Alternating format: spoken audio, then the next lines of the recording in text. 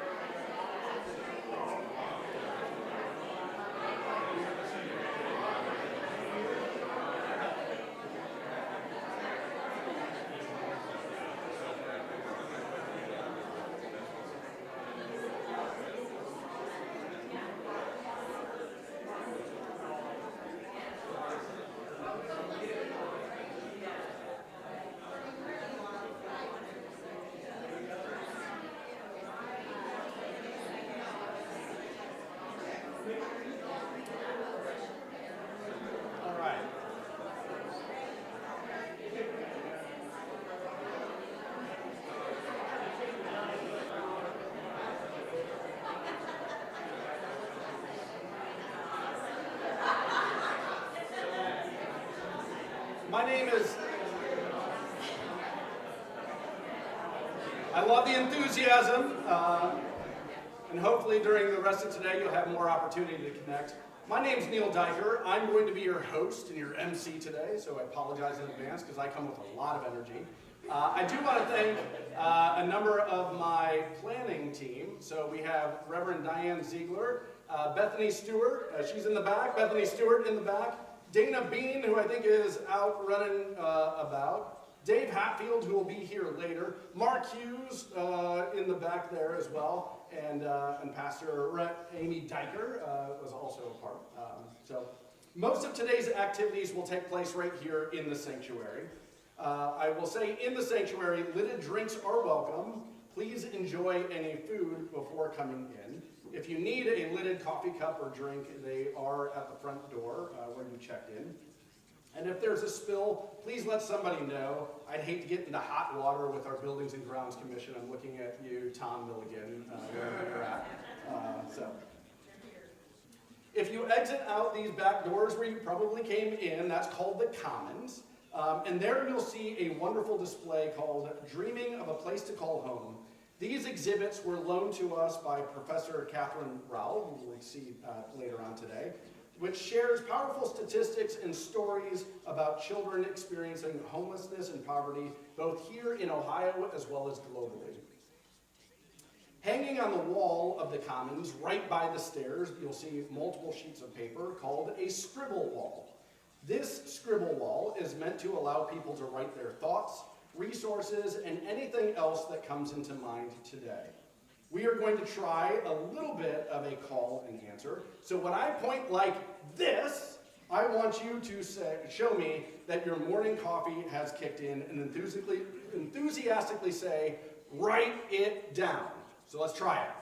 Write it down. All right. So if you have a book recommendation, write it down. If you have a documentary recommendation, write it down. If you heard a speaker say something of interest, write it down. If you have questions, write it down. If you know of a nonprofit doing great work, write it down. a favorite Bible verse or other notable saying? Anything the Spirit might be calling you to do? If there's volunteer opportunities, next steps, ideas, or practical action steps, and if you have a Yelp review about our lunch today, no, I'm just kidding. But my goal is to have that scribble wall filled with as many thoughts as possible by the end of the day. So if it pops into your head and you feel called to share it, what are you going to do? Love it! All right, restrooms are located down the hall. Men's are immediately on the right. Women's, you need to continue all the way to the end of the hall and do a U-turn. There's some signs, but you kind of have to do a button hook, and then you can get to the women's room as well. Lunch will be downstairs, so volunteers will help guide you there. If you remember where the coffee and all the pastries were this morning, you will see stairs going up and down. This might be the only time in a church where they will tell you, take the stairwell down. So at registration, you also have the option for either a printed or a digital agenda, and you should have received potentially a bingo card as a fun way to make yourself available for some prizes. I also want to personally encourage you to network and meet new people.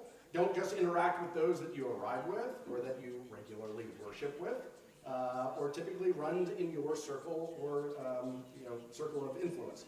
Part of today is to allow people to meet and get to know each other.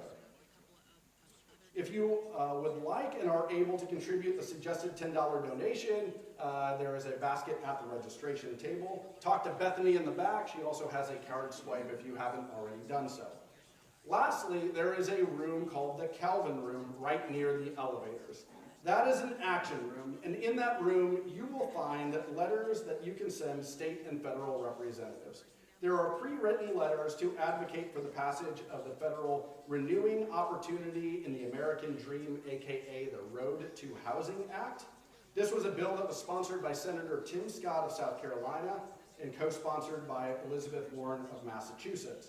It was passed in the Senate Committee on Banking, Housing, and Urban Affairs in a 24-0 vote. Rarely do we see this type of bipartisanship today. The bill has been whipped by the full Senate and the House, and advocates believe that it has the votes for full passage. This would be the most comprehensive housing legislation in decades. There is also a letter advocating for sustainable funding for the Ohio Housing Trust Fund to send our state legislators. Lastly, there are thank you notes, if you feel so compelled, that you can write our speakers or any of the speakers you hear today. Fill out your letter or your card, label and address it. There are envelopes in the room, and I will make sure that it gets postage and sent. We have a full, meaningful day ahead, filled with learning, challenge, and inspiration. But remember, the true success of this summit won't be what we hear today, it will be what we do tomorrow. So my goal is to create a forum where interested people, you all, can communicate and serve with one another as you hear and feel called.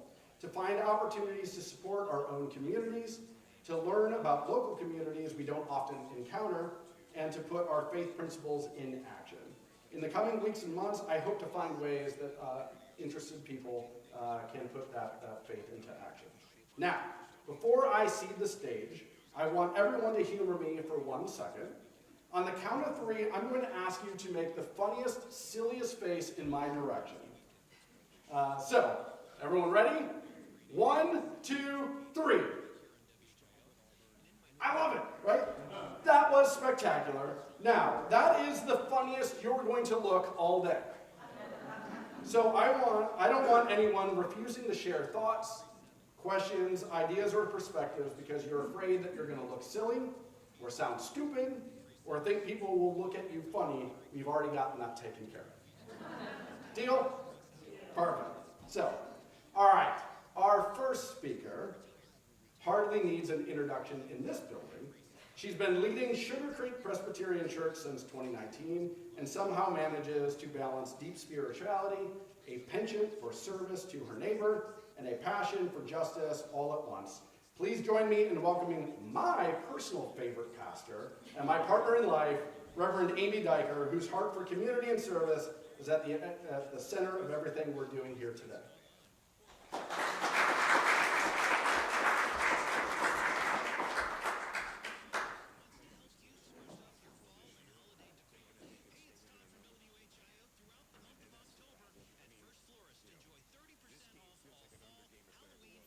in our Christian faith, Jesus of Nazareth makes clear what matters most. In what he calls the greatest commandment, he says, love the Lord your God with all your heart, soul, and strength, and love your neighbor as yourself. And in the Gospel of Matthew, Jesus goes a step further. In a parable that many of us know well, he tells us that salvation is connected to how we treat the least of these, those who are hungry, sick, estranged, or imprisoned. And that how we treat these siblings is how we treat our Lord himself. This isn't abstract love. It's love with sleeves rolled up, love that shows up. And to love our neighbors well, we must first know them. Not just their needs, but their gifts, their stories, their struggles, and their hopes. Many of us in the Presbyterian Church USA are part of what's called the Matthew 25 movement, inspired by that very parable. It challenges us to build congregational vitality, dismantle structural racism, and eradicate systemic poverty. Each of these is daunting. Taken together, they are nothing short of transformational. And they are grounded in a vision, not just of what we are against, but what we are for. That vision is best captured in the Hebrew word shalom, which can be translated as peace, justice, wholeness, and joyful well-being. Shalom reminds us that God's dream for us is not just survival, but beloved community. A community where everyone has what they need to live, to thrive, and to be seen and valued as children of God. We begin building that kind of community by naming what harms. We build wholeness by addressing what breaks.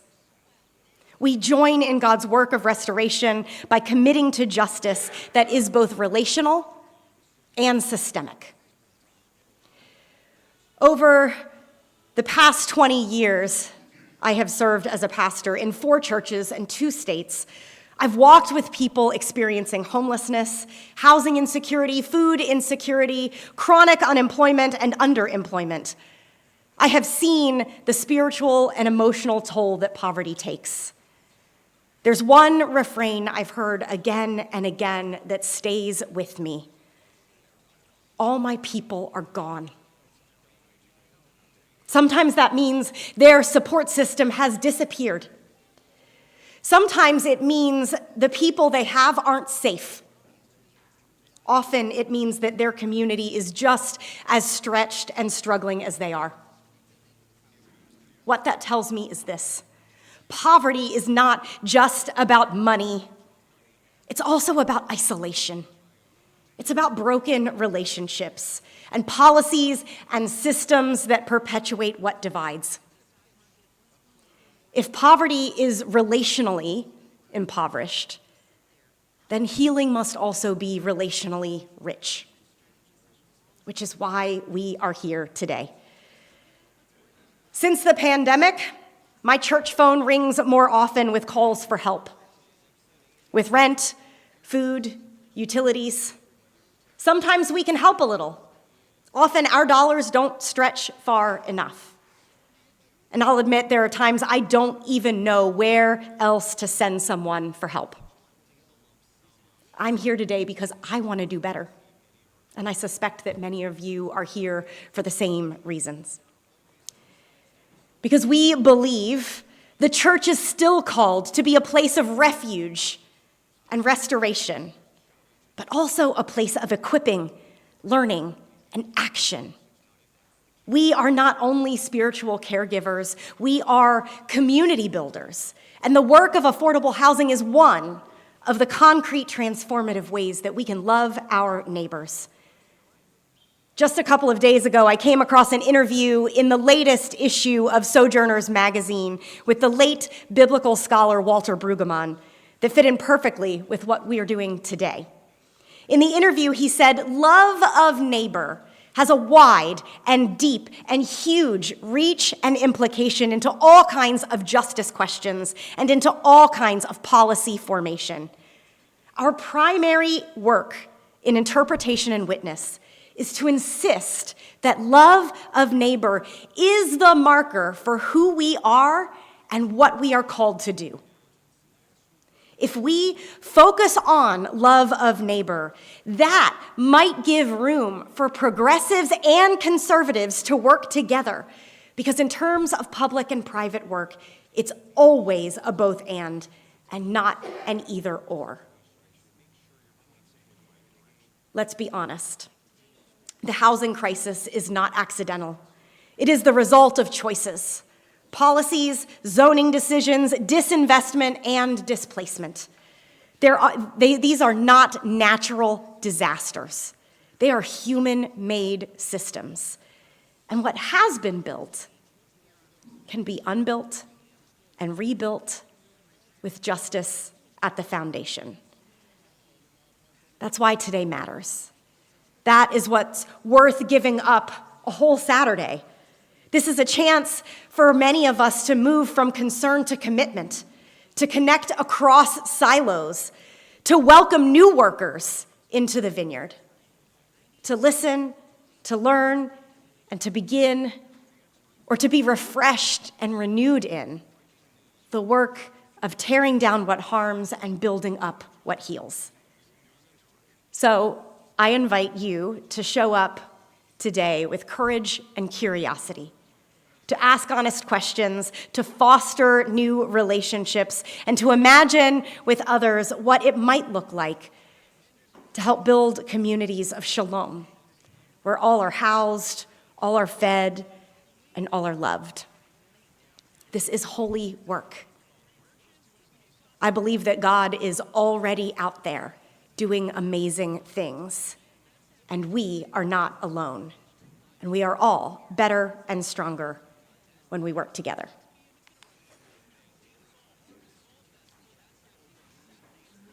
Amen.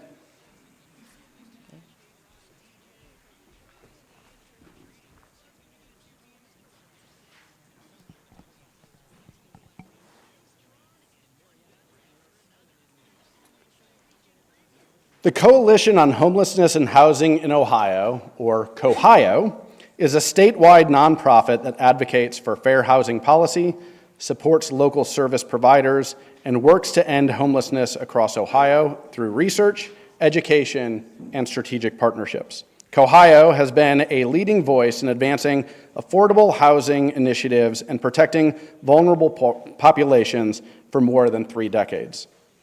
Amy Riegel, a longtime advocate and proud Wright State alum, became COHHIO's executive director in 2022 after leading $50 million in affordable housing investment at CareSource. A friend of mine since college, and one of the main reasons why we covered this topic, Amy brings over 15 years of experience in housing and community development, from her early days shaping policy in Dayton to her leadership on multiple regional and national advisory councils, all driven by her deep commitment to helping Ohio's families thrive. And fun fact, Amy is prominently featured in the PCUSA's new documentary, Evicting the American Dream, now streaming on Amazon Prime. Welcome, Amy Riegel.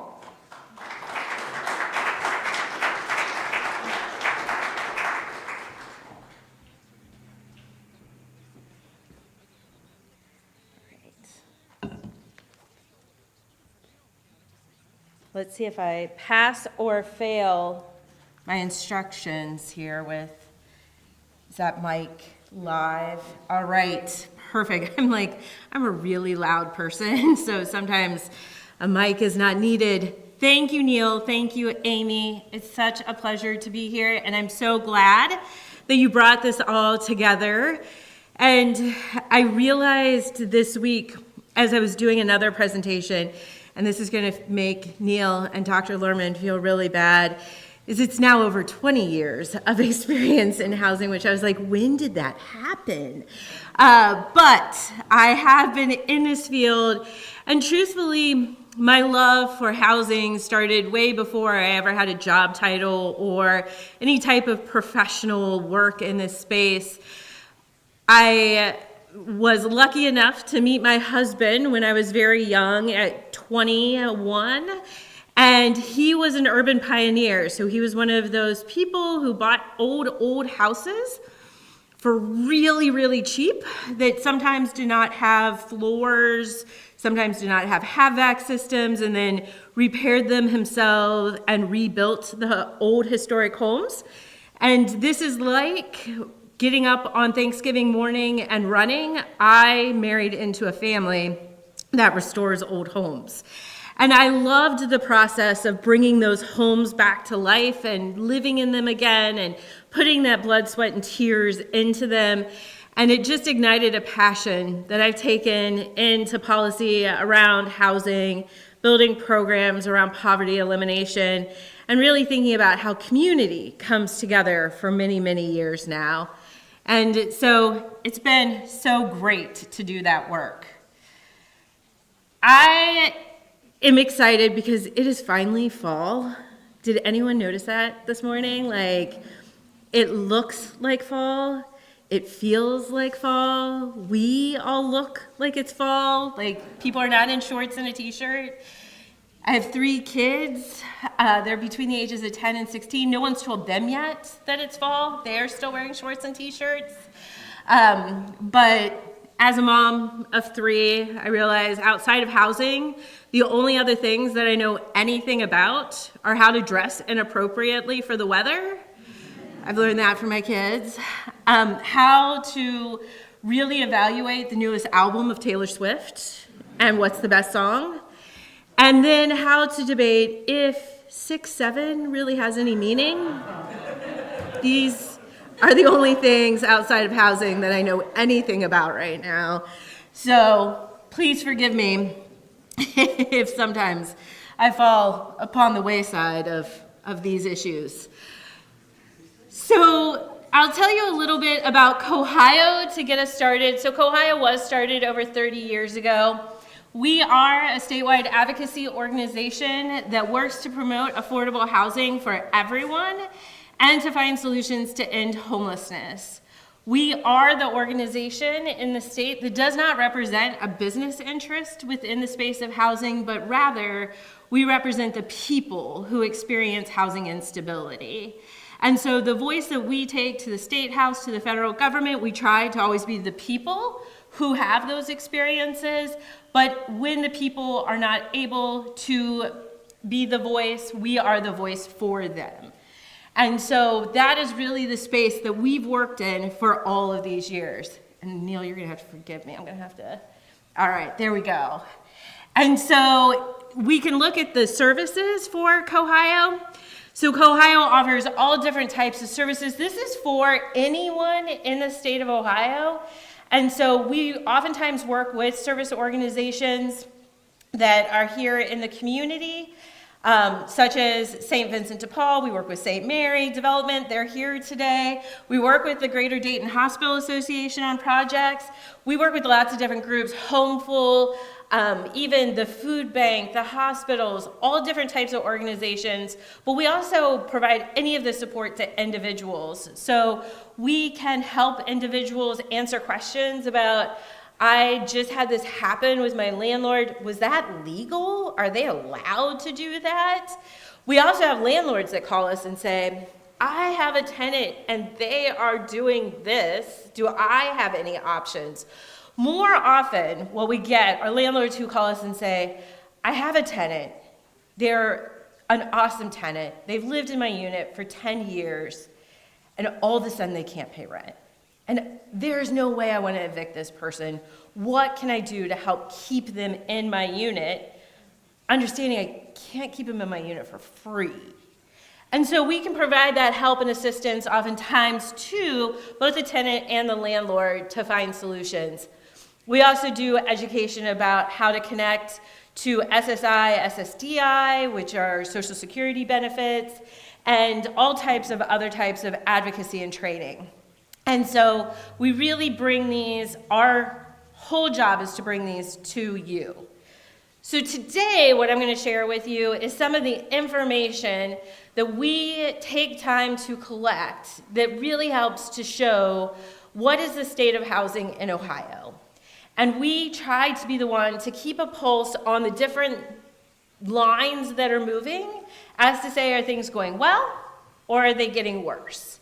And so that is part of the work that we do for the state. So at this point in time in the state of Ohio, we have a shortage of 267,000 units of housing for extremely low income individuals. So for those who are extremely low income, for every 100 people who are looking for housing, there's only 40 units available. So think about when you were a kid playing musical chairs. You guys remember that game where you'd stand in a circle and there'd be 10 chairs in the middle and there's 11 people and they play the music and then you stop and you try to sit down and they just take one chair away each time. So there's always just one less chair than there are people. And you remember, like, maybe I'm the only one, but like I would get anxiety and I would I'm not a super competitive person. I would get competitive. I would be like, I'm gonna knock her out to get that chair. What? I was not that person. But when you played that game, all of a sudden, claws came out. So when we think about that, there's 10 people playing and there are only 4 chairs. What's your strategy when there's that much scarcity? And so what we see is that when people can't find a chair, when they can't find a place that they can afford to live in, sometimes that does lead them to homelessness. But more often than not, it leads them to finding a unit they can't afford. They know they can't afford it. But they rent that unit in hopes that things are going to change, something's going to come along, they'll find something cheaper soon. And so that means that 70% of extremely low-income individuals pay more than 50% of their income on housing cost. 70% pay more than 50% of their income. Maybe I've just been in the housing world too long, but there was always this kind of tagline of people are just one flat tire away from homelessness or housing insecurity. That it was just one type of event that cost you a couple $100 and you would be housing insecure. When you are extremely low income and you're paying more than 50% of your income on rent, you are one pair of shoes away from housing insecurity. You have to think about how you're going to buy a new tube of toothpaste if something happens to the old tube of toothpaste. You're thinking about if the electricity goes out, how do you keep that food in the refrigerator? Because if that food spoils, you're not eating. So these are really the choices that people are having to make. Now, I'm going to ask a group audience question here. How many people in the room live in affordable housing? And I'll give you a cheat code. It's a trick question. How many people in the audience live in affordable housing?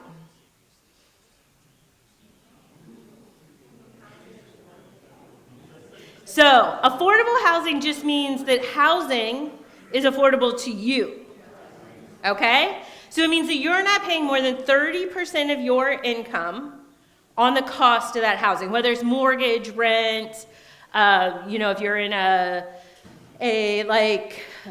oh my gosh, why can't I even think of what it's called? A shared community for your buy into that shared community, that you're not paying more than 30%.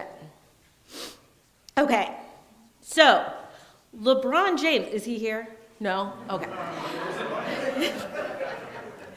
LeBron James lives in affordable housing, right?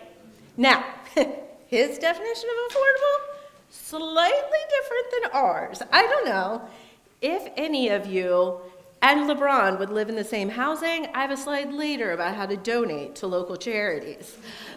But LeBron has lots of choices of where he can live.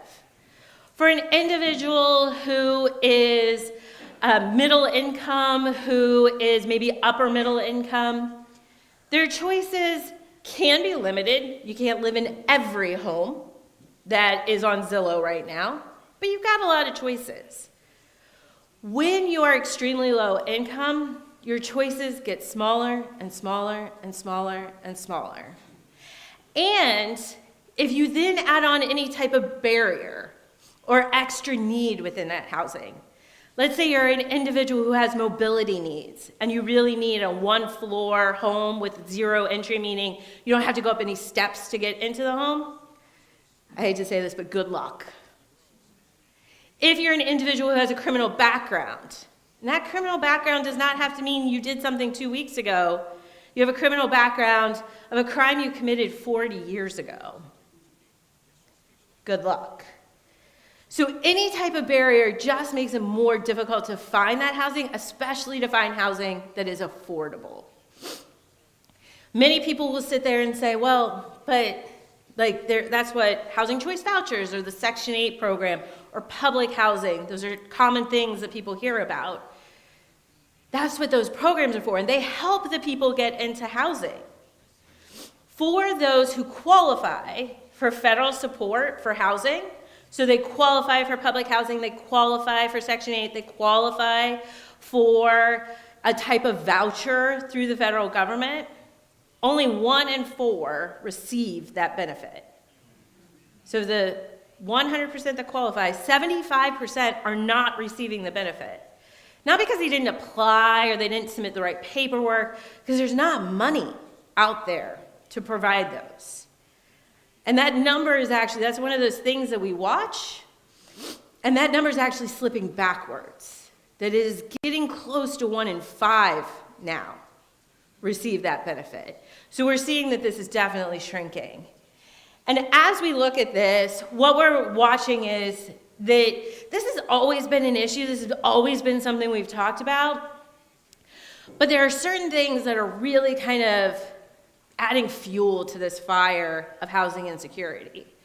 One is that in the state of Ohio, you have to earn $22.51 to afford a modest 2-bedroom apartment. This is not the nice apartments that you see like over by Costco or that you see being built like out in the Springboro areas. These are the fancy ones downtown. These are not those apartments. These are very, very modest apartments in our community, $22.51. If you live in Columbus, it's $27 plus to be able to afford a modest 2-bedroom apartment. And that wage is rising very quickly across the state. And so if we look at the top 15 jobs in the state of Ohio, so these are not like the most commonly posted jobs. These are not the jobs that the most people desire. These are the jobs that most people occupy. So when we go to the Department of Labor statistics, this is where most people are employed. So top 15, of those top 15, only 4 of them pay enough to afford a modest 2-bedroom apartment. So we do this all the time. And I do this talk all over Ohio. Any of you who know me, Wes was saying earlier, he saw the slides, he's like, that's an Amy slide, that's an Amy slide. We talk about this all the time, so we go lots of places. We do this in Central Ohio a lot. They are very concerned about employment and housing, because housing is where jobs go to sleep at night. You cannot have jobs without housing. So this is a very popular topic right now. And back before Intel was just a hole that was going to be in the ground in the state of Ohio, there was a lot of concern about when these Intel jobs came, did people have places to live? And so as we would do this presentation, we would say, oh, you better be building housing. But they would say, well, we don't need affordable housing now. Those people are going to work at Intel because I guess Intel had limitless jobs. And they're going to make $150,000 a year, and so none of this will be a concern. This was the conversation. And our statement to them was, okay, so let's say Intel or Joby or Sierra Nevada or whoever it is has limitless jobs. They can hire all the people in the world. And so everyone's going to go there and they're going to make $150,000. Which of these jobs that do not pay enough to afford a modest 2-bedroom apartment shall we do away with? Which of these professions do we not need anymore? On the way here, I desperately needed that barista at Starbucks to make me my coffee. This would be a totally different presentation had she not been working. I really need this week for those fabulous people at Amazon to deliver a Halloween costume to my 2 kids because, well, I'm sure Target is sold out right now. But I need the people to be stocking the Target shelves. And when my kids were little, I could not have survived without early childhood education providers to be able to help us with childcare and to be able to help us close that gap in time so that my husband and I could work. So which of these do we do without? The truth is, in a community, we need all of these people. We need them to be a part of our community. So if we need them in our community, how do we make sure that they have a place to work? And as we look at the wages, what we see is that there seems to be more pressure, and that is because rent is going up fast. Anyone who's a renter will tell you it is like the wild, wild west out there right now. If you are not in a unit that is subsidized, it is, you go back in to renegotiate your rent, and they're like, oh, your rent increased by $700 for next year. It's like, what? So rent is rising very quickly. In the state of Ohio, in December of 2024, rent was at the highest point it has ever been. So not only is it rising, but it's continuing to rise. This is unique-ish in Ohio. We are one of a very small group of states where the rent is still rising this rapidly. In other states like New Jersey, California, Oregon, New York, they actually are seeing rent decline or plateau. Now, I will say their rent was really high before the pandemic. I mean, it was like absurd high. And they would look at us and be like, do you charge rent? So there is kind of an equilibrium that's happening, that they continued to rise, they plateaued. Some of them are now going down. Ohio, though, is not on that trajectory. It is still going up. And when rent continues to rise quickly, what we see is that evictions go up, because our wages are not going up that quickly. I run a small nonprofit. We try to give our employees, we try to walk the walk. And so we give our employees whatever the cost of living adjustment is by the federal government every year. So a few years ago, during the pandemic, that was a 8.7% increase. So we gave it to our employees. We found the budget to be able to give that to them because that's what you need to keep up with the cost of living in your community. This year, the cost of living will be an increase. It's 3%, but health insurance is going up 37.8%. So how do I not pass that cost on to my employees and make sure that their wage is still worth as much as it was last year? There is this hard balance that's going on with all these different expenses that are hitting your pocketbook on your paycheck, let alone the cost of eggs or a tire or a pair of shoes that you find in community.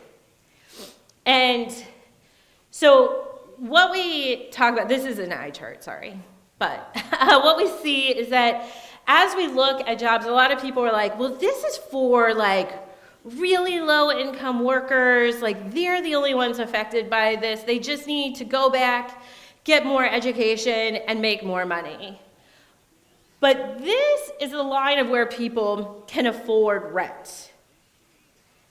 This, way over here, is where people can afford to buy a home affordably.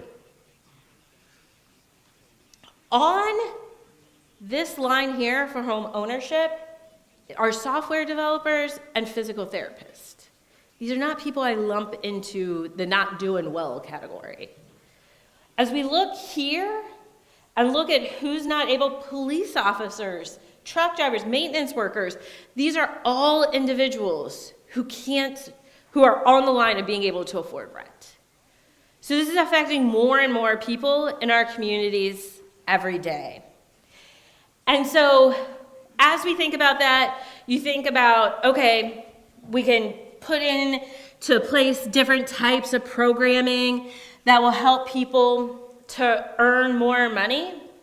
But as we talk about older adults, many of them don't have the opportunities to earn more money because, one, perhaps they're not able to go back out into the workforce, although the individuals over the 65 are the fastest growing population entering the workforce right now.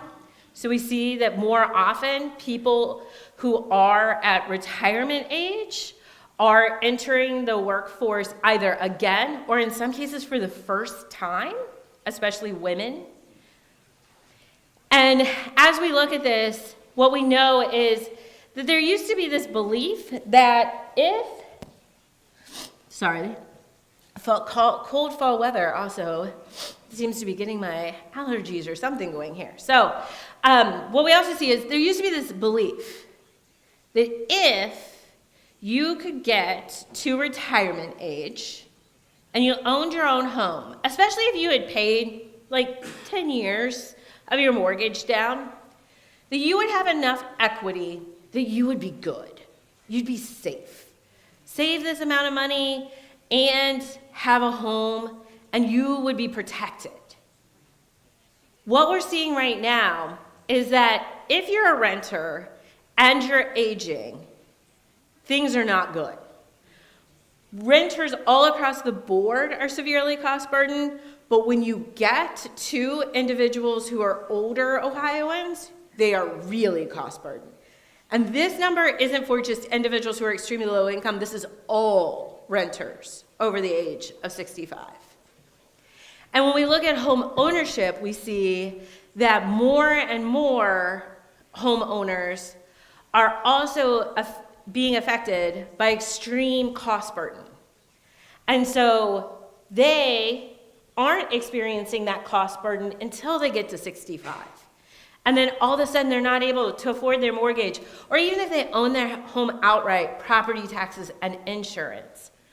We have homeowners over the age of 55 who are calling homeless shelters, calling their cities, calling the county, calling different faith-based organizations and saying, I am going to lose my house and I have nowhere to go. Nowhere to go. And so the housing crisis on the side of older Ohioans is growing more and more severe as we move along here over the past few years. All right, and so one of the things that we see is that when we look at that spectrum, there is this idea that individuals, you buy a house, you get lucky to buy a house at some point in your life. It used to be that goal was maybe in your 20s, and then it moved a little bit more to your 30s. The average homeowner used to be 49. The average homeowner is now 57. So we know that homeownership is coming later in life. And then in many cases, as we have these houses that individuals have lived in for many, many years, I think everyone knows those houses in your neighborhood that so-and-so has lived in, since their kids were little and now their kids are applying for AARP. There's one in my neighborhood, and I don't want to stalk the person, but I'm my parents would be perfect in this house. If you ever decide to sell, I know you haven't made that decision in 60 years, but if you decide, we're here. I think I'm one of 400 people who are coming to this door and making this plea. So as we look at this, individuals what we see now is that as they age, for individuals between the ages of about 60 and 75, many of them are what we call trapped in houses that are way too big for them. They're in their 4-bedroom, 2-story, 2,500 plus square foot house with a 2-3-car garage that they are like, I do not want this big house anymore. But because of mortgage rates, because of the interest rates, because of the lack of housing, because of the really competitive market, they're just not able to move. We also see individuals as they grow older that because of mobility and because of other issues, they have deferred a lot of maintenance within their home. So they're putting their house on the market, they're able to sell, they're able to make that next step in their lives, but the home needs a lot of work, right? Still have that gorgeous avocado bathroom, that rose pink bathtub. Oh, my grandparents had that. I loved that bathtub. They still have all of these high-end 1984 features to them. And so what we see is these houses go on the market because of the fact that mortgage rates are so high, because of the fact that it's such a competitive market, that these houses are being sold, but they are not being sold to other homeowners. So if you look at this chart up here, this light blue, Carolina blue, Chapel blue line here is owner-to-owner sales of housing in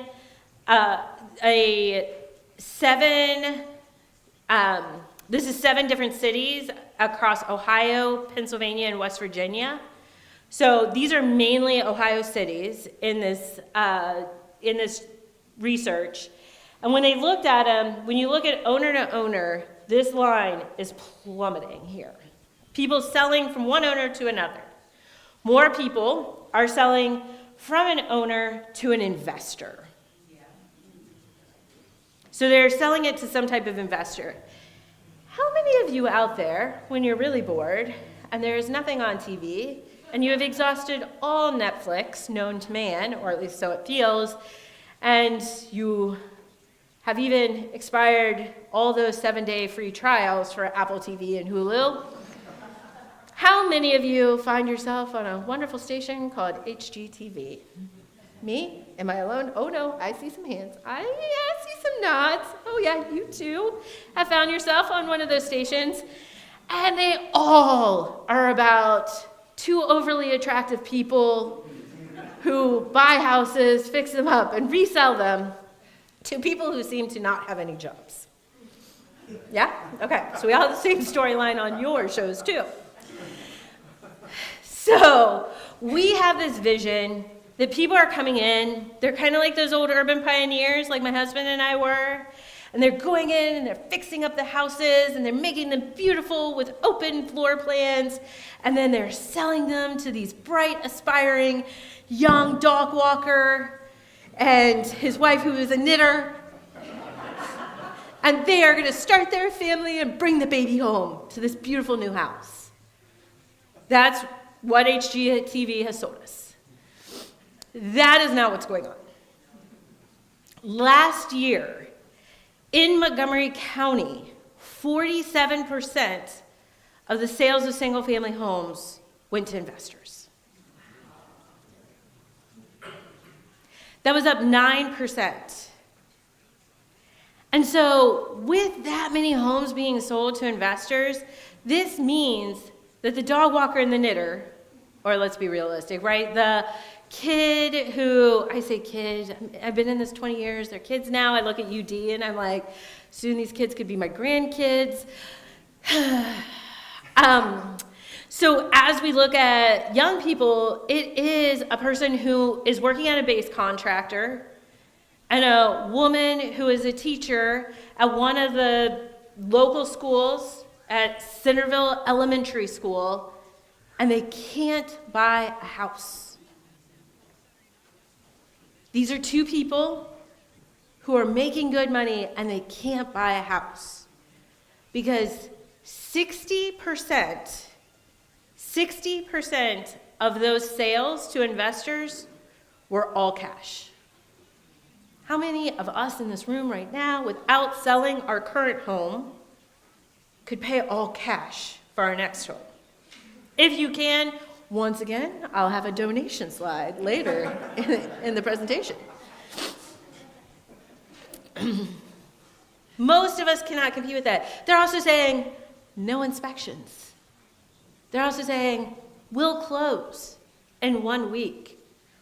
But don't worry, I'll rent the house back to you, as is. You don't have to go anywhere. You can stay right here while you look for your next house. I'll just rent it back to you. And then when that person moves out, they bring in a quick cleaning crew and rent it to the next person for $500 more than the last person's mortgage. And so, because they can pay all cash, they also can pay more than the appraised value. And so they buy that house that's only worth $80,000 for $100,000. And you as the buyer are like, cha-ching, right? You're like, this is awesome. But that means now when the next house in that neighborhood goes up for sale, the appraisal says, oh, this house, which just a few months ago was only worth $80,000, is now worth $100,000. So the investor can buy it for $120,000. And so they artificially inflate the appraisals, even though really the houses, if they were to pull out, would be worth the same amount than it was at the beginning. Tricky business going on out there, folks. And when we look at what neighborhoods they're buying these houses in, it is in low and moderate income neighborhoods. It is in the neighborhoods that are in Huber Heights, in Trotwood. It is the neighborhoods in Dayton, the neighborhoods in Riverside, some neighborhoods even here in Kettering. These are the neighborhoods where they're buying these homes and taking away those first-time home buyer opportunities from our kids, from our neighbors, from our fellow parishioners. They are being, the idea of becoming homeowners is just being taken away from them. So this is an element that we're seeing. And so as we look at this, as I said, one of the old adages that I sometimes struggle with, because I do these presentations a lot, and I can see what resonates. I can see when people start taking notes, when they get out their camera and start taking pictures. When I say camera, I mean your phone. I see those activities, and one of the things that I know doesn't resonate is when people say, everyone, that big word, everyone is just one crisis away from homelessness. Doesn't resonate in most rooms. Because I'm not often, sometimes, but not always talking to individuals who are currently in housing crisis when I make these statements. I'm going to be honest, I'm often speaking to a room like this where many of you are here because you're a part of this church, or maybe you're a part of this community, or you just know Neal and he's pretty fabulous, or you know Amy and then you're really lucky. So you're part of a community. So if there was an emergency, you probably have your own safety net, maybe a house you can sell, perhaps you have a 401k, perhaps you have a parent, a sister, a brother, a child you could call and say, hey, can I come live with you for a while? Maybe you have a relationship with a bank because you've had a bank account set up there for many, many years, and you can go talk to the bank about renegotiating your mortgage or taking out a loan. There's a lot of options, right? For most people, you could run through plan A, B, C, D, E, F, G before you got to plan H, which would be homeless. And so when we talk about it, some people feel so dissident from it. But what we know is that for many Ohioans, there is not a huge leap between where they are today and homelessness. And so as we look at the state of Ohio, homelessness has increased in the state of Ohio by 11%. There's like this good news, bad news in that, because like good news is we're not doing as bad as the rest of the country. I don't know if that's really good news, but we are doing better than the national average, which is 33% increase in homelessness. And so we see this struggle all across the United States. It is not just in major urban cores, it is in every community that exists across the U.S., and we're seeing more and more impacts of homelessness in the state of Ohio. And so, as we look at who is homeless, oftentimes when I say homeless, people, if I say any word, you get a picture in your head. If I were to say movie star, everyone would picture a movie star they know in their head. You don't just kind of get this blank, no one version of that word. You picture someone. Homelessness is the same. When we say homelessness, people often have a vision of who that is. Their vision is usually not a baby.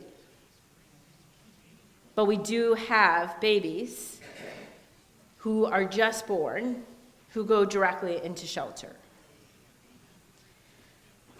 People usually do not think of an individual who's over the age of 65.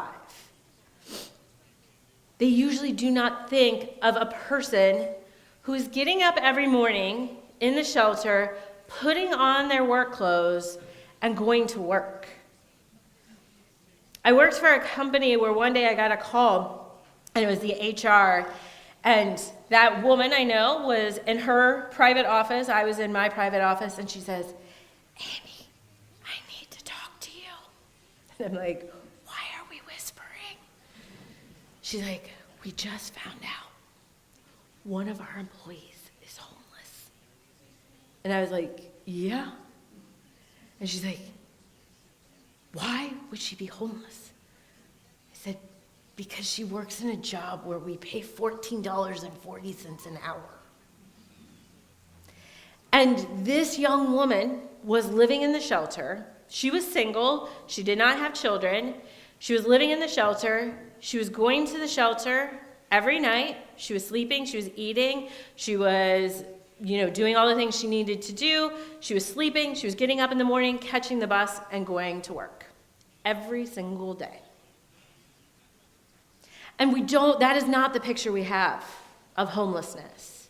But that is a large portion of people who are in homelessness.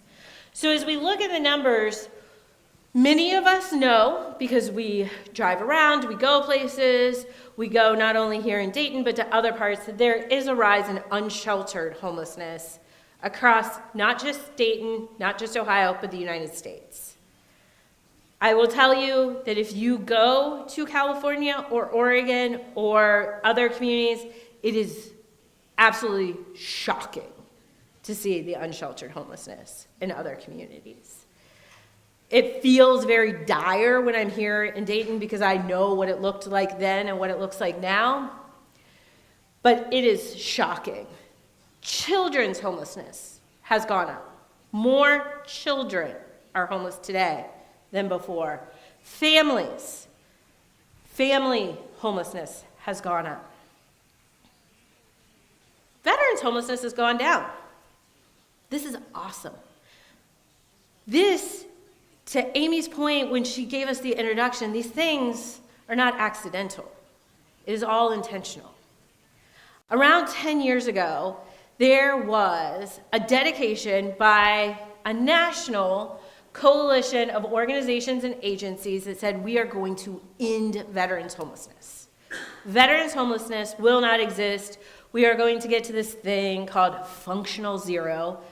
Term I hate, but functional zero, meaning that if a veteran becomes homeless, then maybe they do experience homelessness for a brief, rare point in time, but the day that they are identified as being homeless, there is a plan of how they'll be housed. That is functional zero. Doesn't mean you end homelessness, means for every single person who enters the system, there's a plan. And because of that, the Department of Veterans Services, HUD, HHS, all these federal groups came together and they said, we're going to work together across agencies to create a plan of how this will work. They said, hey, states, you do the same thing. Create a plan of how this is going to work. Hey, local communities, you create a plan of how you're going to make this work. And because we know there are some people out there who are kind of competitive and that they are called mayors, we are going to issue a challenge to every mayor in America to declare that your city has hit functional zero. And it was like the Boston Marathon race started. These mayors were having weekly meetings. They were doing everything they could. And so, over the last 10 years, veterans homelessness, which in this period of time that we're looking at, from 2020 to 24, it went down 19%. In the last 10 years, it went down 50%. Today, in the state of Ohio, for almost every veteran, if they start experiencing homelessness, there is functional zero. There is a plan. Now, we do have to know who they are. We have to identify them. There is a barrier there, but for the most part, there's a plan.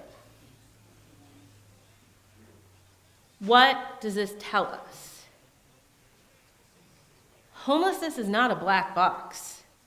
It's not something we don't know how to solve. We have the solution. It's working for veterans. They are a very special population who we honor, but they're not unusual human beings. They are just humans. We know how to solve homelessness. We just choose not to solve it for everyone. And so we know what it takes, but we have to, as a community at every level, not just the local community. I believe that we're there saying we want to solve this for everyone, but we need everyone to join us in that charge.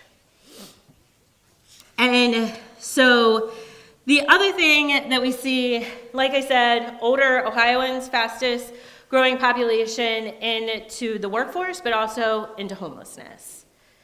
What we have seen is that nationally, the percentage of homeless single adults 50 or older increased 11% in the early 1990s to nearly 50% in the 2020s. So in that period of time, from the 1990s to the 2020s, which I don't know if you guys have this math trouble, but I still believe the 1990s were 20 years ago. Anyone else? Amen. Yeah. That Britney Spears just happened. I think her kids are in college now, just to, scare everyone. So in that period of time, 30 years, we went from 11% to 50%. In the next 5 years, the number of individuals experiencing homelessness over the age of 65 is to double in the next 5 years. Double. And so this creates many different challenges for our shelters and for the system. And another population that we closely watch and that we're very concerned with is also individuals who have justice involvement. So these are individuals who have perhaps been arrested, have involvement with the local police. These are individuals who have been incarcerated and released back into community. Within the housing cycle, there is this vicious cycle amongst criminal justice involvement and housing insecurity of not being able to figure out the chicken and the egg. Does housing insecurity then lead to them being involved with the criminal justice system, which then leads to more housing insecurity? Is it their involvement in the criminal justice system that then leaves them housing insecure? We don't know where the cycle begins or ends, but what we know is that when the cycle starts, it just becomes a snowball. And it keeps intensifying and intensifying and intensifying. And this has become even more concerning in the last couple years because what we know is that last year there was a Supreme Court decision called Grants Pass versus Johnson versus Grants Pass. Sorry, I always get my Johnson versus Grants Pass. Anyone familiar with this decision? So this was a Supreme Court decision that came forward. Johnson is a woman from Grants Pass, Oregon, who was experiencing homelessness. And Mrs. Johnson was living unsheltered in the city of Grants Pass. And Grants Pass, a city in Oregon, it is in southern Oregon. It is so far south in Oregon that the next big city, like the closest big city to Grants Pass, Oregon, would be in California. So that kind of tells you in your geography where Grants Pass is. It is a very small town. It's one of those towns, though, that was like cute and kitschy and grew really rapidly in the last 20 years. So rapid growth, and this woman is living there. Grants Pass does not have regularly available shelters that are low barrier. Their shelters have a lot of requirements and very, very few beds. And even as they saw homelessness expanding, they did not expand those beds to individuals experiencing homelessness. So a lot of people were living unsheltered, which is a little bit more possible in even southern Oregon. The weather is more temperate to the point where a person could live outside year-round. But Grants Pass decided, we want to reduce homelessness, and they were very clear about this in their briefs that they submitted to the Supreme Court. They wanted to reduce homelessness, but they didn't have the money to provide the services. So they believed that by criminalizing homelessness, by starting to ticket people for sleeping outdoors or having the implements to sleep outdoors, that it would just push them on to another community where they did have the services already built to serve the homeless, which, by the way, were in California. So Grants Pass said, it's not that we didn't know they were there, we just said, hey, go somewhere else. So it gets up to the Supreme Court, because the argument was, is this cruel and unusual punishment? If the person has nowhere else to go, it's not that they were choosing not to go into the shelter, there was no shelter for them, is ticketing them or in putting them in jail cruel and unusual punishment? And so the Supreme Court made the decision that they stated in their brief that though criminalization is not a best practice to solving homelessness, nor does it really create the environment to reduce homelessness, that who were they, the U.S. Supreme Court, to tell cities how to make decisions? And so they said if a city were to choose this path, we are not going to stand in their way. And so that decision came down late June 2024. In late June 2024 in the state of Ohio, we had 2 communities that had criminalization of homelessness laws on their books. And today we have over 30, with about 20 more cities that are creating legislation to criminalize homelessness.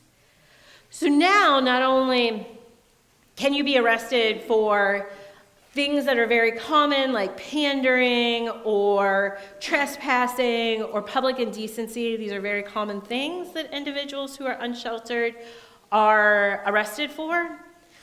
Not only can you be arrested still for those things that were already on the books, but now for the mere act of sleeping outdoors or carrying what are called the implements to sleeping, meaning a pillow or a blanket with you, you can be ticketed or, in some cases, arrested in the state of Ohio.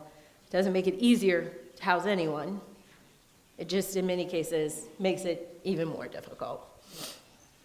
And so, as we look at the numbers who really get impacted, once again, sometimes we get a picture in our head of what it looks like to be criminally justice involved, and what it means to have these barriers, who it is that's going to show up on your front door, and who it is the landlords are turning away. What we see is that most often, those with criminal justice involvement are highly impacted with housing insecurity across the board. You can see all these numbers This is the line of general public exposure to homelessness. So out of 10,021 people will experience homelessness. It's almost a 10x increase for every population who experiences criminal justice involvement. But those most likely to experience homelessness after criminal justice involvement are women of color over the age of 40. So that is who we're looking at. So, I'm sorry, it is a beautiful fall day, and I just brought you doom and gloom and nothing nice. And now you're sitting there saying, what can I do? As Amy said, this is where we have a point of activation and asking, how can I be part of the change? And so I'm going to give you 4 ways, not 3, 4 ways that you can be a part of this solution and be a part of making a difference. And you're doing the first one today. Just by showing up here today, you're being a part of this. Part of that is opening up your mind. Many of us today live in communities where there is no connection between what we experience and what individuals at either end of the spectrum from us experience. Our neighborhoods are very socially isolated. So everyone in your neighborhood is probably very similar to you. They work the same kind of job you do, make about the same income you do. For the most part, it's very homogeneous. Unless you live in a neighborhood that was built before 1950, it is probably pretty homogeneous. And so it is difficult to see how the rich live, or in some cases, how individuals with less income live, and to experience those. So opening your mind to what those experiences look like. There are a lot of great books out there. I highly recommend, if you're a book person, whether you read with your eyeballs or listen with your ears, either way, great books out there, including Matthew Desmond has 2 books, Evicted and Poverty by America. Both of those are excellent. There's the book Color of Law. If you made it through law school, you can read this book. It's a hard one. It's very dense. It is very technical. I encourage you to go online and listen to some of his talks if you're not a lawyer, because it's hard. You read it and you're like, oh my gosh, I really thought I graduated from college, but I can't read this book. It's a big one, but homelessness is a housing problem. Another great one. There's a new book out there also, and I will look up what it's called and put it on the wall, but it's about all the individuals in Atlanta who were living in the homeless shelter and working, and the linkage between work and homelessness right now. There's also lots of great documentaries out there. There are podcasts out there. There's all kinds of things. I encourage you to open your mind. But not only like doing it in an academic way, if you're like me, if you're a learner kind of person, I like this style. But the other part is just talking to people. Talking to people in your congregation, talking to people in the coffee shop, talking to people and asking them about their experience. We go into the State House, and also we go to DC, and we go into these offices. But in the State House, we're there a lot. And we're meeting with the state representatives, and we say, there is a housing challenge out there. And it's usually, I'm trying not to be too stereotypical here, but it is usually a person over the age of 40 who has done well in their life and is now an elected official. And they're looking at me kind of like, I have a 2.75% interest rate on a mortgage in a house that has built $200,000 of equity. I don't see the housing problem. And their poor legislative aide, who is 23, is a college graduate, a lot of times from The Ohio State University, great education, but a little bit of debt, and they are like, yes, there's a housing problem. Because these 23-year-olds have 5 roommates because they can't find a place to live that they can afford making a legislative aide salary. These legislative aides, in some cases, we're talking to the ones who've been working in state government for 10 years, and now they're in higher level positions for maybe the governor or the speaker or some agency. They've been working there for 10 years. State jobs pay decently. And they're telling me, I know I will never be a homeowner because I will never be able to afford a house in Columbus. So we have to just talk to people around you, and what you'll find is everyone knows someone who's experiencing this and is really struggling. And also, the other thing I will say is, as you open your mind, also think about, how can I be a part of the solution? Do I have something that would value the community? Am I a plumber who could go in and call someone like County Corp or Rebuilding Together Dayton and do some pro bono or even like paid plumbing work for that organization to do home modifications or to do home repairs to a house? Am I a lawyer who did get through the Color of Law book? One of the things that we see right now is that many homes are lost to affordability because they are in this limbo of what we call legacy planning or heirs' rights, meaning that your house has been passed down to you from generation to generation, but not in probate. So grandma gave it to the kid who gave it to the kid who now wants to give it to the kid. But it wasn't done in probate, and so now there's no clear title on the property, so you really can't transfer the property. This is not a difficult process. It can be lengthy, but it's not difficult, but it needs usually like a lawyer or someone to walk through it. So could you offer those services? How can you think about how to be a part of that solution? The next way is the most unpopular way. Open your neighborhood. Not that neighborhood in Dayton. And if you think of that neighborhood in Dayton, I know exactly which neighborhood you're thinking of in Dayton, and no, not that neighborhood. Your neighborhood. Open your neighborhood to more affordable housing. How do you say, yes, in my backyard? How do you go to City Commission and say, I noticed we don't have a lot of affordable housing. I want to hear your plan on how you're going to build more. By the way, no one does that. Everyone goes and says, stop that development. Wes can probably tell you 1,000 stories about the people who've said, don't build that house, those senior houses. I don't want them. They're going to harm my neighborhood if grandmas who are knitting and baking cookies move into my neighborhood. For real? Yeah, so say yes in my backyard. Ask about how your community is going to create more affordable housing. Think about how you yourself can create more affordable housing. There is legislation in many communities now here in Montgomery County that allows you to build accessory dwelling units by right.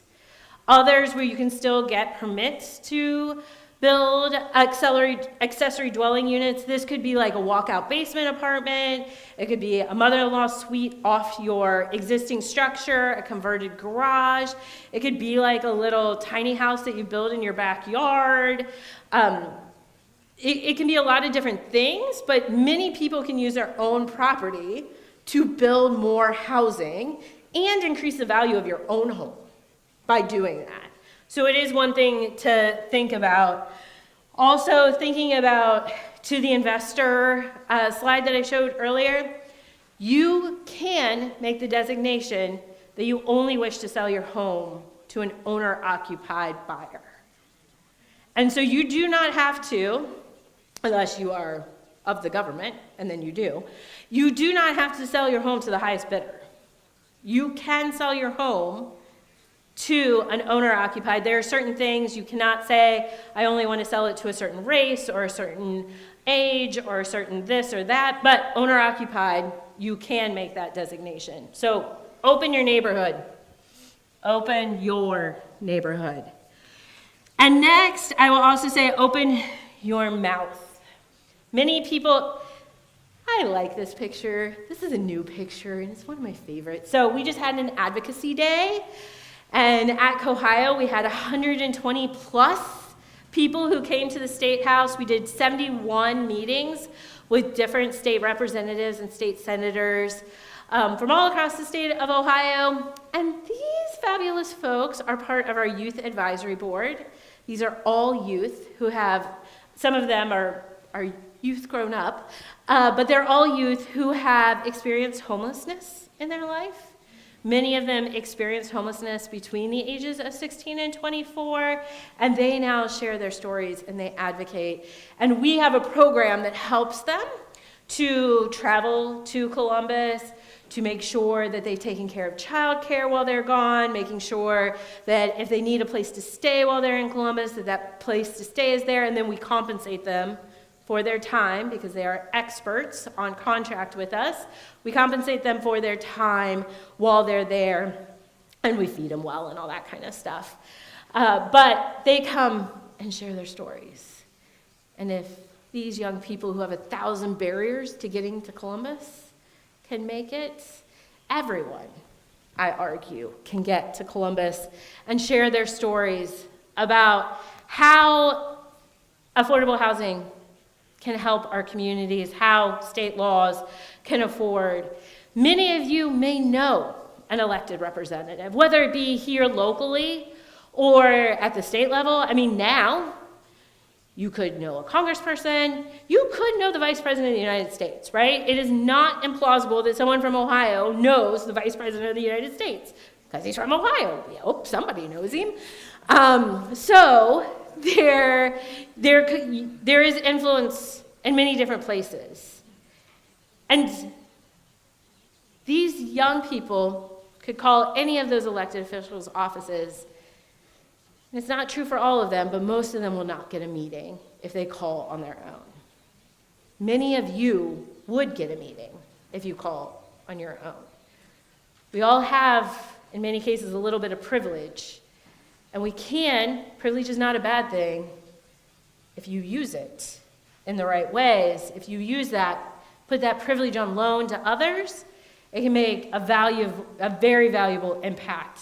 And so how you advocate and how you use that influence and privilege, it is not hard to write a letter, pick up the phone and call. Oftentimes you're going to get a recording, you just leave your voice message. It's pretty easy, pretty low harm. Most of the time they're really nice to you. There's a few exceptions out there, but most of the time they're really nice. They don't want to lose a voter, so they're not going to say mean things to you. But they're going to take your message and be very kind and carry that on. It's very impactful. The next one is open your pocketbook. So all of you who I was talking about, if you're still here, there's tons of places that give.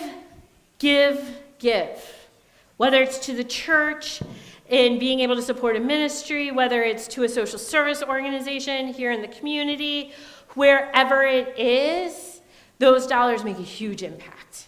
Huge impact. The dollar you give to a homeless service organization multiplies exponentially. If you give that directly to the homeless service organization, and I hate to say this, but instead of giving it to the person on the corner, giving it to the homeless service organization can help to feed lots of mouths rather than just one mouth. I understand that helping individuals one-on-one can be very impactful, but helping to multiply that impact can go, and it is amazing what our social service organizations can do in making that spread. I encourage everyone. There is, though, one of the authors of Homelessness is a Housing Problem, he says that we would rather open our pocketbooks and give high percentages of our wealth than open our neighborhood.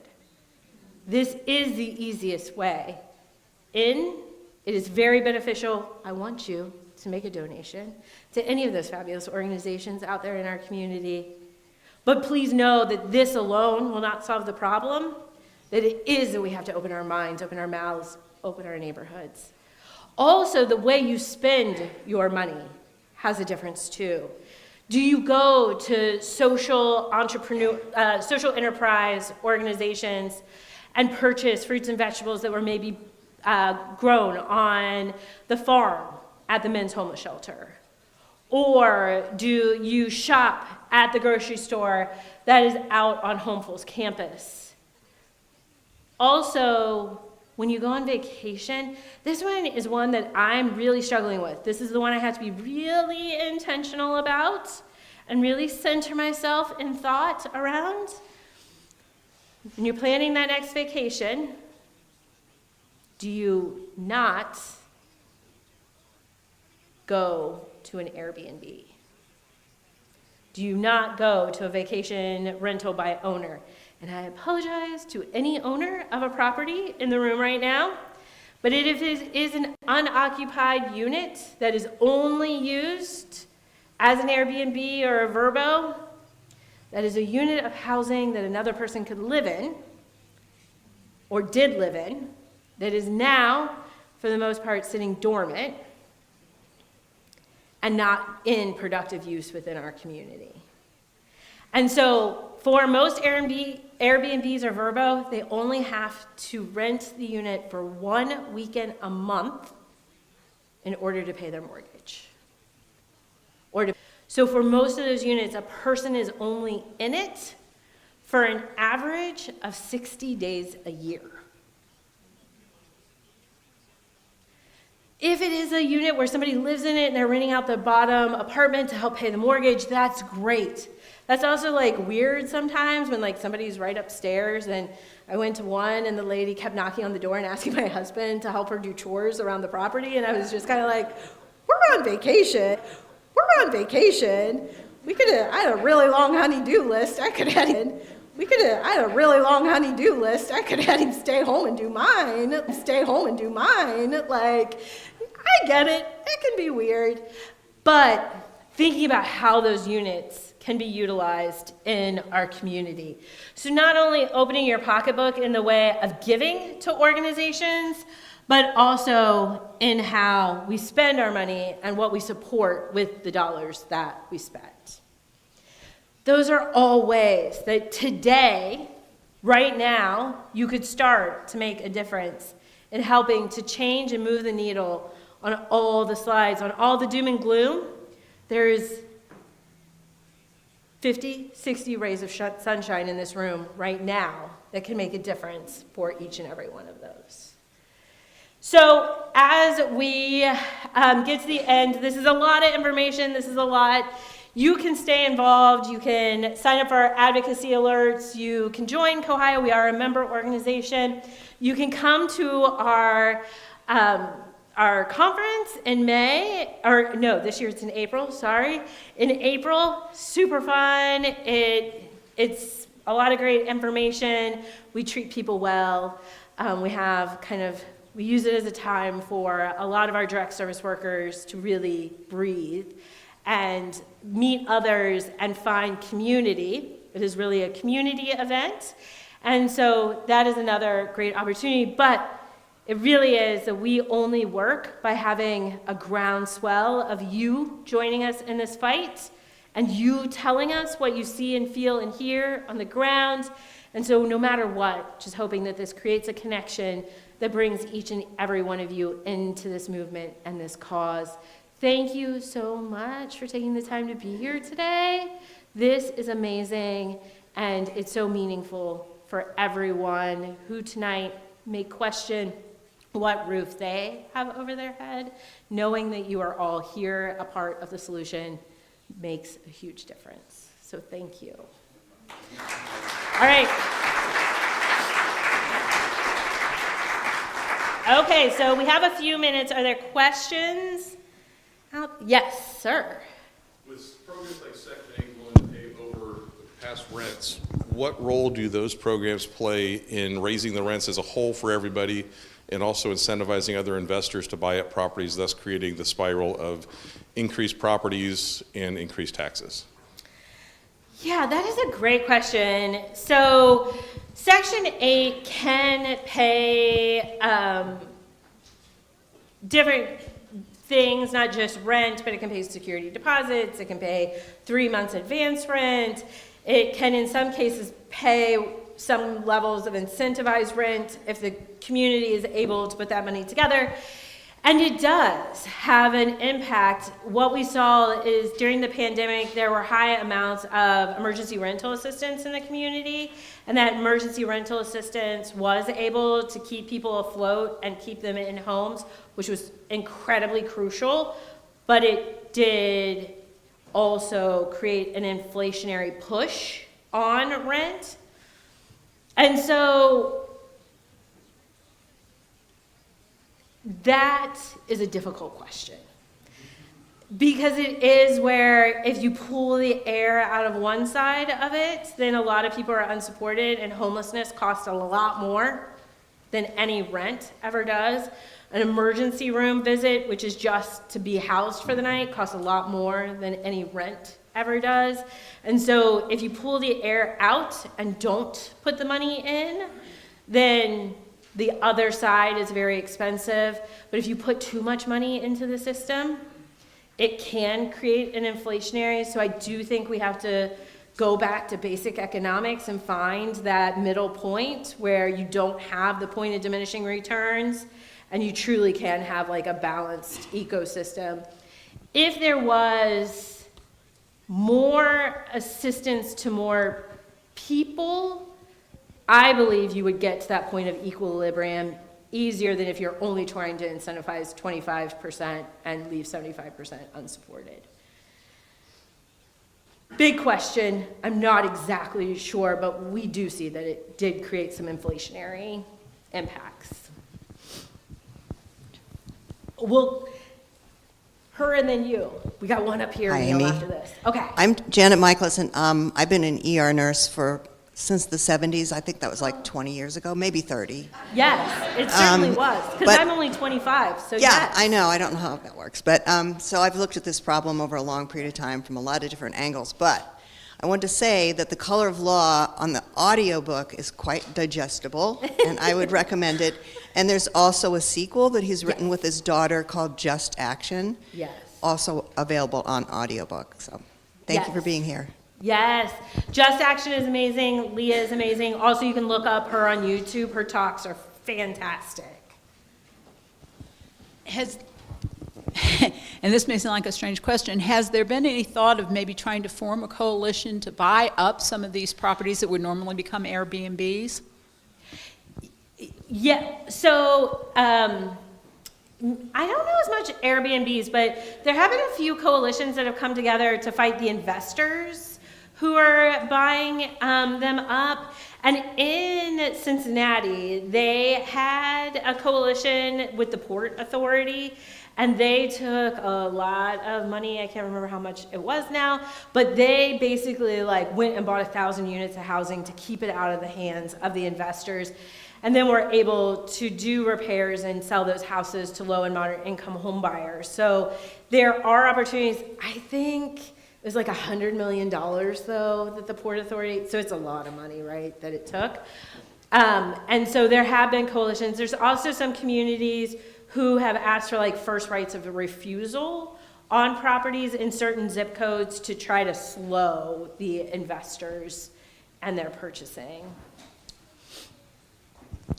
First, Amy, you are absolutely inspiring. I really, really appreciate everything you shared with us and all the work that you and your team are doing.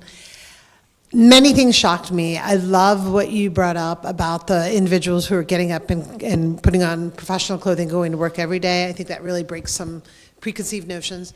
Can you explain why, above the age of 65, we're seeing this crisis? Because that is something that I'm really, really struggling with. Yes. So first I have to say that was Dr. Lerman, who was my inspiration in college. I was there at Wright State when she did her interview class. Mine too. Yes. And so it is such a pleasure to be able to present and kind of be on the other side once. So one of the things that we're seeing for individuals over the age of 65, one is medical debt and medical costs that are really pushing people.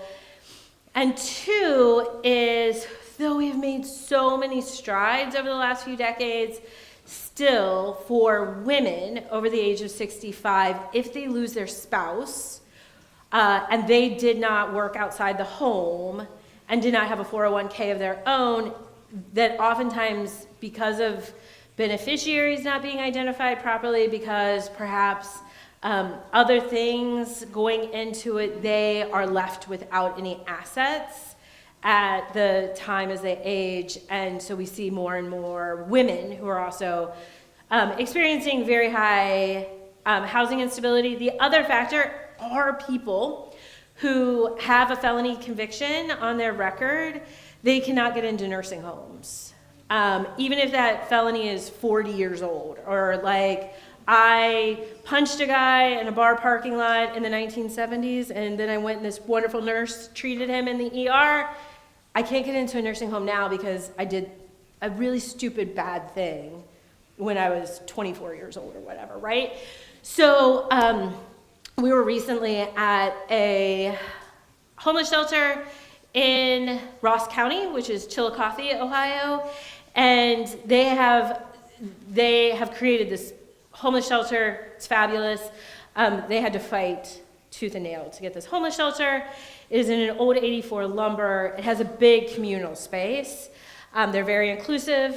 There was a pet turtle there. There was a dog. There was a hospital bed. And I said, "What's that hospital bed for?" Because everything else was like a simple cot. And they said, "That's an individual who came to us. He cannot get into a nursing home." They did not say he had a felony conviction, but I assume he had a felony conviction. He could not get into a nursing home.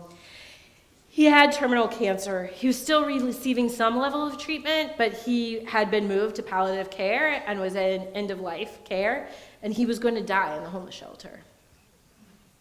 There really was nowhere for him to go. And the homeless shelter were just true people whose hearts found silver linings.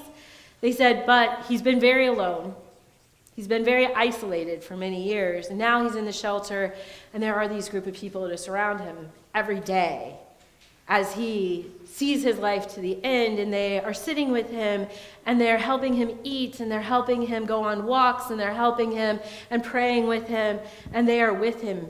And I thought, that is beautiful that they are supporting him, but that is wrong. That is the answer we have for people right now. And so a lot of it is illness and other factors that are just really intensifying. The other is that we have improved health care, which is a good thing, so people are living longer. And we have improved some of the housing options for individuals as they age, but there becomes a limit to both that health care and that housing. And when that safety net breaks, it is a population where really the shelter is often the only option. All right, unfortunately, we're out of time, so how about one more round of applause for Amy? All right, we're going to take a 15-minute break, so take a stretch, grab a cup of coffee, use the restrooms, network with someone you don't know, write a letter to your representatives, hit the scribble wall, and be back in your seats by 10:30 so we can get started again.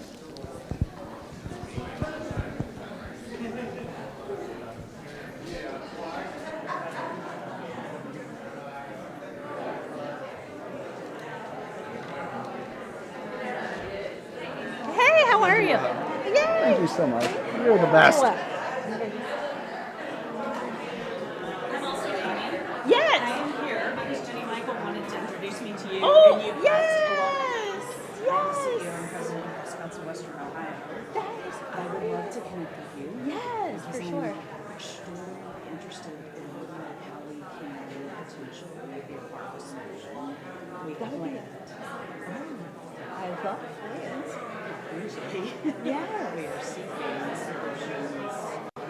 And we serve Yeah. Yeah. And I Yes. don't know how to do it. We I need can to help. know who do I need to know Yep. so that we can get respect. Yeah. Not to be public until we have trusted those. Yeah. Yes. We will connect. Yes. I love it. I love it. And I'm so glad that Jenny connected.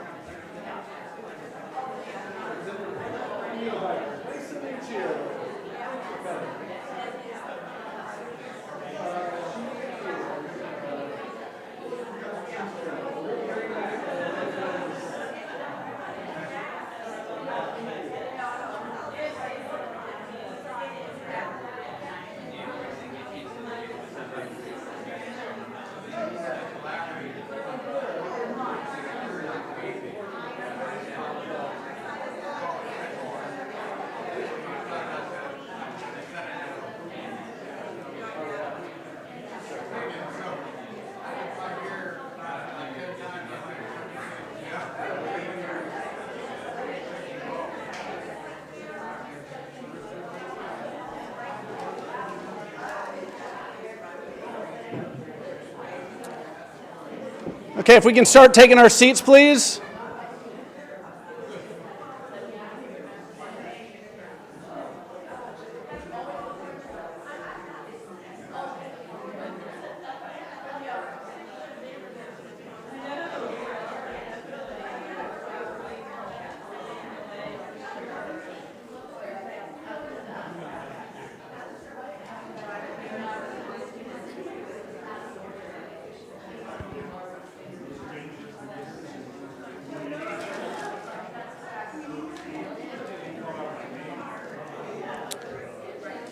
If we can take our seats, we're going to get started.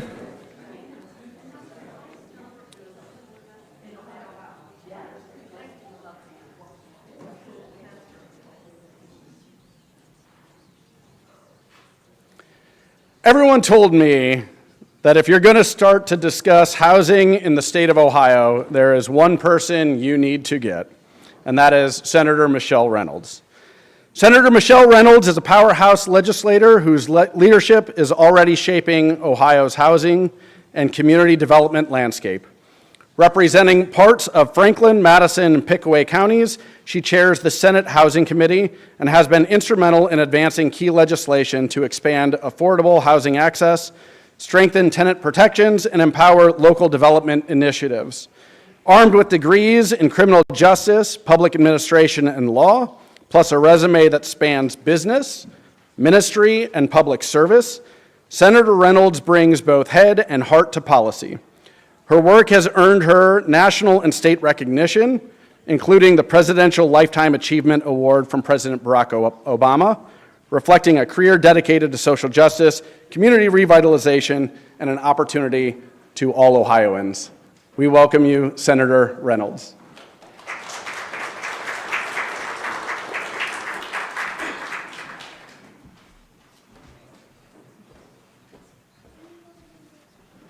Well, good morning. It is truly an honor, privilege to be here with you all this morning. I am State Senator Michele Reynolds, and I hail from Franklin County. I'm currently representing Ohio Senate District 3, which is the southern portion of Franklin County, all of Madison County, and all of Pickaway County. And I must say that anytime I'm in God's house, in a sanctuary, I feel right at home. I am a pastor's wife. My husband and I pastor a church in Columbus, Ohio. He's been pastoring for 20 years, and we've been together for 15. So I definitely feel like I am home in the sanctuary. Thank you, Neal, for having me. Thank you all, Sugar Creek, for putting this together, because this is one of the issues that I am most passionate about, and that is the issue of housing. I currently am the chair of the Senate Housing Committee. And prior to coming to the legislature, what bewildered me was that even though, we are at the State House to solve problems in Ohio, housing is one of our largest issues, and we were not really being intentional around that issue. So prior to coming to the State House, we didn't really have a housing committee. We didn't have any committee that was dedicated in the House or the Senate to tackling the housing crisis. Now, we definitely have a committee that is focused on, squarely on the issue of housing in the Senate. And in the House, there is also a committee that deals with housing and development. But prior to coming to the legislature, that just was not the case. And so when people ask me, what is something that has surprised you the most, it's really that, is that we are definitely experiencing an affordable housing crisis, and we just weren't really focused on that effort. But that has changed. So what makes me passionate about this issue? Well, I come from the community level. I am a nonprofit CEO of a faith-based organization that provides housing to formerly incarcerated men and women when they come out of prison. And I started that as a concerned citizen, as a landlord, if you will, a compassionate landlord, back in 2004. And I realized at the time, living in Franklin County, there was something going on in our community where our shelters were closing their doors. We had a couple of shelters that were closing their doors because of financial implications, but we also had some shelters that would they could only take so many people. So they were not allowing individuals with any type of violent offender background to be in the shelter because they take care of women and children. And because of that policy, there were a lot of individuals coming from incarcerated settings that were just going to be homeless on the streets. And I saw that as a public safety issue, a problem. And so I decided at that point that I wanted to try to, lean into that problem, and I would become a landlord for individuals who were formerly incarcerated. So what I did was I called my local parole authority, and I had some experience working in this field because I worked for a halfway house prior. But I called the parole authority and I said, look, I'm not a shelter, so it's not free. However, I do have some rental property, and I'm more than willing to at least give some people a chance, a second chance. If they need a place to stay, I can work out something with them. And so what that looked like was starting a very humble transitional housing program where individuals would come to me, and whether or not they had steady employment, if they could even just do a temporary job, work a day, pay a day at, Manpower or one of these temp agencies. Generally, they would make between $35, $40, maybe even $50 a day, and I charged $15. So for $15 a day, they could literally stay at one of my residences that was completely furnished, and they could, even though they were transient, they could at least start to get on their feet and build from that place. And so that actually became pretty popular, so popular that the parole authority, the Ohio Department of Rehabilitation and Correction, said, we need more private landlords to do exactly what you're doing. We need more private solutions to public problems. And so that little landlord business, it started with one house, it went to 4 houses very, very quickly. And then at that point, they approached me and said, will you we're going to put together a request for proposal because we are going to start what's called the independent housing program, and we'd like to put this together so that folks could contract to do this very service that you've started. And at the time, I liked being in control, and I was like, I like to tell people when they can come and when they could go. You could come, I might try you, but I may not keep you if you don't follow the rules. So I said, you go ahead with your RFP because that's not necessarily something that I'm interested in, but, good luck with that. So as time would have it, after about 4 years of doing this and growing exponentially because of the need being so great, I did decide to form a nonprofit organization, which is called Nothing Into Something Real Estate, NICER Inc. for short. And we came up with the EXIT program, which stands for Ex-Offenders in Transition. And at that point, I did decide to respond to the RFP. It was crafted after what I was doing, so we were the model. And we received the contract in 2006 and have had it since, and have now expanded from one county, which is Franklin County, to 5 counties across the state of Ohio. We've served over 6,000 people in housing and created over 200 jobs of formerly incarcerated men, women, and now youth. So I come, thank you. So when I tell you that I come from this, from the bottom up, from the neighborhood level, from the faith-based, from the church level, that is truly a compassion area, and that's what I brought with me to the State House. So I like to say if I have any addiction, it's to solving problems. I like to lean in when I see a community need or I see a problem that needs a solution. That is something that I avidly try to do. So I find myself now as a state senator after doing that work, and I'm still the nonprofit CEO of this organization. I still do that work. But I am now at the State House, and I'm serving my first term in the Ohio Senate, and this is my 3rd year. I'll be up for re-election next year. And so while I've been to the Senate, I said, I didn't come here to play house. I came here to get things done. And so that's exactly what I've aspired to do.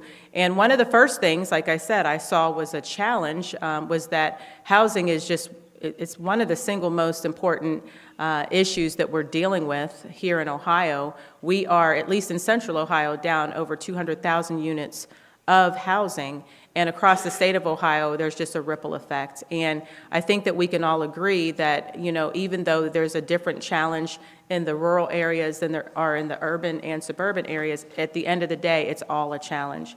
And so when I first got to the General Assembly, I brought up the fact that we really needed to address this issue, and I was tasked with starting or being the chair of the Senate Select Committee on Housing. And at that point, that's just a study committee. That's a committee that you're assigned to actually take a deep dive and see if this is a worthwhile cause and to gather all the facts, generate a report so that we can go from there. So I took up the charge and I became the chair of that committee.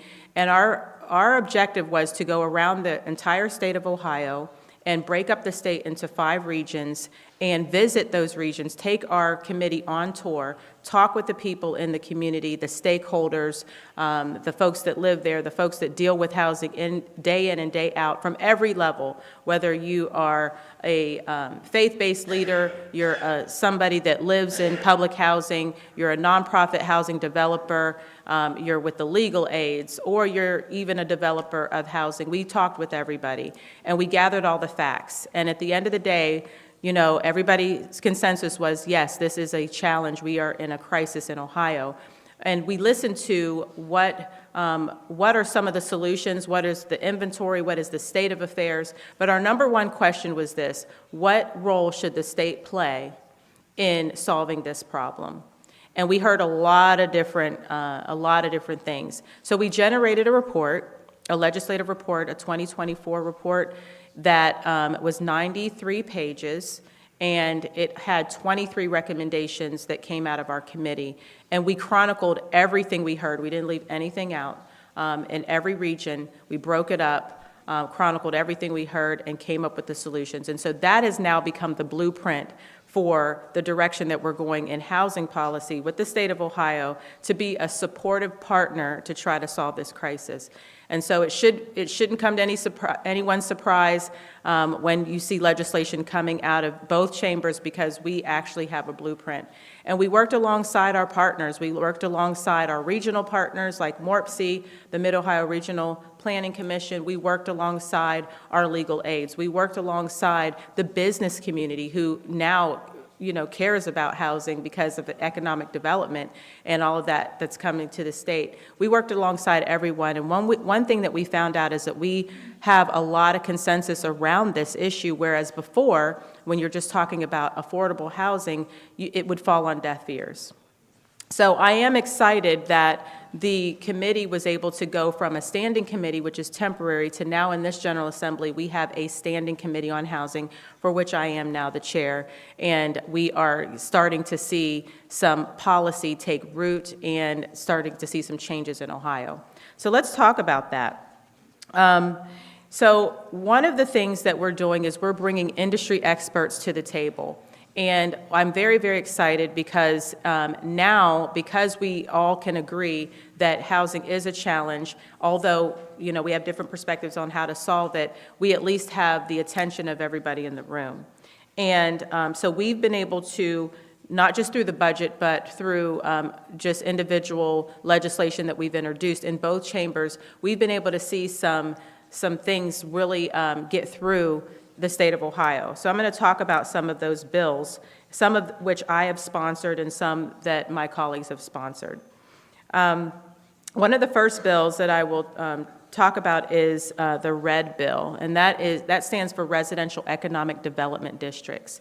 And so in the budget, we were able to earmark $25 million in establishing a fund, a grant fund, that incentivizes our local governments to be able to become a part of the housing solution. One thing that we don't really do well in Ohio is we don't work as well with our locals. And when you're talking about housing, it is a very, very local issue. Because at the end of the day, we can make all of this housing policy, but because we value ourselves as a home rule state, we have to make sure that we're working alongside those that are in local government, our city councils, our townships, trustees, and things like that. So the best way to do that in Ohio is to incentivize them to be a part of the solution. And like I said, we don't do a real good job at giving them the tools that they need, because if you think about it, our cities and our townships, they're already tasked with providing local city services like police and fire. They're tasked with, making sure that our kids are, in school and that they have all the resources for the kids in their schools. So when we start saying, we want you to build more housing, that to them means we need more safety forces and we need more teachers, we need more buildings, because we're going to have a whole lot more people. And if you're not going to give us an increase in our local government fund, then how are we going to do this? So then we also have the NIMBY syndrome of folks that live in the community that say, we don't want that here. Do that in Columbus, we don't want that here. So because of that, we have barriers in our local communities that prevent us from having housing. So although everybody's saying, we need housing, but then when it comes to the local community, we don't want that here. So that's been a true challenge. So what we've done to try to change that is to incentivize our local communities through a grant program to be able to come to the table with wanting to build more housing. And obviously that looks like resources or funding. So everybody can pretty much agree that housing is not just a need and a basic right, but when you're a state like we are that brings in lots of jobs, and we are an economic generator, like we are bringing in Intel, we're bringing in Andrew, we're bringing in all of these big job creation, we're an economic driver of all these jobs, that where are people going to live? People understand that. Where are they going to live? It's great that we're going to have jobs. We're going to have jobs for our kids when they graduate from high school. We're going to be able to try to retain them in Ohio, but it's unaffordable to live here, and where are they going to live? We don't have enough supply. So with the Red Bill, we decided to incentivize by saying that if there's a major economic development site that is identified in Ohio, which we define as creating 700 jobs, or bringing $700 million in revenue to the state, then we are going to draw what's called a red zone around that economic site. And that red zone is going to qualify for up to $25 million in grant funds to be able for that local jurisdiction to use to help build workforce housing. So this is for workforce housing so that you can live close to the jobs, and it's also to incentivize home ownership. So this is not for rental, this is for home ownership, so that your working professions, your teachers, your police officers, your whomever, your working class can actually live contiguous to where the job site is. And we incentivize them by saying, hey, if you want to be a part of this for your community because it's bringing jobs, which is bringing property taxes and income tax, and you can have people living in your community, then fine. We're not going to force you to do it. If you don't want to do it, then another city will. But if you want to do it, then there's this grant fund that will allow you to help build some of the infrastructure to keep the costs down, and then it'll attract developers who will want to build that housing.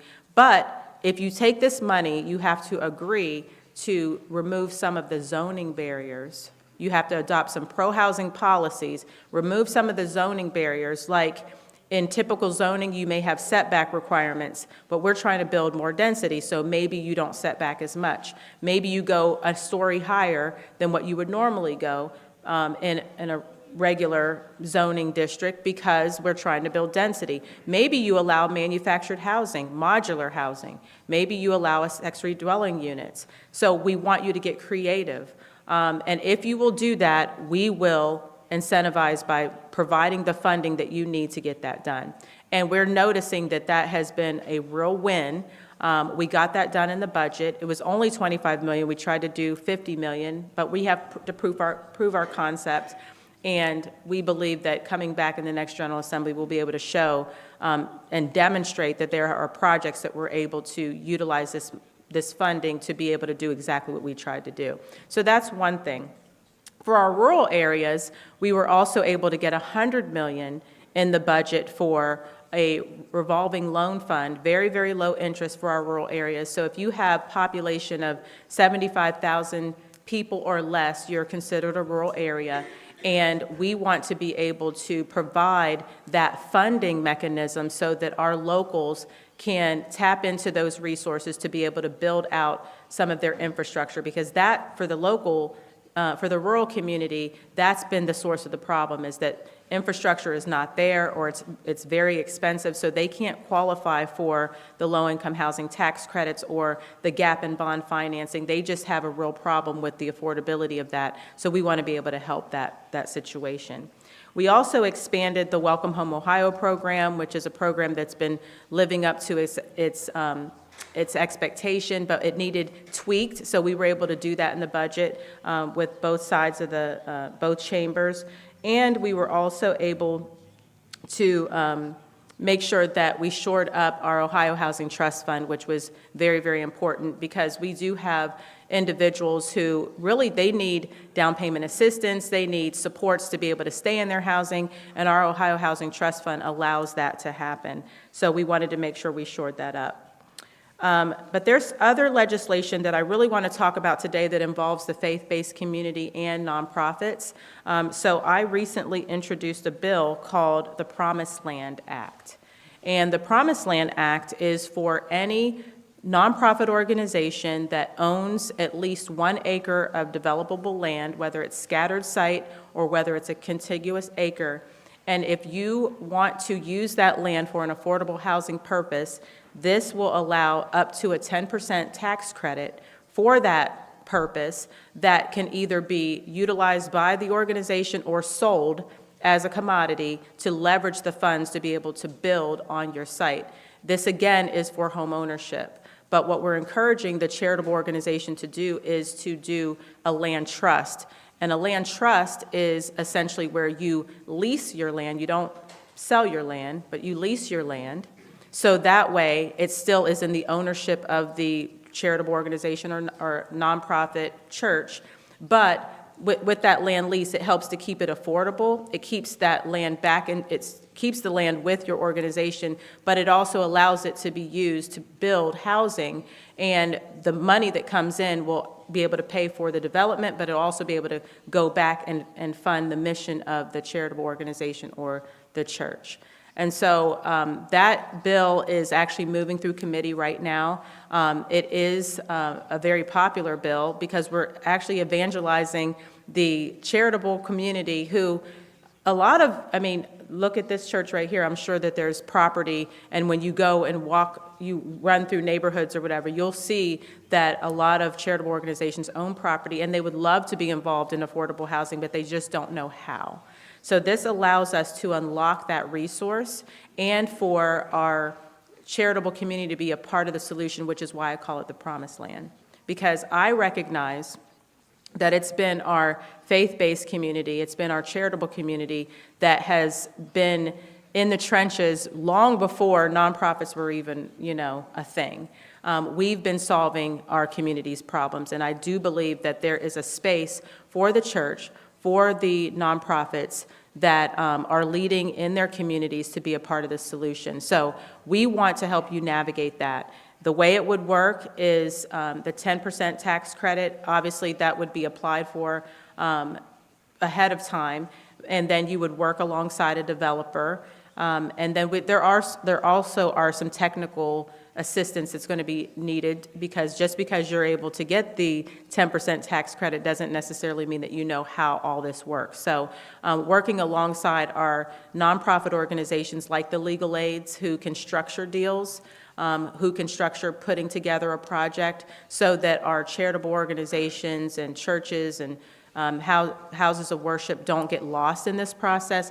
We want to be able to walk alongside you, and also through our Department of Development. So a lot of this is modeled after what somebody may have heard of Yes in God's Backyard. That is more of a federal program that former Senator Sherrod Brown came up with, but this is a state program. The Yes in God's Backyard was more of a grant program. This is a tax credit program, and it is a state of Ohio program specifically. And it's starting to get traction, not just through committee, but we're starting to see that there are local governments that actually like it. And it just kind of leverages property rights. It leverages the property rights of those organizations that hold land in trust, where they can then utilize that as more of a social enterprise model to help an affordable housing purpose. What I like about the legislation too is that the church or the nonprofit can determine what type of housing do we want to offer. Is it for disabled veterans? Is it a community for returning citizens? Is it a community for single moms? Is it a community for youth? Whatever it is that you feel passionate about, it allows your organization to say, okay, we want to structure this so that we can actually extend our ministry or our charitable mission to serve this population. And so looking forward to having that go through committee. If it's something that you're interested in, I would encourage you as a call to action to sign up for, on our website, to get updates for Senate Bill 250. That is Senate Bill 250, the Promised Land Act. Get updates by going on the Senate website, Housing Committee, and signing up for Senate Bill 250 because we need your testimony. This is going to actually work through two committees. It's in Housing Committee right now, which is my committee, and it will vote out of Housing Committee. So we need proponent testimony. We need your ideas on how to make it better. But we also, once it votes out of my committee, it's going to go to Finance Committee. And that's only because we have an appropriation attached to it. We're saying up to $10 million, $2 million per organization in a tax credit. It would be up to $2 million. So since there's an appropriation, we're going to have to hear public testimony, let it go through our Finance Committee. So we really need you all to come out and talk about how this would be a worthwhile program if you think that it will be. Also, we have, because two of the biggest issues right now at the State House is property taxes. That's what we're dealing with. There are over 60 bills that are swarming between the House and the Senate on property taxes. And the reason that is because we understand that this is a huge issue. We understand that a lot of our constituents are experiencing a property tax hike of some 25, 35, up to 40%. And we are all trying to do our best to try to address this problem. I myself have at least 3 bills that are addressing property taxes, but we definitely need a solution because in 2026, there is a ballot initiative that is looking at taking property taxes and eliminating them. And if that happens, that is going to not only devastate our schools and how we fund our schools, but it's also going to devastate our local services. We recognize that it's a huge problem, and so we definitely want to address it.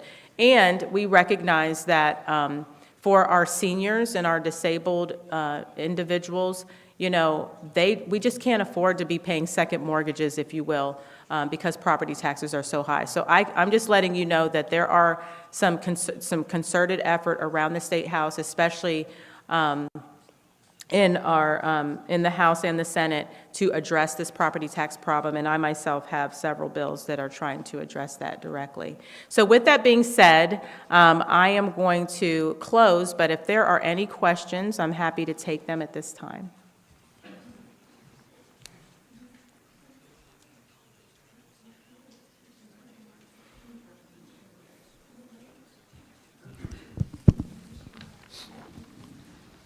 You probably have time for one more after this. Okay. I guess I'm going to be that person that raised their hand for everything. I'm Janet Michaelis. I live in the city of Dayton, and the housing stock there is in like an average of like 70 years old, which is not different from our most affluent neighborhood in Oakwood. However, we also have a high level of abandoned houses and tax-depressed houses.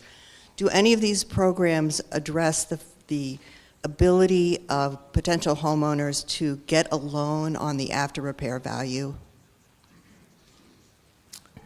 Thank you so much for the question. So I don't specifically know that any of these programs are targeted towards that, but are you talking more about revitalization of the homes? Yes, so I think the challenge there, well, first of all, yes, revitalization is part of the equation. We need infill housing, we need revitalization, we need new housing, we just need more supply.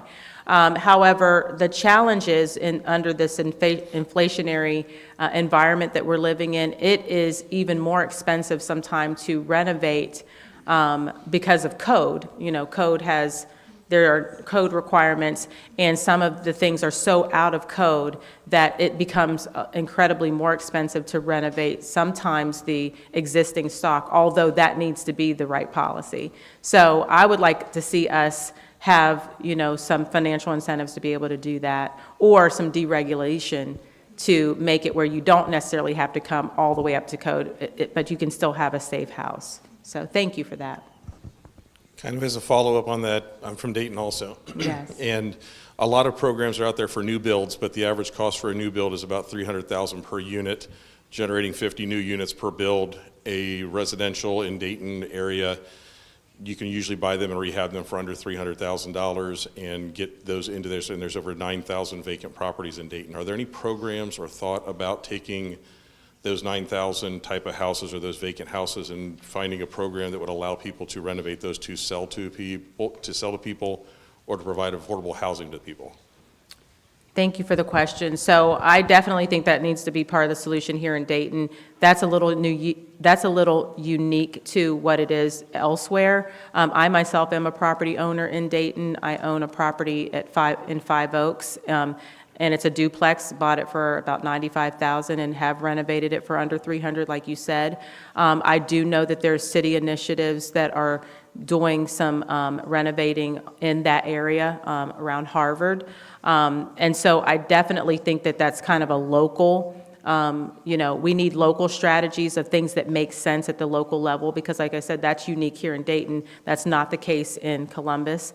That's why I think as a state, we need to stay in our lane, but our lane is to be able to provide the tools so that each municipality can solve the problem that they see in their local community. So that all that is to say is that I would encourage that getting with the locals here and saying, hey, Columbus is trying to help us, the State House is trying to help us with the resources that we need, but this is a challenge here in our local community, and we'd like to see dollars go specifically to trying to renovate existing housing stock in our community. Thank you.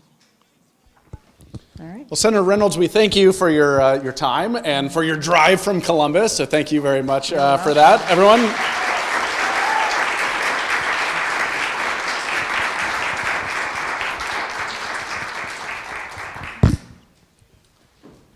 All right, and if I can start ushering my speakers up for the local policy panel.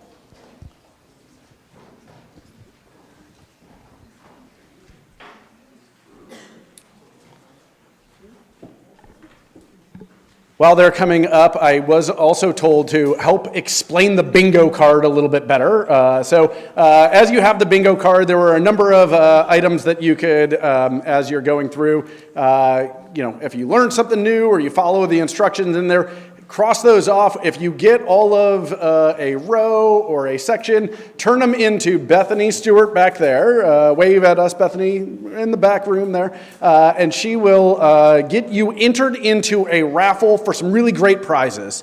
That's a way for you to just kind of be on the lookout for different things. The prizes are going to be fantastic, so do your bingo cards. So up next, we turn our attention to the leaders shaping housing policy right here in the local community. This session is called Where Policy Meets Porchlights.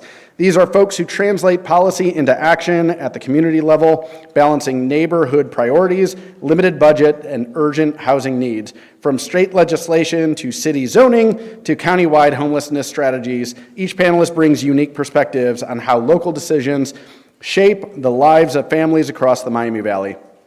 Join me in welcoming Representative Andrea White, Councilman Bryan Suddith, Angela Rahman from the city of Kettering, and Patrick Bailey from Montgomery County.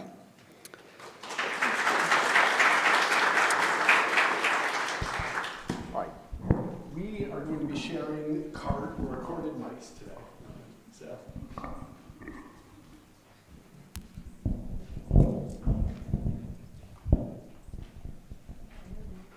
And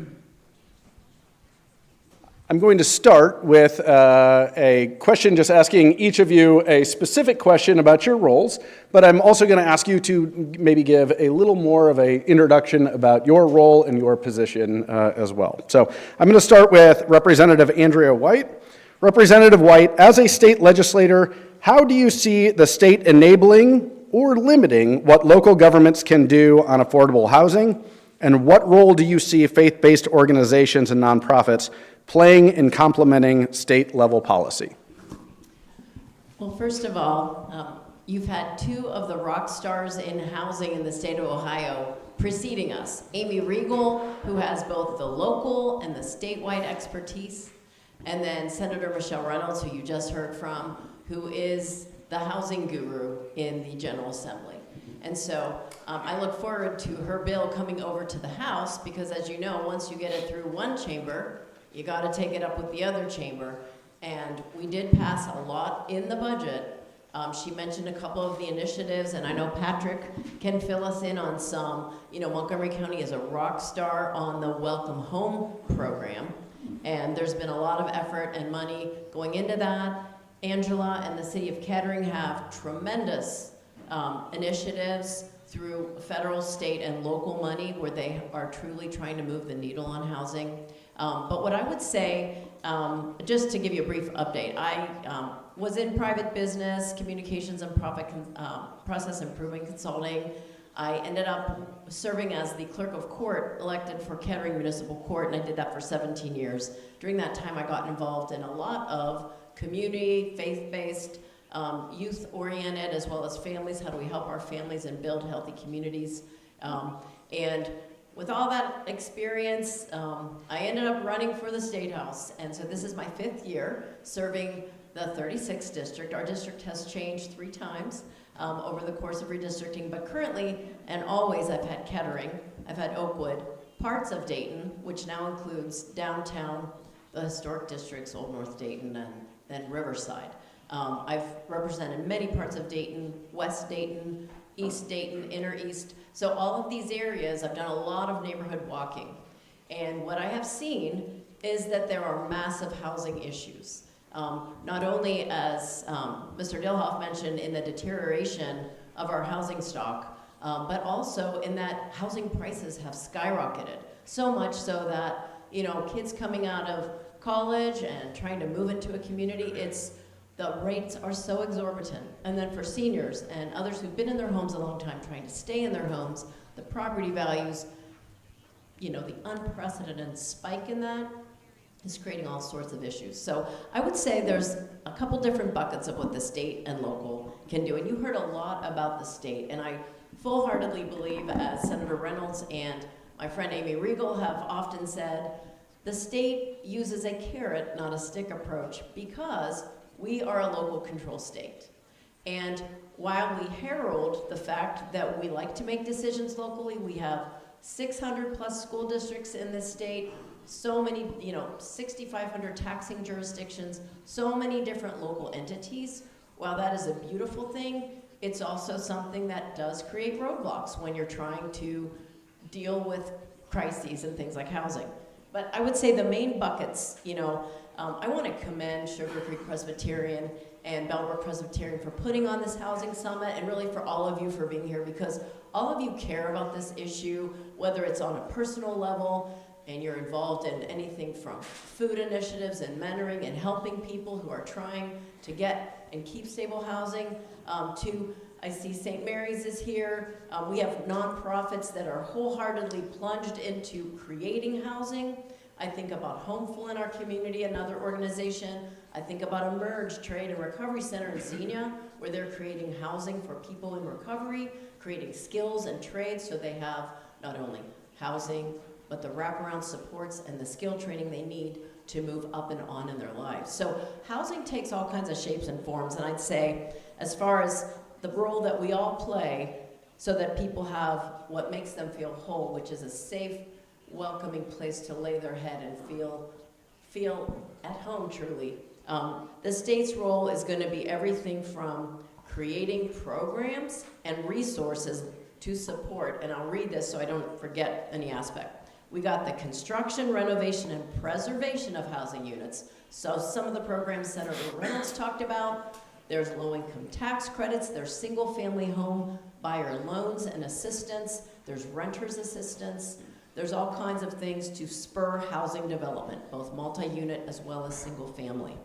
We have renter and home buyer assistance programs, those loan programs, those coming alongside and helping you with short-term assistance so you don't lose your home.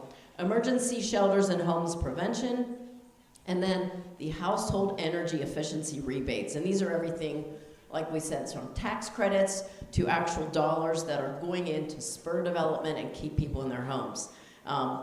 The other thing that we do is a lot of housing for special populations. So the state, if you add up all the money that your tax dollars are going towards, both on a state and federal level, for homelessness, for recovery housing, for housing of individuals with developmental disabilities and seniors, we have in the Dayton area the most foster group home housing stock in the state of Ohio, by far more than any, which creates issues in and of itself because more communities need to be building housing for kids in foster care or who are coming out of juvenile interaction and need a safe wraparound place. So we are pouring a lot of money into resources to support housing on multiple levels. But when we look at, we're also spending a fortune attracting companies, as Senator Reynolds said. And the issue is, when you talk to business groups like the Ohio Chamber, the Business Roundtable, Jobs Ohio, and our Dayton Development Coalition, all of these issues are on like a four-footed stool. It's housing, it's transportation, it's the jobs, and it's childcare and resources so people can actually go to work, support themselves and their families, and be able to afford to live in an affordable housing location. So we put a lot of money into that, as well as things like broadband. You know, building out broadband for the whole state, lead abatement. I just was at a session yesterday. We are #2 in the nation of children testing positive for blood levels that are elevated because of lead in their homes. 2/3 of our housing stock in the state is made before 1978, which means it has lead paint. In the Montgomery County area, it's 75% of our housing stock. So we have a lot of issues related to healthy housing stock, let alone affordable. And I know that Patrick can talk more perhaps about Welcome Home or things like that. The other things we do is the support for people to stay in their homes. Things like energy support, HEAP offers one-time payments. PIP helps you get a monthly payment that's based around your income levels. There's a new one also. We've got all those in things I talked about. Historic preservation tax credits are bringing to downtown this combined, what they call T-MUD financing, which is mixed use development. So there's retail, there's housing. They're trying to renovate downtown and some other parts of our communities with mixed use. And so there's credits related to that. But there's a lot of programs. So we've got the programs, like I mentioned, specifically to spur on construction, to help people stay in their homes, the category of the brownfield remediation and demolition. Some of the discussion has been about all these blighted properties. We poured hundreds of millions of dollars through the federal ARPA money that came during the pandemic, as well as we've just appropriated more money for demolition and brownfield remediation to create more sites that are healthy and clean for builders. If you have one-off spots where you tear down a house, it's a lot more difficult for a builder to come in and invest the money to put in the infrastructure and to put in the development than if you have a big mass. So Montgomery County has done a tremendous job utilizing these, and they've got some great new initiatives that are going up now.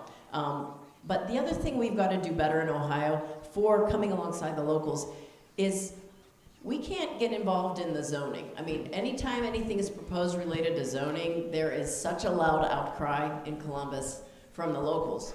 But we can do more to spur permitting process. So the permitting process in this state, depending on where you live and where you're trying to build or renovate your home, can take so long that it's a deterrent. And so there is a bill right now you might want to keep your eyes on that Representative Bryan Lorenz has, to shorten the window so that you've got to get local community, you've got to get back and approve that permit or disprove it so that people can move forward with developing housing. We're doing this with energy, and that's another area you need to be aware of if you're not already.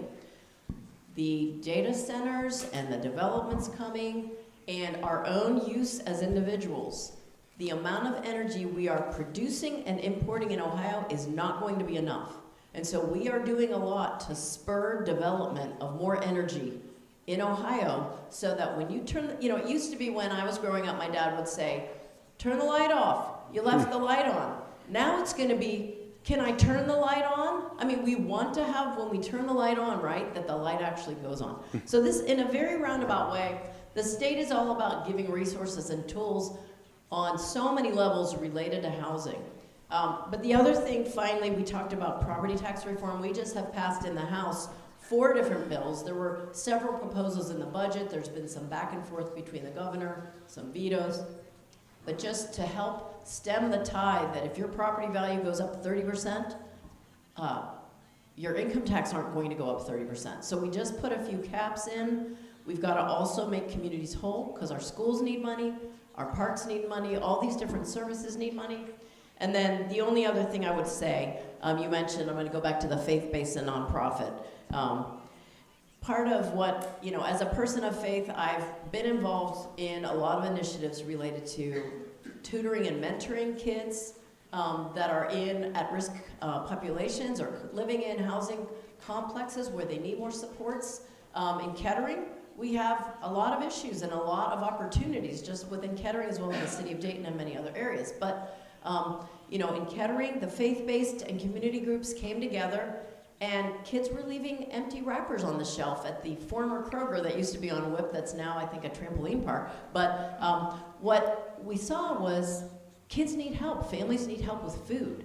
So I say, open your eyes, which you're already doing, come alongside the needs of people trying to stay in their homes, right? Because part of, you get affordable housing, but then you might lose it because you need help with rent or maintenance problems or painting or things like that. There's a lot of programs Angela will talk about that the city offers, but a faith organization can come alongside and say, we want to participate as part of a food and mentoring program in the summer, or we're going to help with food insecurity or helping clean up a house or helping with paint and things like that, helping our neighbors. There's many groups, many of you are doing that already within your organizations.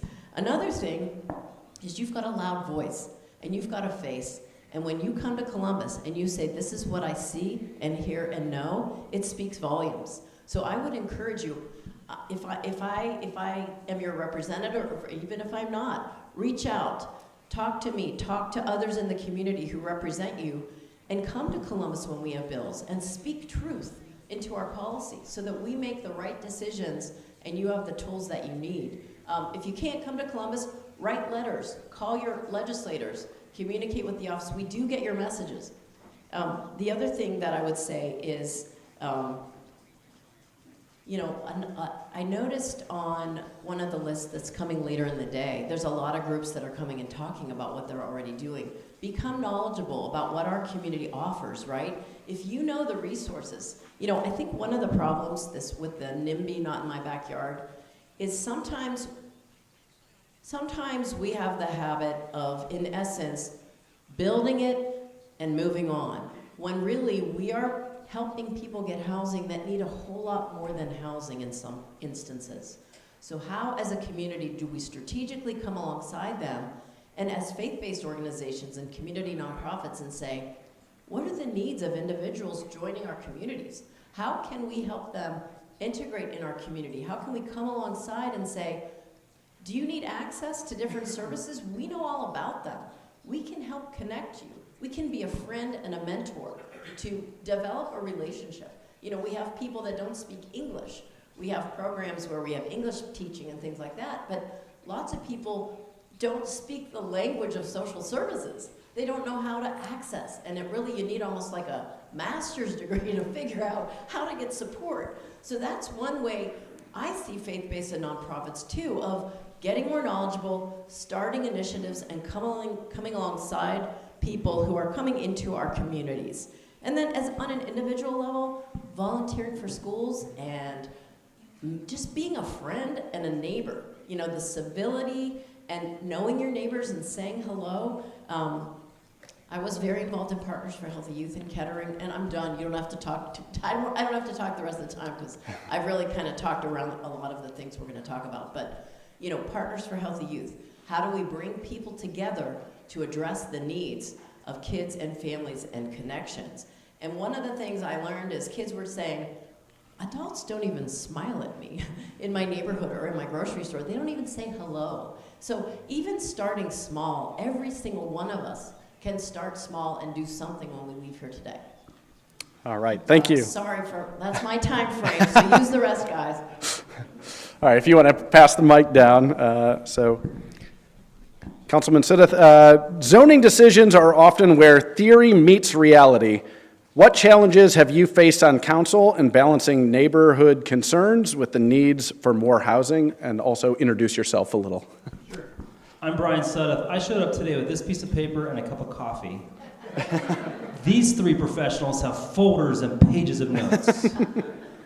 I am the new guy on the panel. I've been a city councilman for 2 years, involved in local politics at all levels, and my day job is I'm the deputy director of the Montgomery County Veterans Services Office, where my staff that I get to lead serves the county's 39,000 veterans in housing insecurity, food insecurity, utility assistance. I think back to the original question, what's the role of local elected leadership in this discussion? I think it's two pieces. One, it's an education piece. I'm constantly battling the NIMBYism and the misconceptions of what affordable housing looks like, where it is, and what it means. So I'm constantly pushing the city leadership, whether that's the CHIP, our police chief, our city manager, assistant city manager, about real data and real facts about two things. One is what's really happening there, and the crime is not what it's perceived to be. It's relatively low. It's probably similar to my neighborhood. The second piece is who lives there.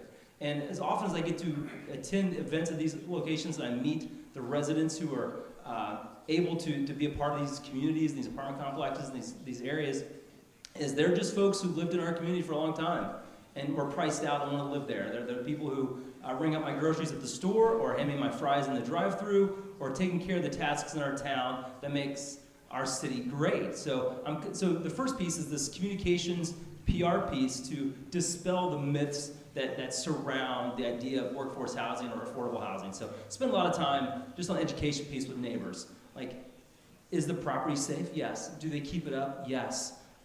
Do the police ever show up? Well, no, they're very quiet.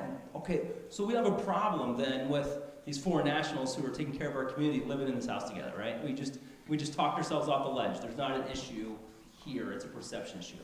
The second piece on the legislative side, Kettering's right in the process of finishing a 2-year long or 15-month-long comprehensive plan where we are doing the things that Senator Reynolds and the representative here talked about. How do we identify areas in our community that are underused or unused that we can re-envision as housing and mixed-use housing or higher density housing? So we have vacant strip malls, like go bigger, right up the road here, there's some spaces. And how do we then find the state dollars, the federal dollars, to get those ready for developers. Developers aren't going to do the work. They're going to come in when the grass is green and level and ready to go.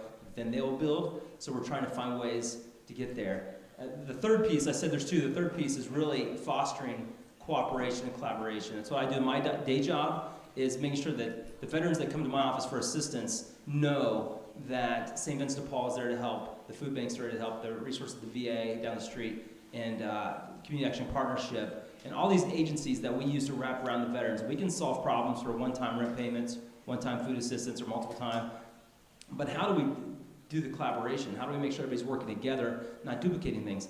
On the city side, as an elected official, I can press for that. Like, are we leveraging what Pat's doing in the county and make sure that we're leveraging the resources they have? I was at the meeting with Development Coalition and Jobs Ohio last week. Are we making sure that our community is in contact with these other agencies that have impact and building that relationship so that we know that we can tackle this problem together and not in a silo. Kettering with 57,000 people and a staff that we have, we can't do it alone. So it is incumbent that we have these relationships with folks like St. Mary's, who brought housing to our community for residents who choose our town. So I think that's the short answer. I was going to take as much time as Andrea, but I'll stop now before I start speaking about things I have no idea what I'm speaking about. Those are the things I know I'm sure about, that we're active in the zoning right now, and we're going to be making some big zoning changes on density and setbacks, all those sort of minutia on the code to make more and additional housing come forward, and then just leveraging the power we have.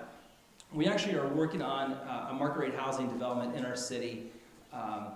But what we did was, when the developers come back with the RFP for that and shows site maps and landscape plans and stuff for these houses, we actually pressed the finalists to say, hey, you've got this development that could be 3 dozen houses maybe, which is a big deal in our city.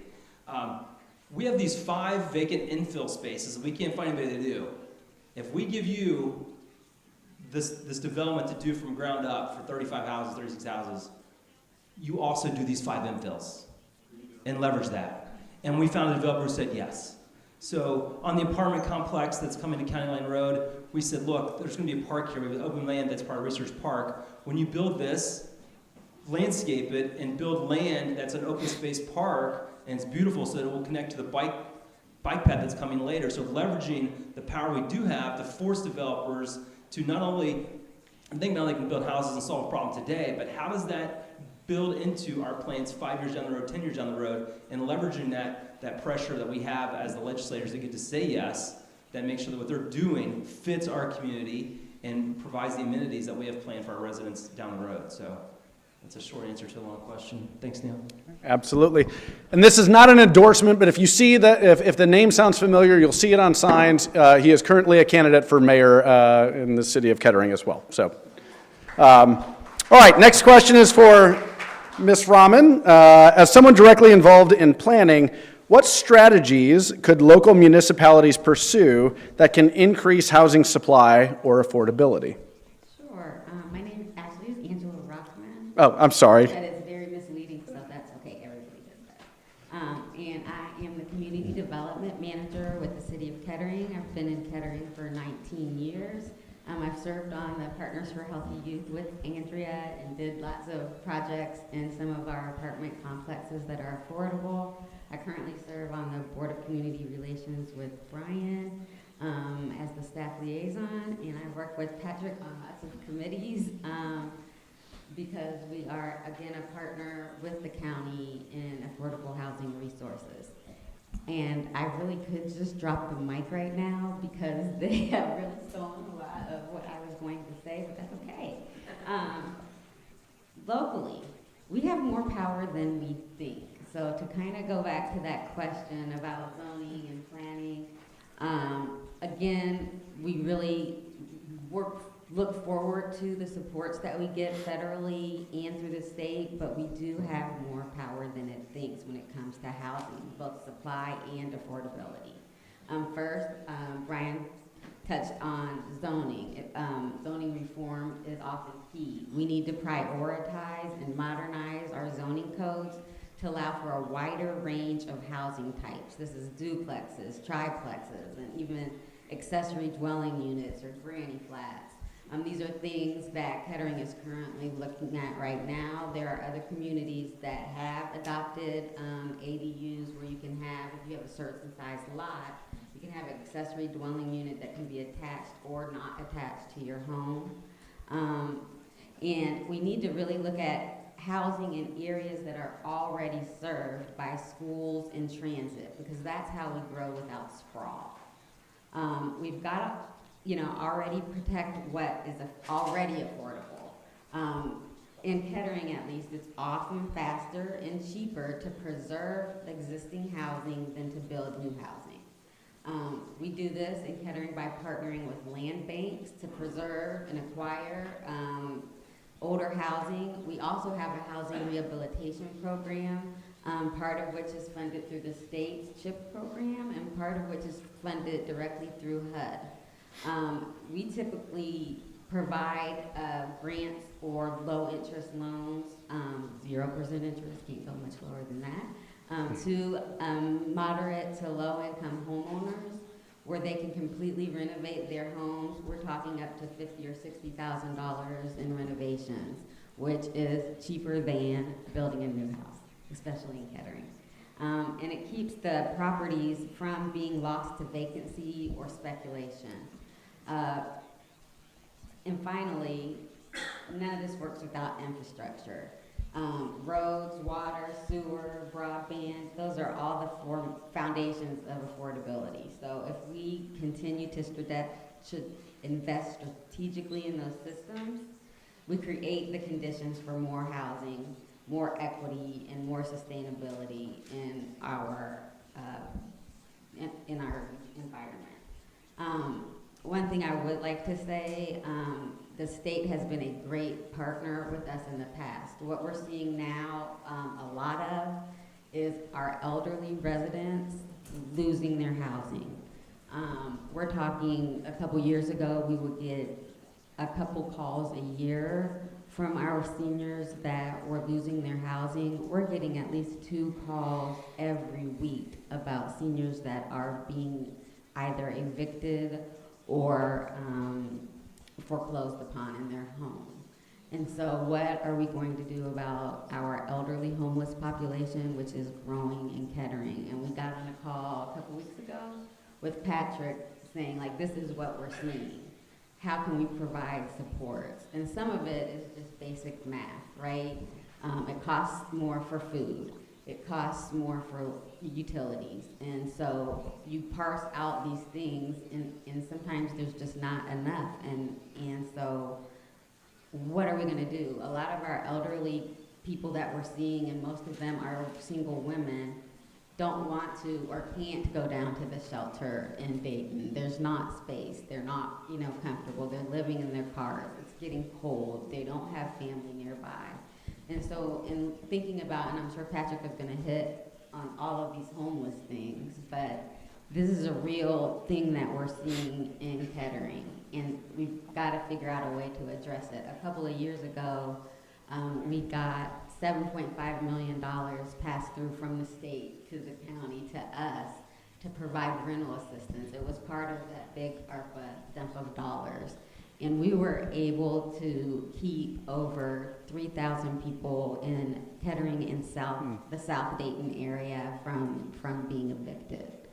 And that program is now gone. The money is gone for that. We don't have a rental assistance program, and we get calls daily of people that are going to be losing their homes tomorrow.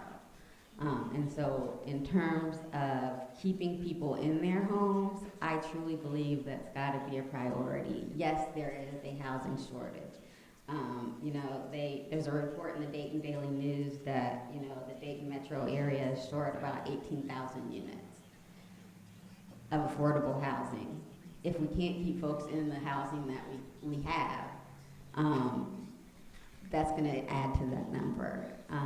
And another thing I think that council is taking up an issue with, and I know that we're working on the zoning side, is Airbnbs. Because a lot of our renters are calling us saying, hey, they're not renewing my lease, they're turning our whole apartment building into an Airbnb, and we don't know where to go.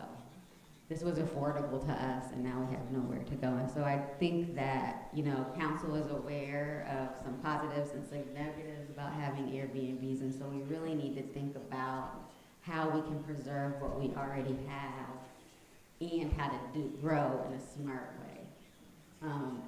Building housing on one side of town and not integrating it into the community is never the answer. It's not how you build community, and it's not how you support people, and so we need to think about those things. And I know Andrea touched a bit on lead-based paint.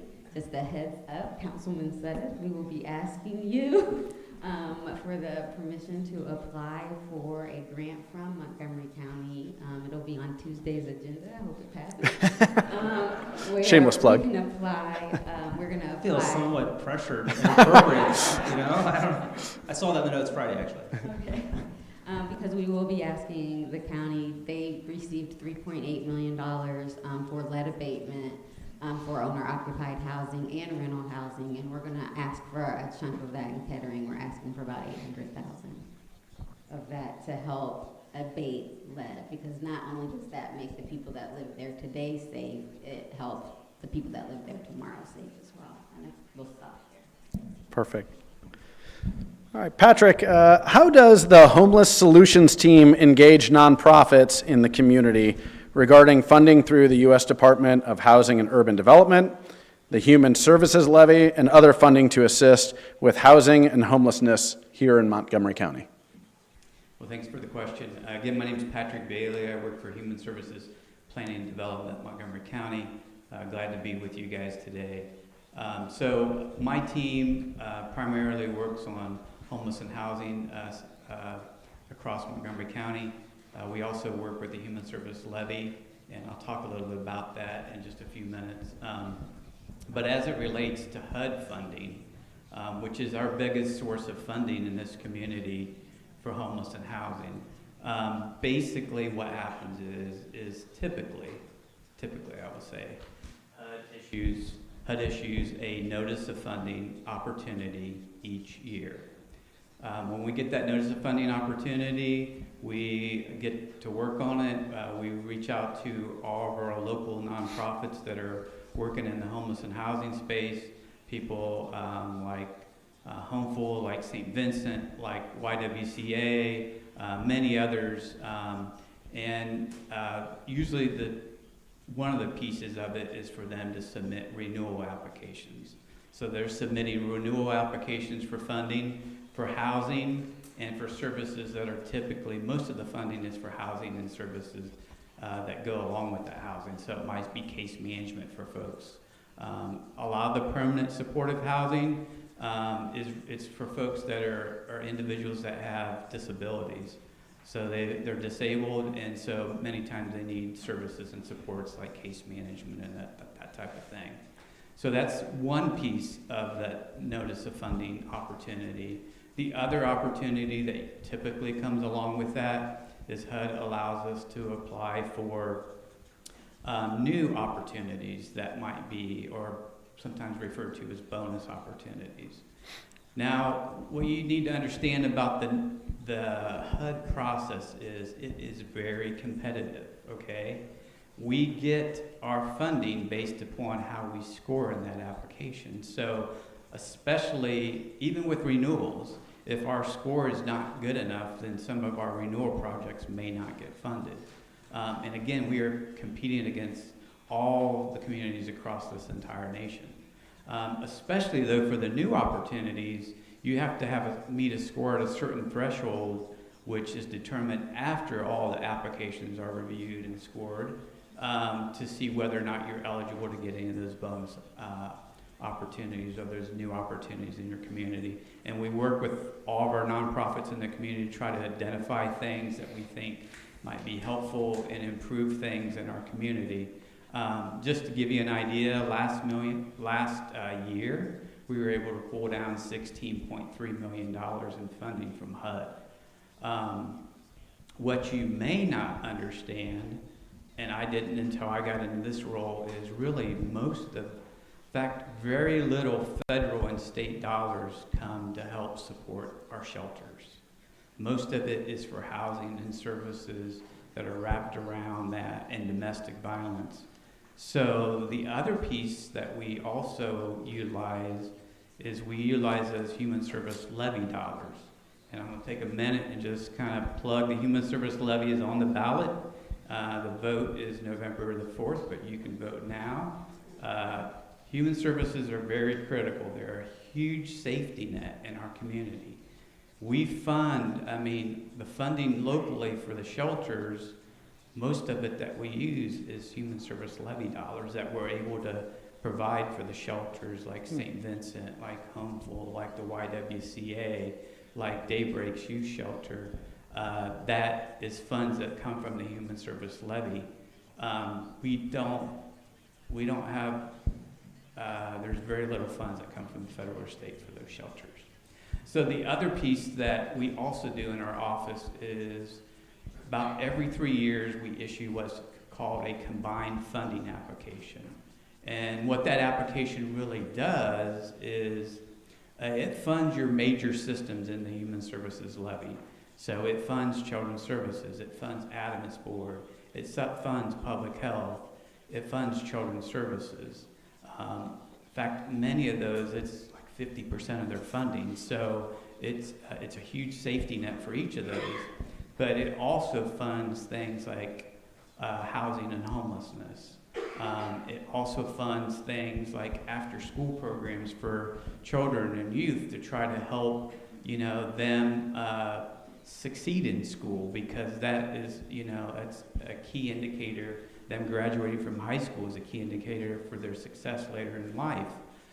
It also funds things like core safety issues like food and housing and medical needs. And then there's also a piece of it that also helps fund senior services in our community. So it's things like guardianship program. It's like things like minor home safety modifications for seniors. Again, trying to find ways to help keep seniors in their homes, because it is a much less costly alternative to keep a senior in their home than to go in assisted living or go into a nursing home. So again, it's looking for ways, and I would say the biggest program that is funded for seniors is the CommCare program through the Area Agency on Aging. And that program basically provides like a menu of services that seniors can pick from, whether it's home delivered meals, whether it's services supports in their home to help keep them to remain independent as long as possible. But then it also funds housing and homeless services in our communities. Again, I mentioned the 4 shelters that it helps fund. It also helps several other different things. The other piece that is really great about the Human Service Levy dollars is those dollars can be leveraged to really have a greater impact in our community. HUD requires 25% match for everything, so it's a match thing for some. We're able to really, like this year we issued from our combined funding application, it was about $4.3 million in services for homeless and housing adults. But when you looked at the ability for us to take those dollars and make those work harder, stronger, and faster for us, it really, the total program costs were over $12 million. So it really helps us stretch dollars. So we try in our office to try to do everything we can to stretch that dollar. This year we used some of the HUD funding to fund some of the housing and homeless programs so that it would give us more Human Service Levy dollars for other areas. So again, we're constantly looking for ways to stretch our resources, maximize our resources, because it's key and critical in our community. Perfect, thank you. All right, so I prepared like 10 questions and we're like through 4 of them. So I'm going to combine 2. And so I'm going to ask that usually we hear a lot of objections when it comes to housing prices and property values and economic development, as well as public safety as probably the most common objections when it comes to affordable housing projects in your community. Are those objections real, or in your experience, how do they play out when it comes to affordable projects that are being presented? I'll let you fight over who talks. I think the objections are real. The people have the objections. They're just not really based on real sound data. There's 2 complexes that were built beyond Meyer, Owens and Pike, and at the same time, during COVID, we saw a spike in shoplifting and petty crime at Meyer. Well, it's easy to assume the 2 are related until you look at the data. And the data says that the people that are committing crimes at Meyer don't live in the apartment complexes within walking distance, right? Like, one bad guy ran that way to escape. He didn't live there. He just took the path of least resistance, and that's where he hid. So it's digging into the data and asking the tough questions, and dispelling those myths, and it happens on front porches and driveways, on sidewalks, after meetings, and just saying, I know that's what it looks like, but what's really happening is this thing is happening adjacent, but they're not, they're not connected. And so it really just misspelling the myths with data all the time. Like, who lives there? These are criminals. No, these are men that have spent a lot of time getting their life back together and need a safe place to put their head at night. You just have to see them walking to the bus station. That's not crime. That's men going to work after not having work. So it is really just telling the stories, meeting the people, and just being relational about dispelling myths. And it takes a lot of work. I have lots of friends in the media. These aren't great. These stories don't lead. I was with the editor of Dayton Daily Thursday morning talking about this with Kyle. It doesn't. We want to read good stories, but the metrics tell me that you're not reading it when he posts it online. So it's a constant battle to tell the real stories about the folks that we're trying to house and protect and give services to versus the myths that are out there. So objections are real, the data doesn't support them, and just an education piece. Anyone else?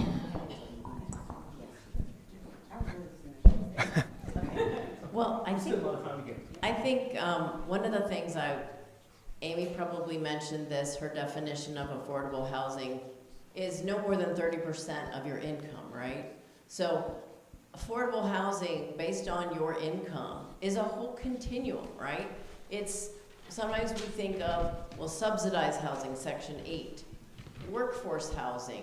We've got people who need assistance just with lower income loans because of where they're at. And then there's people that can afford it, or there's people with a well-paying job that the housing stock is priced so high now that they are kind of destined to rent for a lot longer than perhaps some of us in this room did. So I think, to me, it goes back to relationships and what we were talking about. And again, it's easy to look at the headlines or see police, and yes, there are individuals committing crimes across our community. Some are living in our community, many are coming from outside of our community. But I think the more that we as individuals build relationships with people who are like us and people who are different from us, the more we understand and see people more as humans versus, you know, where they live or where they work and classifying them. So I do think it's a challenge in this day and age to really look at people as people and see them for who they are and what they need as a human being, and then how do we love and come alongside them, and housing is a part of that. But to me, a lot of it's about building community where sometimes we have gotten away from community. And to me, it starts with us. And I'll just say, I don't know because I came late, if they threw out the actual numbers, but in the Dayton metro area, to be eligible for HUD services, you have to be of low and moderate income, and I don't know if anyone shared that, but for a household of 4, it's $75,000. So if you make $75,000, you're eligible for workforce housing. So just think about that piece. To be considered middle income, and this is based on HUD's definition, a 4-person household can make $112,000 and still be considered for some of their assistance programs because of the costs in this community. So we are often talking about people that have jobs, that are teachers, that are nurses, that work for the city. We're talking about these people and these individuals that just need a little help to make it further. And to kind of delve into the second part of your question about the economic development, I've always said housing is economic development and economic development is housing. I actually live with someone every day, my husband, who works for the county in the economic development division, and he is always talking about when he's going out and meeting with folks, and he meets with businesses all the time, and their whole thing, their whole pitch about what they really need is workforce. And so we need to be providing houses and safe spaces where people can get to jobs that provide them a stable income.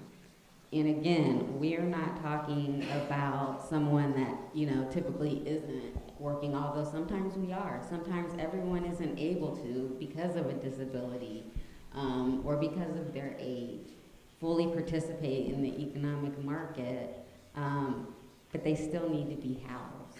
And a lot of the wonderful programs that Patrick brought up, another plug for the Human Resources Levy, I guess, is because they're full. They've got wait lists. Some wait lists are a year. And so when we get these calls from our elderly citizens that have nowhere to go, we can put them on a list, but that doesn't help them today. And so we really do need to look at maybe some supports from the state as we look at ways to help stabilize rent and home ownership for our elderly.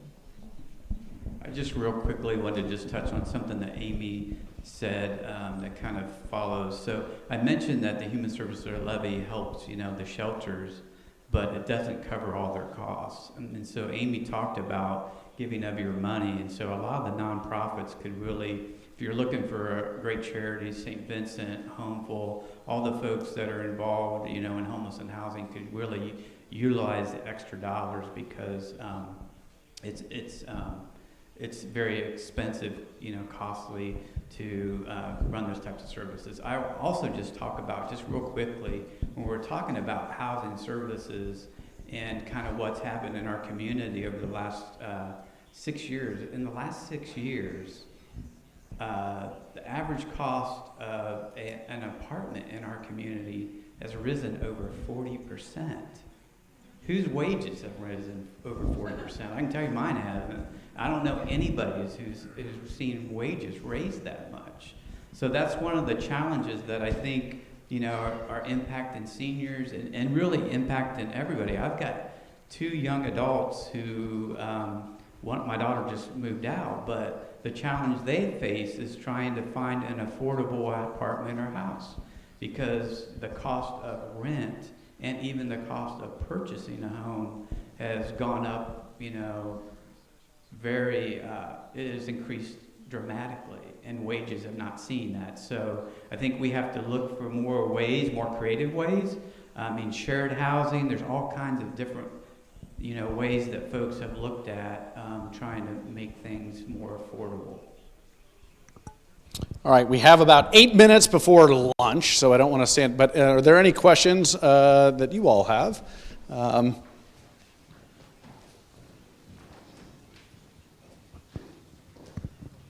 Hello, my name is Ronnie. I've never asked a question in front of a panel before, so I apologize if this is of poor quality.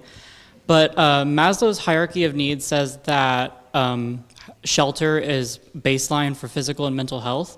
My question to the panel is, what are some initiatives at a local level that we have recently maybe to help address people who may be struggling of homelessness or housing crisis?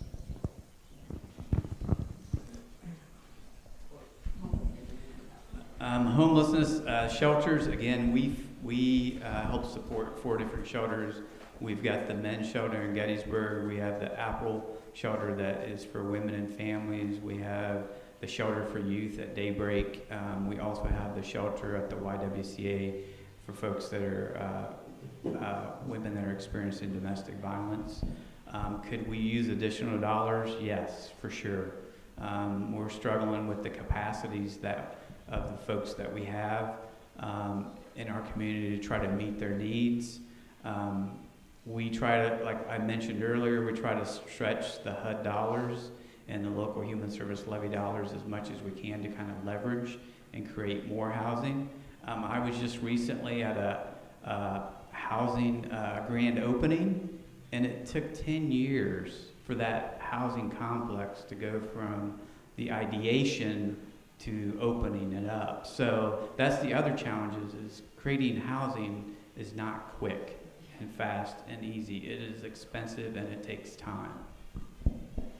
I did want to add, I think one of the harsh realities, and you've seen it, I've seen it, there are many people who are homeless who are choosing not to live in the shelters. Mental health and substance use is rampant. There are people that have fear about living in the shelters with their children or for whatever reason. So I know part of the planning and initiatives are about not just having a homeless shelter, but I know that the city and the county are looking at how do we take those shelters and build wraparound supports and build training and education so that individuals who are homeless, who will choose and can move forward, have the supports they need. But I go back to the individual, like our schools. There are hundreds of homeless kids in the city of Dayton and Dayton schools, as well as in Kettering. And when you look at what can I do as an individual, as a church, as a nonprofit, there's plenty of kids that need mentors, that need somebody to believe in them and encourage them to move forward, to help their families. The other thing, to keep seniors in their home, while I would have liked to see us, and I hope we still will pass, an expansion of the homestead exemption for seniors and veterans, we have allowed counties to be able to match the state's homestead exemption off property taxes. So to take, I think it's about $35,000 now what the value is for the homestead exemption. But if your county commissioners would choose to adopt that, then we would be able to offer seniors in Montgomery County more of a stretch of their dollars. But I go back to a Bible study I had years ago. It was called Experiencing God. And fundamentally, the main thing I took away 25 years later is see where God's at work around you and join him. And everybody in this room has something around you where God is calling you, where you feel tugged and led. And so there's lots of opportunities to join, what the Lord is doing and what citizens and partners in this community are doing. Amen. All right. Hi, I'm Kathy Rao. I'm a community advocate, and also I serve on the Homeless Solutions group. And Patrick, I don't want to put you on the spot, but I'm going to, so sorry if you, but I think it's really important for this group to understand federal challenges with HUD right now.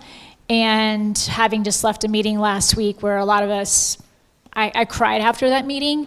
I think it'd be important for this group to understand what we might be looking at and what HUD's saying about cuts coming across the board and what that means for increasing the problems of our community. I think we're going to need a faith-based response if this comes to fruition, and I think it's really important for folks to understand what we might be looking at. Thanks, Kathy. Yeah, so just in the last month or so, there was a political article that was released, and it was basically two HUD staffers that anonymously leaked what was going to happen in this NOFO. So first of all, I talked about the NOFO before, the Notice of Funding Opportunity. It's typically released in July, okay? We are at October 25th, there's still no NOFO. And what they released was that they were going to take our housing dollars that are typically in this community like 87% and say that we could only spend 30% of that on permanent housing. It would be devastating to our community. It would be devastating to many communities, to every community across the country. So there has been lots of advocacy over the last few weeks and months because of what is going on with HUD. First of all, they're talking about releasing a NOFO. Grants start expiring in January. There's no time for us. Typically, it takes 3 months to write a response to the Notice of Funding application. Then it gets submitted. Then you have the HUD reviewers. That's usually a 2-month time period. Then they release what's getting funded, and then and then it goes from there. So we are essentially in November, and there's no funding application. So there's been lots of advocacy to say, hey, well, first of all, I needed to say that last year's NOFO was supposed to be for 2 years.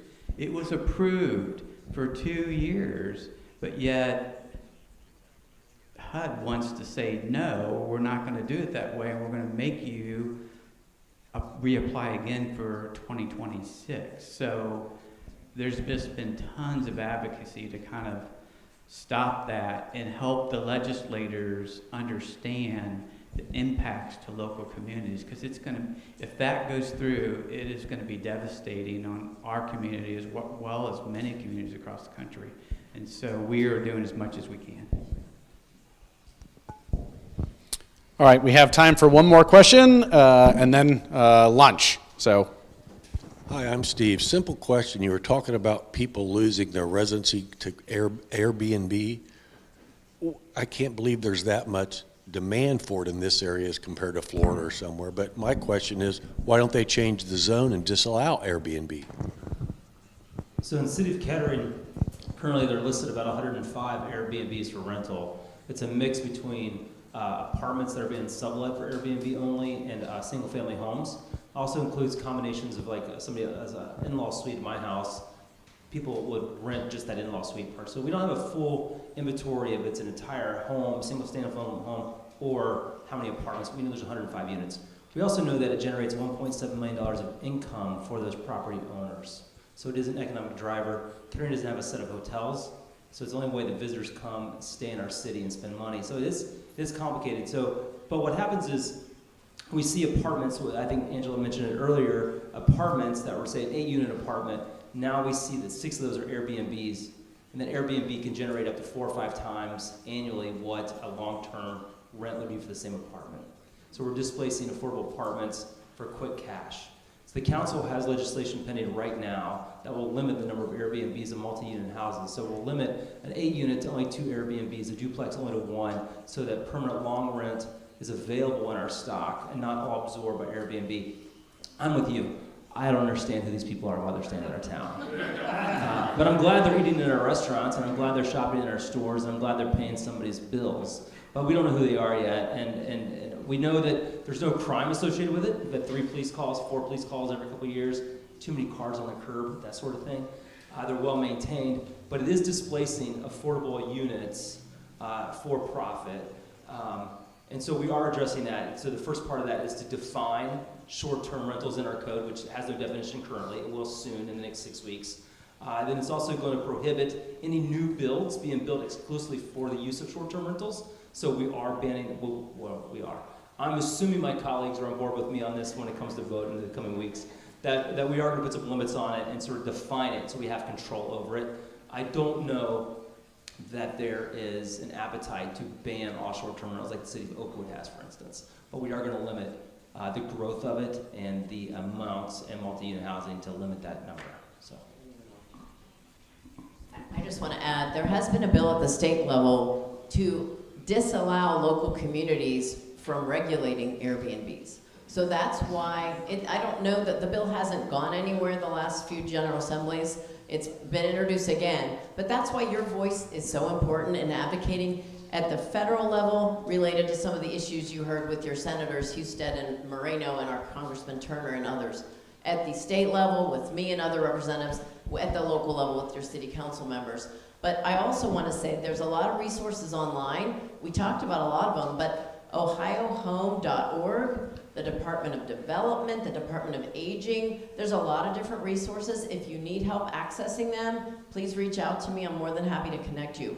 But the other thing I want to leave with is the church used to be the social services, right? Back in our earlier days, through the early parts of the 1900s, then the government took on more and more and more.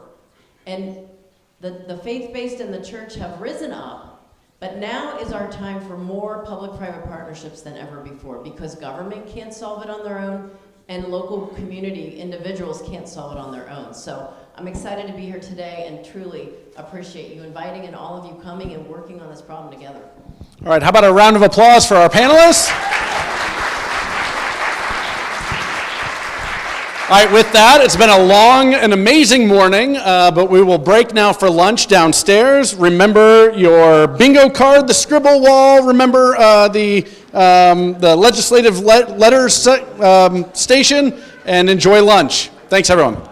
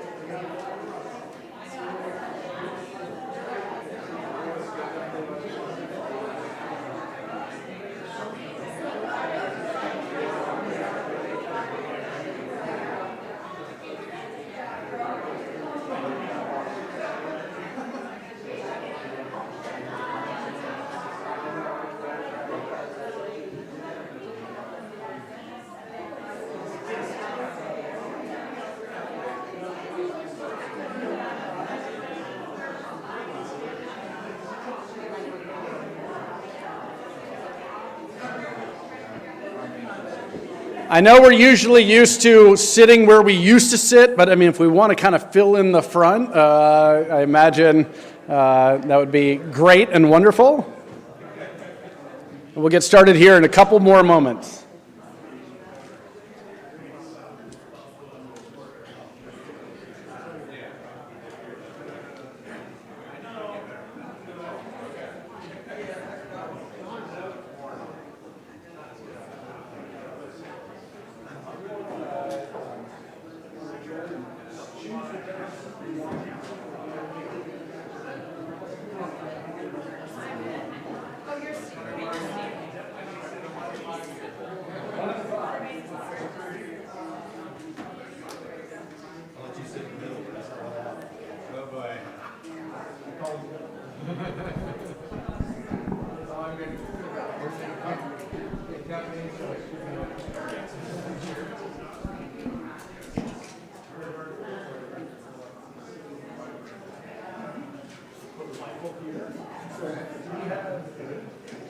We have two printed marks that we will on there.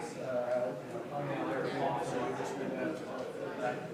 And then if there's questions out there, I will run with the onboard mic and Professor Rao. So I'm going to introduce her, and she will give you an opportunity to introduce yourselves and your organization.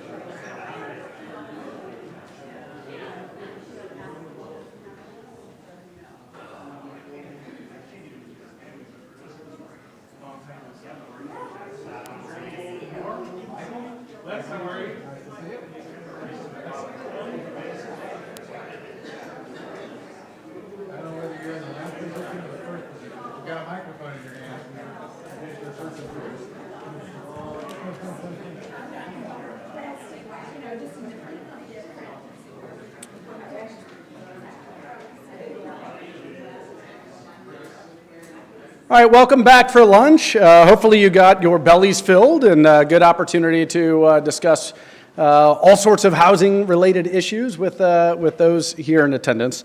In this session, we will bring forward leaders in the nonprofit and faith-based housing world.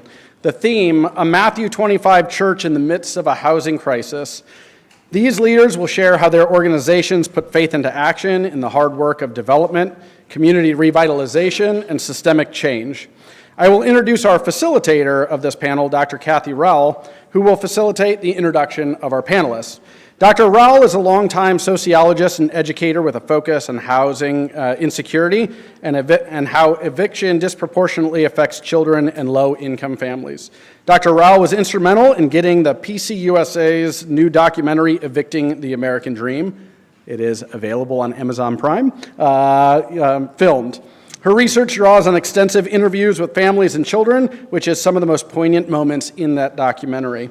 Dr. Rowell also serves on many community boards and developed training materials that bridge classroom scholarship with grassroots advocacy, especially around homelessness, structural racism, and poverty. Her scholarship and public engagement bring a powerful voice to the intersection of housing, justice, and community, and we are grateful for her willingness to facilitate this discussion.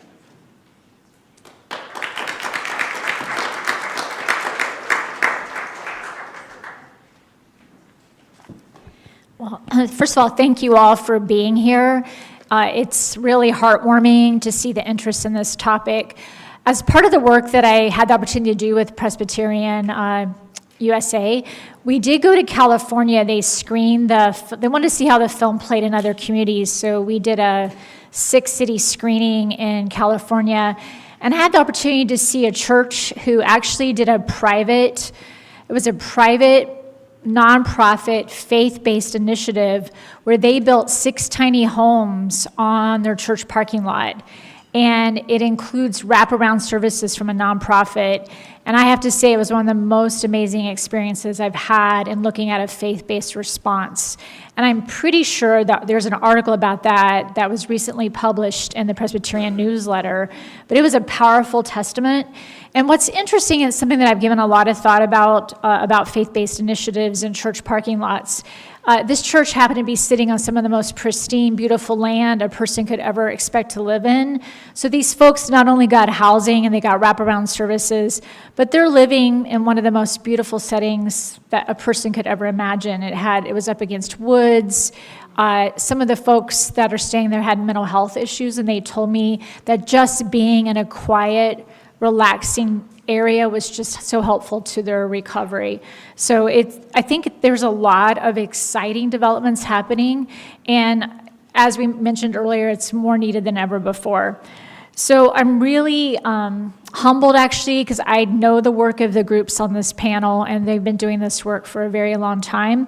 And there's no way we're going to get through all the questions, so I'm going to go ahead and start with the first one. If you could briefly tell us a little bit about the mission of your organization, but also about the role of faith in the work that you do around housing. And we'll just start with you, Michael. Thank you, Kathy. I feel like I have a bonus round here because I just spoke to everybody at lunch for a moment. But to focus on the faith part, we are very focused on corporal works of mercy and the role of an active faith life from a Catholic Christian perspective. So the Society of St. Vincent de Paul was founded about 200 years ago in Paris for this purpose, and it was a response to challenges that college students received from their classmates that basically said, you Christians, you Catholics, you talk a good game about loving the poor, but what do you really do? And so that's what got us started. And so we've carried that forward here to the States not long after that. And here in Dayton area, we've been operating about 95 years, and locally sheltering for about 40 years now. So, but in addition to shelters, we have about 100 housing units throughout the area that we also operate. And then, like I said, are about 30 or so church-based conferences that accompany folks. Okay, and we'll just pass the mic down the row. Yeah, thank you. My My name is Vanessa Ward. I'm president of Omega Community Development Corporation. I'm also a pastor emerita from the Omega Baptist Church, where my husband and I started this work of the nonprofit work in 1997. We just retired a couple years ago as the senior pastors of the church, and now our son is actually leading the church. Imagine that. In any event, do want to say that our faith mission, we really have taken very seriously in the ministry. Matthew 25, when I was hungry, did you feed me? Did you clothe me? The church has had an outward mission and vision since my husband and I started with the church. We just felt very compelled to think about ministry, not just within the four walls of the actual edifice, but more about how do we walk our faith and how do we respond to the needs of the people who are surrounding us. We had great models of ministries that were very progressive around the country. We didn't see as much in Dayton with nonprofits who were trying to do this kind of work, but looking at a Floyd Flake in Jamaica, New York, who was a congressman and also the pastor of an AME church, but they had been able to erect housing all around that particular community. There were stores, there was economic development, there was education. They were attempting to be that voice and that presence of Jesus in their community. And we really felt compelled to that ministry. And we are blessed that the Omega Church was open enough to receive that kind of vision and mission.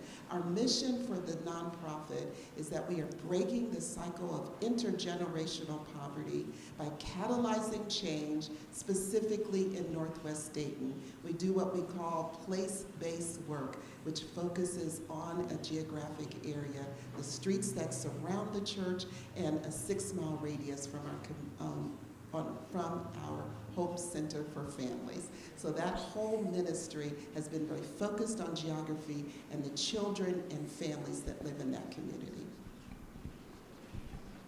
She's a tough act to follow. Yeah. I'm Wes Young from St. Mary Development. I'm president and CEO.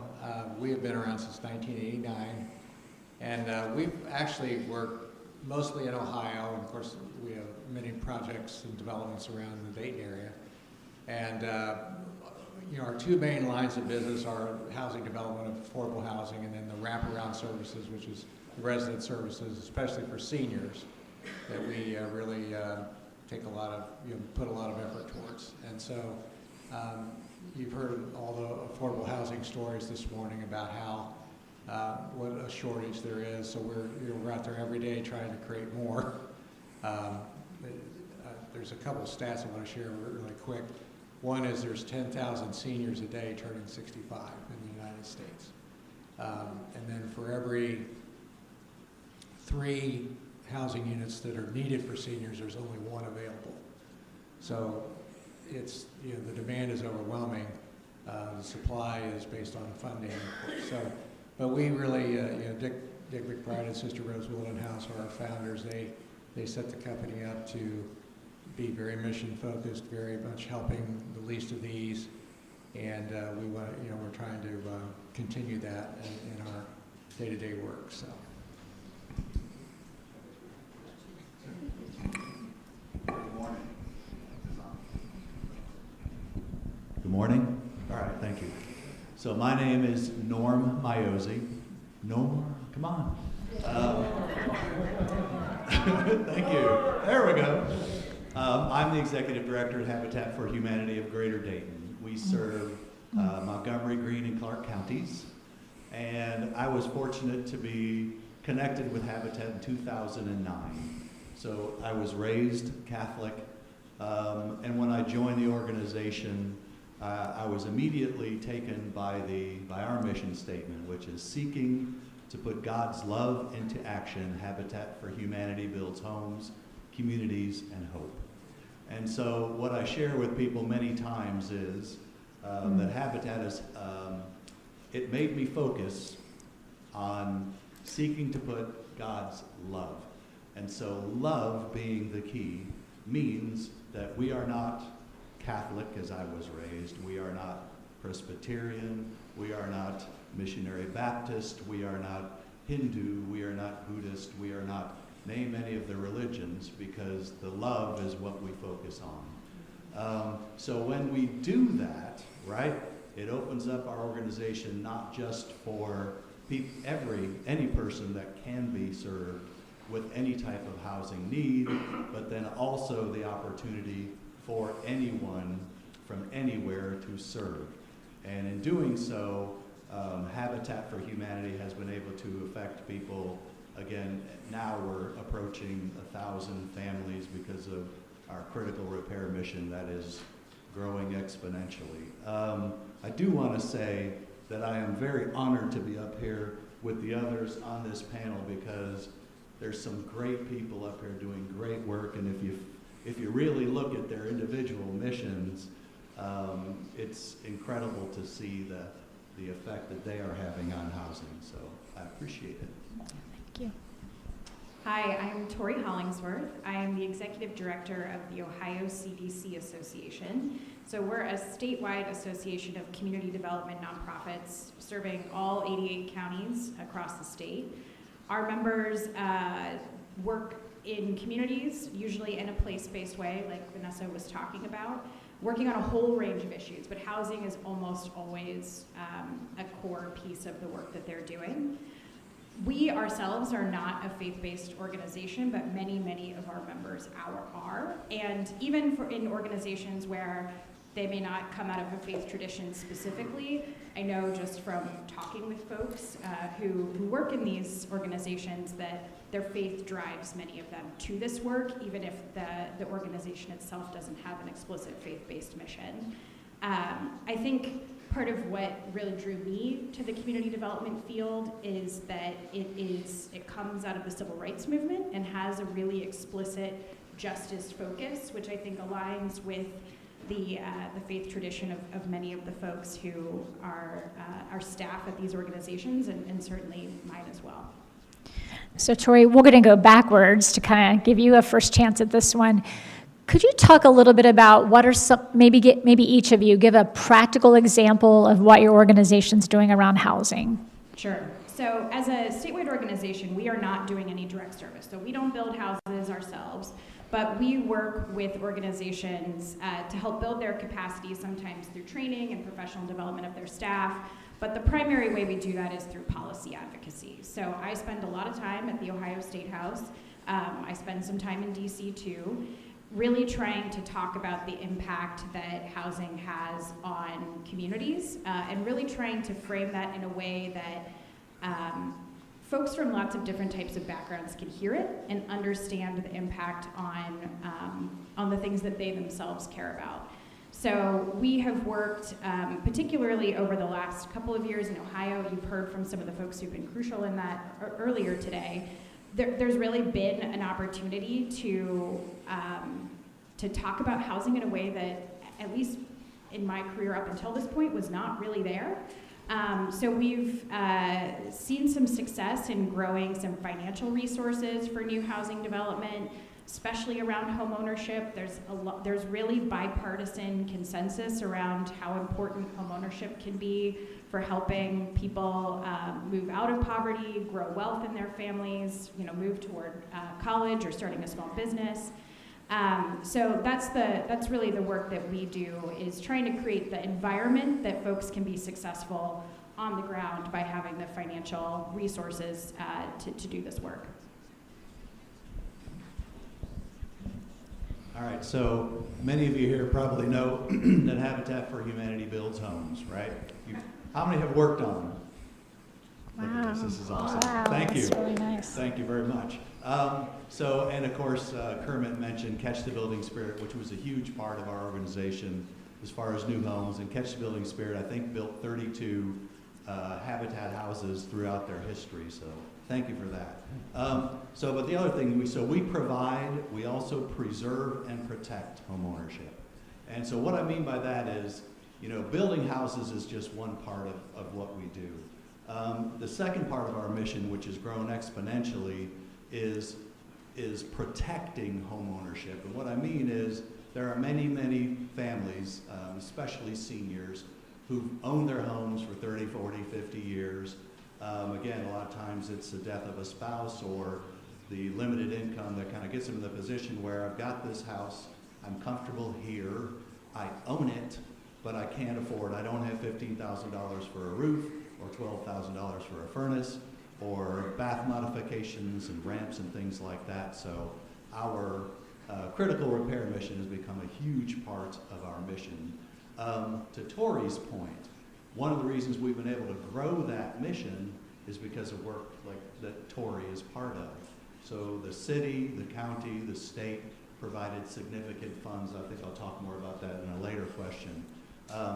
But it allowed us to do these repairs for families, keep them in their homes so that they don't have to go into some other type of assisted living, or at least prolong that, and it preserves that house. The other thing we do is we also renovate homes. That is probably the smallest part of our mission, unfortunately. But the city of Dayton has some very large, older housing stock, not all of it, but the larger stock is harder for Habitat to manage as far as renovations, but we do a lot of times work with municipalities to renovate smaller houses, to protect that investment that's already in the community, and then hopefully to support the neighborhood by making sure that that house still remains viable.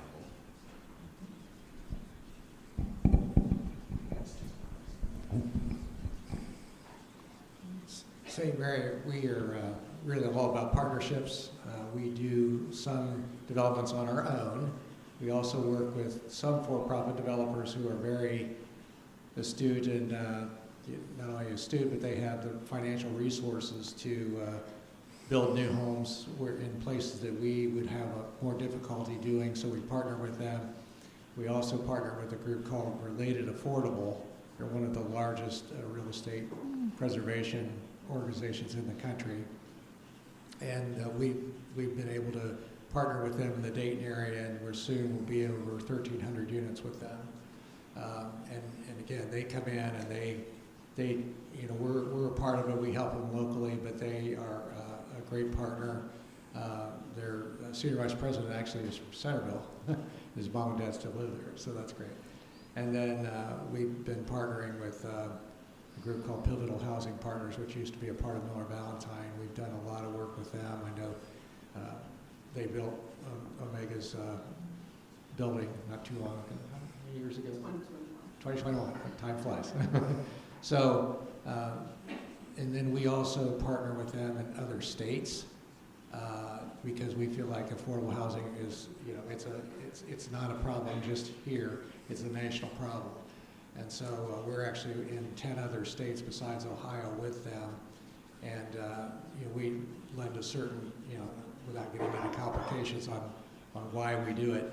But I believe that affordable housing in Des Moines, Iowa is just the same as Dayton, really, because we're meeting a need out there as well. So there's that's you know, and anytime we have an opportunity with the tax credits, which we use primarily to fund it, you know, if there's a round that, you know, we can apply for, we do. We always do the maximum number of applications, and you know, it's the money is Tori knows, is very tight. There's not a lot of funding, but we, you know, we go after it and try to you know, meet the needs that are out there. So Omega CDC has not the expertise of these previous people in terms of housing, but we responded to the need that we heard from the people living in the communities. Through our coaching processes with families in the Hope Center for Families, we found more and more families coming to us living in housing that was not in good quality and spending rents, paying for rents that were exorbitant, that far exceeded their incomes. And so we began to explore, as we did more surveying, how can we meet and work with and collaborate with organizations who care about this issue. And it was the pivotal group that Wes just talked about, who was Miller Valentine at the time that we were having this initial conversation, who talked about, we think this is a great opportunity where Omega could partner with Pivotal to bring affordable senior housing facility in the neighborhood for ages 55 and above. So our first opportunity was to build what we call now the Omega Senior Lofts. Those are 81 units, 1 and 2 bedrooms, wonderful washer and dryer hookups in the apartments themselves. They are rental units. I say all of this because many of us take that so for granted. But when we're dealing with the people in the community, the difference between having a washer and dryer in your house and not having to try to depend upon a laundromat, which incidentally closed in that Northwest area about 15 years ago and is still not open. So the necessity of having that for seniors really breathed into us the need for us to move forward and make this a reality. That was our initial interest. The second, and I have to add this because this is what we're doing now, is partnering with some really wonderful projects that are coming to Northwest Dayton to provide housing ownership in Northwest Dayton. And because of an interest of Right Pat Credit Union, dollars have been secured to do a Pathways to Home Ownership program that was first introduced during the tornado and allowed for people to get housing that they could own. We are now in the third phase, and the third phase is happening in Northwest Dayton, and there will be a total of 30 homes in the Fairview area, which is where our families are living. And then County Corp, through ARPA funding, has found a way to bring 40 new constructions to Northwest Dayton in addition to those 30. So we're talking about 70 new homes over the course of the next few years. Here's what's amazingly exciting, is that the first 5 homes stick-built are being constructed even as we speak on Ravenwood Avenue. Yeah. And Omega CDC serves the role of working with the families to get them mortgage ready with other partnerships with the Homeownership Center. The county is involved in this as well, but we're serving as the conduit to get the people ready and prepared for those first-time home ownerships. We've got 5 already for those first 5, and we're incredibly ecstatic about this opportunity. That's just a few of how many that are needed in that area, and I can talk about that a little bit later. At St. Vincent, we're engaged in housing in a number of ways, and I think it's probably best to describe our approaches in 2 different ways. One is short-term solutions, and another is long-term solutions. So short-term solutions, as I said, we have about 30 neighborhood-based conferences throughout the Miami Valley who assist people with practical things like rent assistance and utility assistance and connecting folks to resources in the community. We also, when people kind of fall through all the safety nets and they come to shelter, for the folks who are in a chronically homeless situation, which is really the majority of the people that we see, the long-term solutions are the hard ones. They're the simplest to describe, but they're the hard ones. And it's basically this. As a Christian organization, we know the command, love one another. Ruptured relationships are the #1 problem for chronic homelessness. They're made worse by economic situations. They're made worse by economic factors, but ruptured relationships are #1. And guess what? We have ruptured relationships all across society at rates now that we've never seen before. And I'm not talking about just political division. I'm talking about family size has plummeted. Our birth rate has plummeted. an average of 80% of people in shelter right now are single adults. Imagine 80% of 500 or 400 or 500 people in our shelters right now looking for their own place to live. There is no economic solution to that for every person to have their own place to live. We're not set up for that. So again, we're back to the Christian principle of loving one another. We are meant to live together. And I'm not making an argument for traditional family structure. What I'm saying is, in order for us to love one another, we have to put up with each other. And these are the hard long-term solutions for people to know that freedom is not about what pleases them, but freedom is about being able to do what they should do and make their own choices around what they should do in the context of close friends and families and partners, married or not. So I think it's really important to bring that up in this context, because every time there's a division in a family, we are taking another unit of housing off of the market. And that is a demand of our culture that we can never have sufficient supply for. And that's something that we all need to think about, and think about how we live our own lives and how we love other people in our lives and how we're willing to put up with them and how they're willing to put up with us. That we need to keep that central, that especially those of us who are in faith-based organizations, this is not just about dispensing money or help, direct help in a countertop type way, in a service center type way. It's also about modeling true love, willing the good of the other person across from you in a way that you're willing to suffer for their good, and encouraging them to do the same with you and other people in their lives. Thank you. And we'll start with Vanessa. Thank you. Yeah. We'll start with Vanessa on the next question.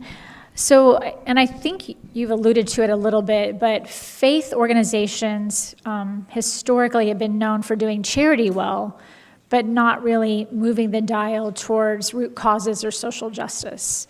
So thinking about that, and I know that all your orgs are moving more in the direction of social justice or looking at root causes or systemic issues. And for example, systemic racism also plays a very big role in what's happening in housing in our communities. And I don't think we've talked about that enough today. So how do we move faith-based organizations towards looking more at systemic issues? And what would you suggest? Yeah, I'm reading or almost finished with a book entitled The Sum of Us. And it's a wonderful exploration of how racism has been key in every aspect of our life in America from the very inception of the country. The whole zero-sum game was a kind of a philosophy for how, if you get something, then I don't get it. And so the sense of not wanting to give or seeing people of color, marginalized people as less than, the whole push for not making sure that they also get what everybody else gets. I think that is so critical in our understanding. I'm back to your love. The need for us to change our thinking about how we got here, and then be willing to be courageous in challenging systems that keep us in this environment, in this same space. And I'm not talking about political parties, I'm talking about just this whole sense of us versus them. And we're all in this, and we all need each other, and we all need to figure out how to do this together. And I think there's great opportunity. What I have found in the work that we're doing, is that we're called by faith to be involved in serving with wraparound services, our children and families. But we're also called by faith, I believe, to sit in spaces, and that's why I sit on several boards where decisions are being made and there are questions being asked, and I get to ask some questions and listen to how we're going to solve these problems together. And I think we need more engagement at that level to change systems. It's not going to happen overnight because a lot of people hold dear those systems because they have benefited them.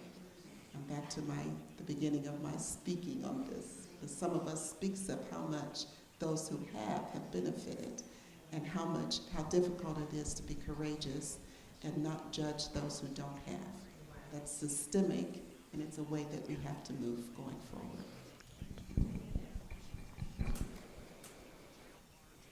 Same area, we try to have a lot of training around this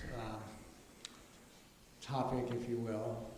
We try to make sure that all of our staff are sensitive to the needs of our residents, that they come first. It's just the way it is. That's the way we preach it, if you will. So I was just talking last night with our head maintenance person, and I was, talked to him a lot, but he gets it because he said, well, so-and-so Mrs. Smith was having some trouble today, and she was complaining about the deer that show up in her front yard, okay? Now, that bothers her, but even though he was busy, he spent time listening to her and understanding what her issue was. And that's what I want, that's what we want, and we try to err on the side of being gracious and loving and understanding, and that's kind of how at the granular level, day by day, meeting people one-on-one, that's what we try to do. So I think that's where I'll stop.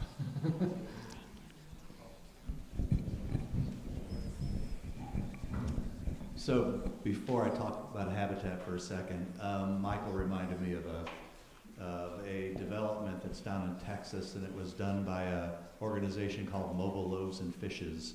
How many have heard of that or seen that story? Just one. I encourage you all to look that up. But what reminded me of it is the gentleman that started it, he said that homelessness, despite what you think, causes it, right? It's not all the things that you hear, but it's a complete and total loss of family. And when you see the development that he has successfully built around homeless people, it's incredible. It's amazing to see the wraparound services that he's built in. I'm assuming, Michael, you're shaking your head like you've seen this. But it is an opportunity for something that I've not seen here. But that's what it really is. It's all based on is the gentleman had a food truck called Mobile Loaves and Fishes. When he went around and gave away food to people who needed it, he really quickly found out that it wasn't, that all the preconceived things, they just were looking for family, right? Yeah, and thanks for bringing that up. And what makes the difference in developments like that is their ability to build a sense of community. We've also seen examples where the solution was just focused on, let's cram as many tiny homes as we can on this church lot, and let's hire a couple of social workers, and let's get security, and let's do the cameras and do all. But if you don't have the sense of community there, it doesn't work. And I visited one last year in Santa Fe, and it had only been open about 6 months by the time that we visited, and they had 10 units of tiny housing. They only had one couple come, and everyone else was singles, although they were all designed to be for couples. And the couple was the first one to split up and leave because it just didn't work. And the turnover had already been 100% in 6 months for everybody else. So the idea that what community really means is that we're there for each other, and that's not just in through good times, but also through bad times. But that also means you have to be willing to be vulnerable, and vulnerability is really tough, not just for the homeless population, but for everybody. And so therein lies this, again, call back to the Christian tradition. What Jesus showed us was just complete vulnerability. And if you look at scriptures closely, he's living out his love and his ministry through complete vulnerability all the way to the cross. And so, those of us in the Christian world, we often say we're not about bunnies and butterflies. We're about sacrifice and suffering and being there for each other. So, again, to the extent that we can create community, that we can mend these broken relationships, these ruptured relationships, and encourage people to sit at the foot of the cross with each other in our sufferings, that's where we learn to love, and that's what loving one another really means. And there are communities that can do that, and that one is one example. I'm going to forego and give it to Tori. Well, I think the question that Dr. Rao asked is interesting around why have faith-based organizations not been always so successful in dealing with systemic issues. And I think particularly on housing, at least, part of that is because the system is not set up for many people to succeed. Housing finance in our system, particularly affordable housing finance, is incredibly complicated. And the tools that are available to build housing for low-income people, for poor people, require tons of attorneys, require tons of expertise. I've been doing housing policy work for the majority of my career, so about 15 years, and I still learn things all the time. And I still don't feel confident that I could put together a successful deal to actually build affordable housing. So the reality is there are a lot of barriers for faith institutions that are not set up to do housing work to be successful in that without a lot of assistance. And that's where I think organizations like the folks on this panel are really crucial, because they can kind of bridge that gap. And I think to go back to how the systems themselves need to change, unfortunately they are too complicated. They are not just granting dollars out to build units. They're competitive, they require tax credits, you need investors, you need syndicators for the investors. We can get into all of it if anyone ever wants to talk about housing finance, but it is, it comes out of scarcity ultimately, or at least a mindset of scarcity, that there's not enough to go around, and we need to create these really complex systems to be able to dole out what we have. She's right. But one stat that really kind of blew me away that I read about 2 or 3 years ago is in our world of federal tax credits, there's state tax credits now too, so that's even another layer of complexity. But out of $100 that you spend or try to raise for affordable housing, $19 goes to regulation. So we're talked all day long, and rightfully so, about the shortage of affordable housing. What it means is regulation is taking out roughly 20% of the housing units that would be available. Now, I'm not saying that there doesn't need to be some regulation, of course, otherwise it's the Wild Wild West. We don't want that. But that's somewhat frustrating. Thank you. I just want to say it is very complex. Having done a tax credit, new market tax credit, and affordable tax credits, I leaned on expertise like Wes, who's amazing. I've seen the work he's done. But I do want to say that on top of that, and I think we need to address this, are the systemic barriers that have been in place for people, marginalized people, and through redlining that continues to exist, and decisions made to not make available those special programs that are available to other people. There's otherness that's going on in the midst of this, and that love is not, and the equity is not at all being, we have to fight it. And so it's a hard fight because it's been around for a very long time. And so I think it's difficult for faith-based organizations to speak that truth and then be courageous enough to fight, because it is a fight. And I have to say that. Yeah. And I want to thank you for saying that. As a professor, a lot of my students think that racism's over, that there's no longer redlining. And we know that historically it's still happening. I happen to sit on the Human Relations Council for the city and hear cases of housing discrimination. It happens every week. And if you want to, there's a new documentary that came out 2 years ago called Lowballed. It's about housing appraisal and how black families literally have to whitewash their homes before the appraiser comes to get their house even appraised. They actually take homes where black families live and remove anything, including photos, and put all white people pictures in it. It's a very interesting documentary. And literally their houses got appraised differently. So the real estate market is still struggling with the vestiges of redlining, and part of the affordable housing crisis is very much related to systemic racism issues, which I think Amy this morning talked about the book Color of Law, and I think that book does that story well. So thank you for that. Just like Neal, we had way too many questions for such an amazing panel, so I'm going to shorten it to get to a couple more. I think I see it more now than I've seen it in recent years, but what barriers limit faith-based responses? Funding, stigma, burnout, or political challenges, or resistance in the church? And then we'll have a chance to talk about opportunities. But I do want to take a minute and really honor the fact, what are the barriers that you're seeing? And maybe we'll start, we'll start with Habitat for Humanity.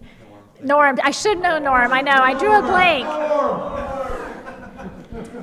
So thank you. So barriers. So Habitat, right, had its roots in faith-based organizations. We started in the basement of a church, from what I understand about our history. The international organization was actually the bylaws, or the organizational documents were written here in Dayton. 4 people from Dayton were on the board, and one was a minister here in town. With that said, the barriers, I think, for faith-based organizations getting involved, what I am seeing is probably what the churches are seeing. Populations, congregations are aging, and like the Catch the Building Spirit organization, some of the members who really drove that project, they got tired, they got older, they got to where it was not as manageable as it was before. But what we are trying to do is to make sure there are lots of opportunities for volunteerism, especially. And some of our best groups are actually groups from many of the local churches. Kermit mentioned at lunch our Faith Build project that we have going right now in Miamisburg, but we have many, many groups of 5 or 6, or 7 or 8 or 10 or 20 individuals from, this church or that church, or Sugar Creek Presbyterian, that will come out and volunteer on that site. And so to get involved, I think an easy way, and something I'm going to suggest is, we all have groups of friends. Many, as you do age, are retired or retiring. Try to get your group together. Organize, every Wednesday or once a month or on my birthdays or those types of things. Volunteer with your group of friends. And I'm not just speaking about Habitat, because there are lots of great organizations here, but groups support each other. From the selfish side, if we see the same people come to a Habitat site, it just makes it that much easier, quicker, right, to orient people to what we're doing. But I think that would be for any organization. So for us, I think the challenge is, the aging, right, the populations are aging. The other, tell your kids, we gotta teach all our kids, you gotta volunteer, you have to give back. So I know people here do, but encourage your friends to do the same with their kids. So. Go this way. Yeah. Well, I would say the top two barriers, one would be if we build a 60-unit congregate living apartment building with 3 stories, it costs about $18 million. So that's a funding barrier right there. And it used to be about 2 or 3 years ago, we would expect in the higher level, higher tier tax credit world, about 33 deals that would be funded every year. Now it's down to 22. We didn't run out of money. We didn't get any less money because the tax credits are actually allocated to the states about like presidential electoral votes because it's based on population. But what happened is the cost went up, like a lot. So we're really, now we're competing, there's the same number of applications. There's about 80 or 85 applications and there's 22 awards instead of 33. So it's tougher that way. And let's see, the other would be just, I know. We talked about it this morning. NIMBYism. NIMBYism is not in my backyard. We run into this a lot. I won't name it. It's not proper to name the town. It's not too terribly far from here. It's not in this county. I'll just say that. And they absolutely stonewall us. Absolutely. For building a senior, low-income senior building that in their revitalization district, we would have put about $13 million in the deal to build this beautiful building, and they said, we do not want it. We do not want to serve the poor. We don't want to serve seniors because we're afraid that what would happen. Okay, so I say that to say this. One of the let's say and Kettering's not really a good example because the city of Kettering is easy to work with. They are really wonderful. Whenever we get an opportunity, we work with them.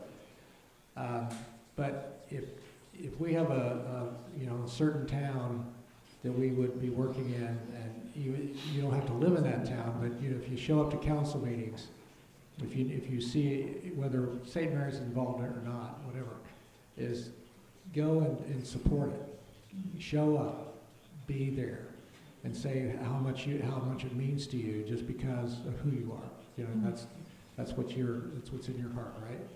So that would be the number one thing that I would suggest that would be a volunteer opportunity for St. Mary. And the other one is, and we talked, I think Michael talked about it with community, the biggest problem that we face with our seniors is isolation. We took extra steps during COVID to try to avoid that, but it was still difficult. But so if you have if the Spirit's talking to you and saying, hey, start a Bible study on our Hoover campus, it would be wonderful. All you have to do is contact me or contact someone at St. Mary. We'd be glad to set you up for that. And it's about learning, the scriptures and so forth and so on, but it's also about listening to Mr. Jones or Mrs. Smith, and you're there for them because a lot of our seniors don't have family, and it's sad, but some family members come and basically steal from their parents. I hate to say it, I really do, but that's the case sometimes. So they need a friend, and our service coordinators are more than willing to help, but we can't put 5 service coordinators on a campus where there's 137 units. There's enough work to do and there's enough support to be provided, but we just can't do that. So that's with inflation, that's my 3 cents worth.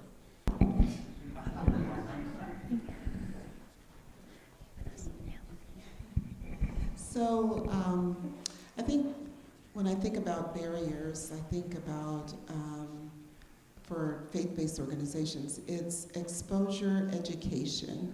I think that there's a lot we don't know.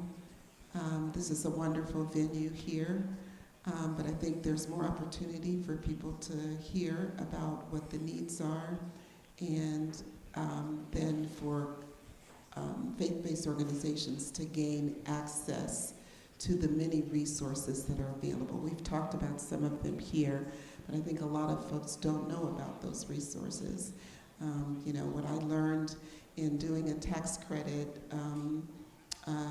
deal was finding someone who really specialized in tax credit deals out of Cincinnati, and that came through a relationship with the president of a bank here who felt very strongly supportive of the work that we were doing in the proposition of building an affordable senior housing, or building the Hope Center for Families, for example.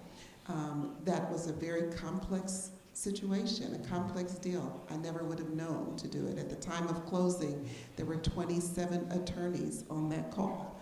It was very incredibly complex. And there's a lot of fear and anxiety around doing something that big, but there are resources. And so I would think a barrier, particularly for faith-based organizations, first understanding it, and then becoming acquainted with resources and who it's best to work with. I want to talk about, from the community perspective, there's a barrier because I think that there's a lack of trust for institutions, and I'm back to the institution piece. You know, even trust in believing that what you say you're bringing that's going to benefit our community is really going to benefit it. You know, very interesting, I'm in a different conversation for another possible housing initiative in Northwest Dayton, talking to the community because we do what we call a community work group meeting every first Monday of the month at Grace United Methodist Church, and we have over 200 residents in that setting every month. As we talked about housing and the opportunities, a young man talked about not wanting a building that had units because he was fearful of the project kind of, that this would be a new project. People who are poor don't want to stay poor, and they don't want to be perceived as being poor.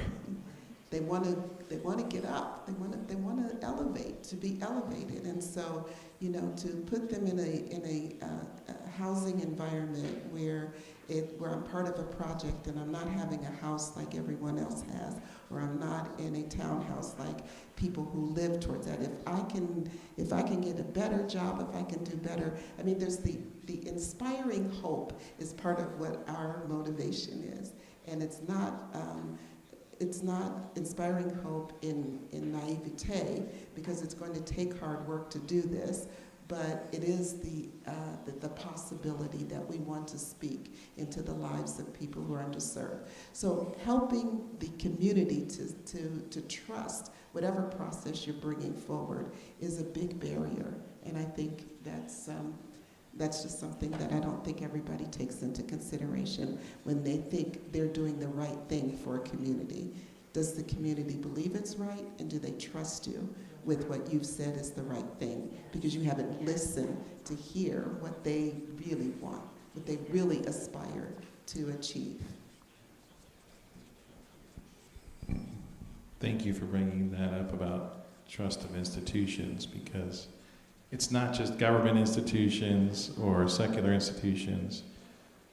People don't believe as much in faith institutions as they used to, and as Andrea mentioned this morning, you know, a generation ago, or 2 generations ago, before government was heavily involved in social services, it was faith communities like this that did everything.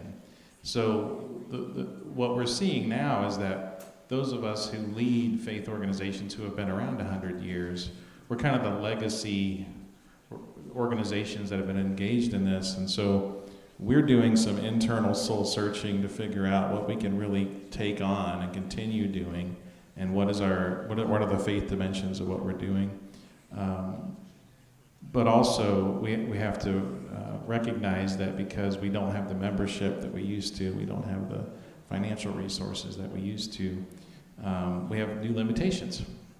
And of course, that's being lived out in our community as we speak.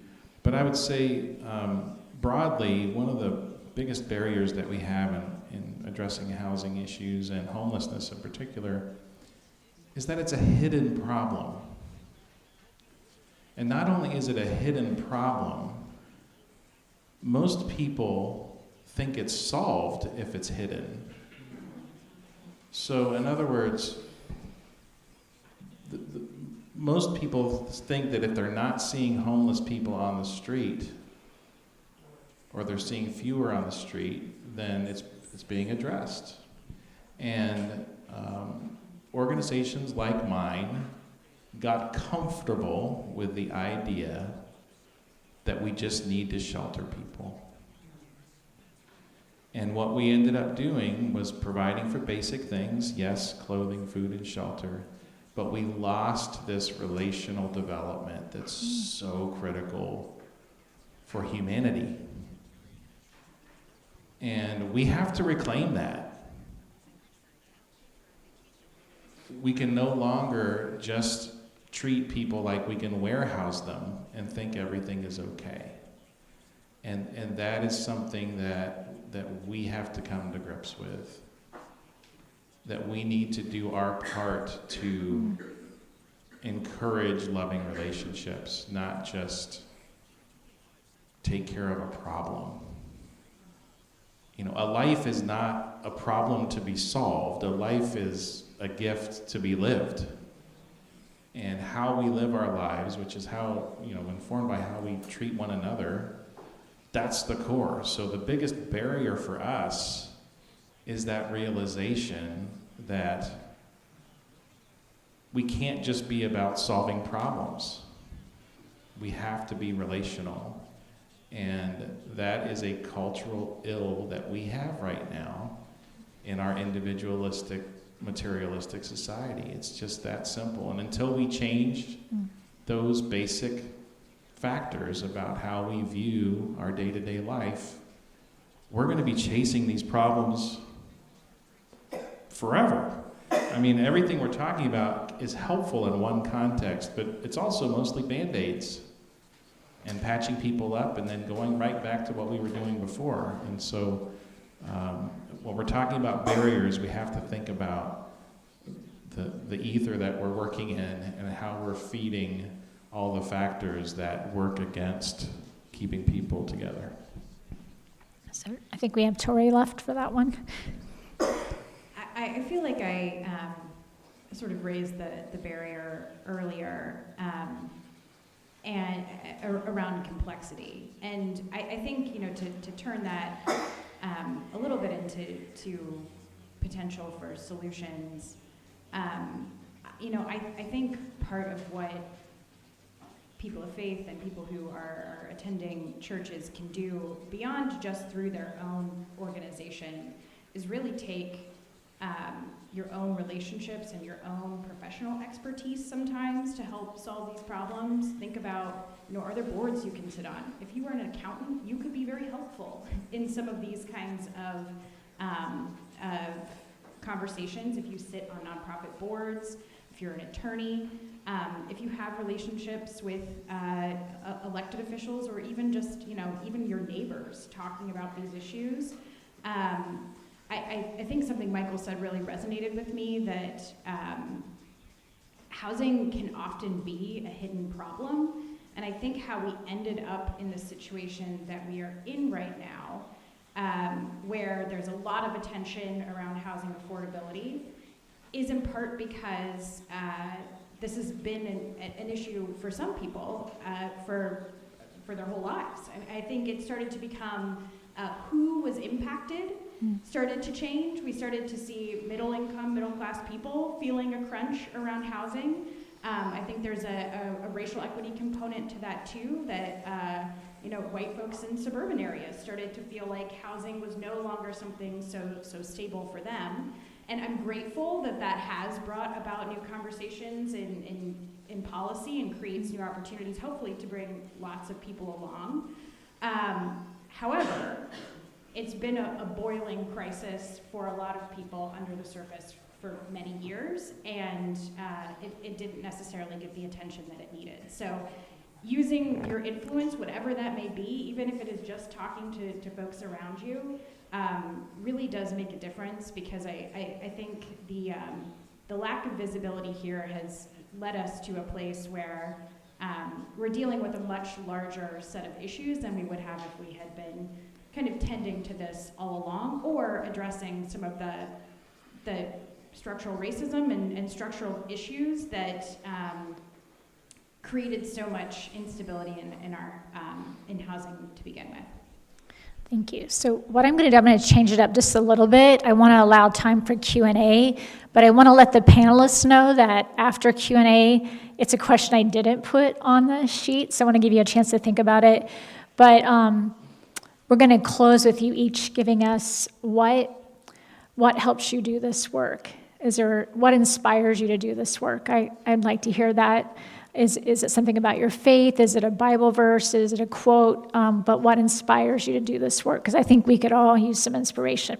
So before we ask you that question, are there questions from the audience?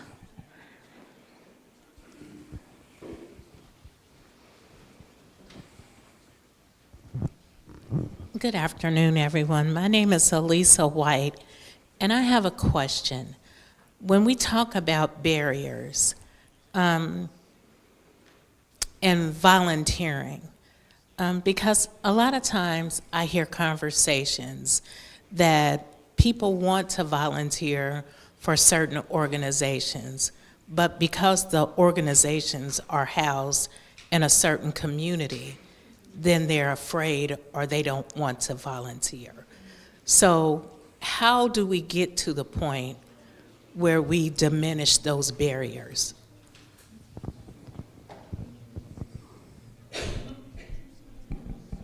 I can start. I think spending time with people who are not like you is the most important thing that really any of us can do on a whole variety of issues in our society right now. Because I have consistently found when I spend time with people who come from different backgrounds than I do, I walk away not only seeing our shared humanity, but also usually feeling enriched and feeling like, excited about being a human, which is not a feeling I get to have that often. So, to me, that I do have a 7-month-old, so yes, my sleep deprivation may be part of that. But finding spaces, and to me, faith institutions, I think, are crucial to this. In my personal background, attending a racially and economically diverse church was, to the question, why I do this work. In being around folks who had very different backgrounds than mine, really set my whole worldview. So I think I think faith institutions are crucial in bringing different types of people together and figuring out how to do that. When I know it is not easy if the congregation itself is not diverse to begin with, but to me that's a crucial role. Yeah, I'd say, Lisa, your point about how comfortable people can be, and how can that be, and how do we get over that barrier? What we're really talking about, especially our willingness to be with people that are not like us, is our openness to vulnerability and how that is received and how that is curated by others. So in our case, I would say I can think of 2 or 3 platoons of my Special Forces volunteers who are so skilled at working with others that they know how to come to people where they are, including other potential volunteers, and sort of draw them in that way. But I'll also say this, volunteering in our spaces is not for everybody. And that's okay. And just like there's any number of ways you can participate in civic life, in school life, in church life, there are a number of ways you can participate in human services life. We certainly always want people to pray for us. We need people's financial support. We have certain volunteer opportunities that are not forward-facing, but more kind of back-of-the-house type things. We've had volunteers help with things as broadly as process improvements. We have one volunteer who came to us and basically worked full-time for 18 months, and he had all this expertise in process improvements, and guess what? We improved a whole bunch of processes. But he could do so in a way that may or may not have involved direct involvement with direct delivery of our ministries. But yeah, it's a real thing that there are barriers, and like I said earlier, on the whole hiddenness part, again, part of this is people react to what touches them, right? What comes into their sphere of concern. And our sphere of concern is much larger than our sphere of influence, right? Our sphere of influence is, how we're directly interacting with the world around us and how we can affect that. I would say that our sphere of influence is definitely where we need to start in showing the love to each other that we all deserve. And then to the extent that we're willing to be vulnerable and connect with people who can help us work through that fear of vulnerability and perhaps broaden our horizons to be with people who are not like us. I think that's how we can grow our volunteer opportunities. Thank you. I think we have one more question. Yeah. This might be a little off the side, but it popped into my head. Of all your different organizations helping people, you're helping them get off the street and helping them in different places.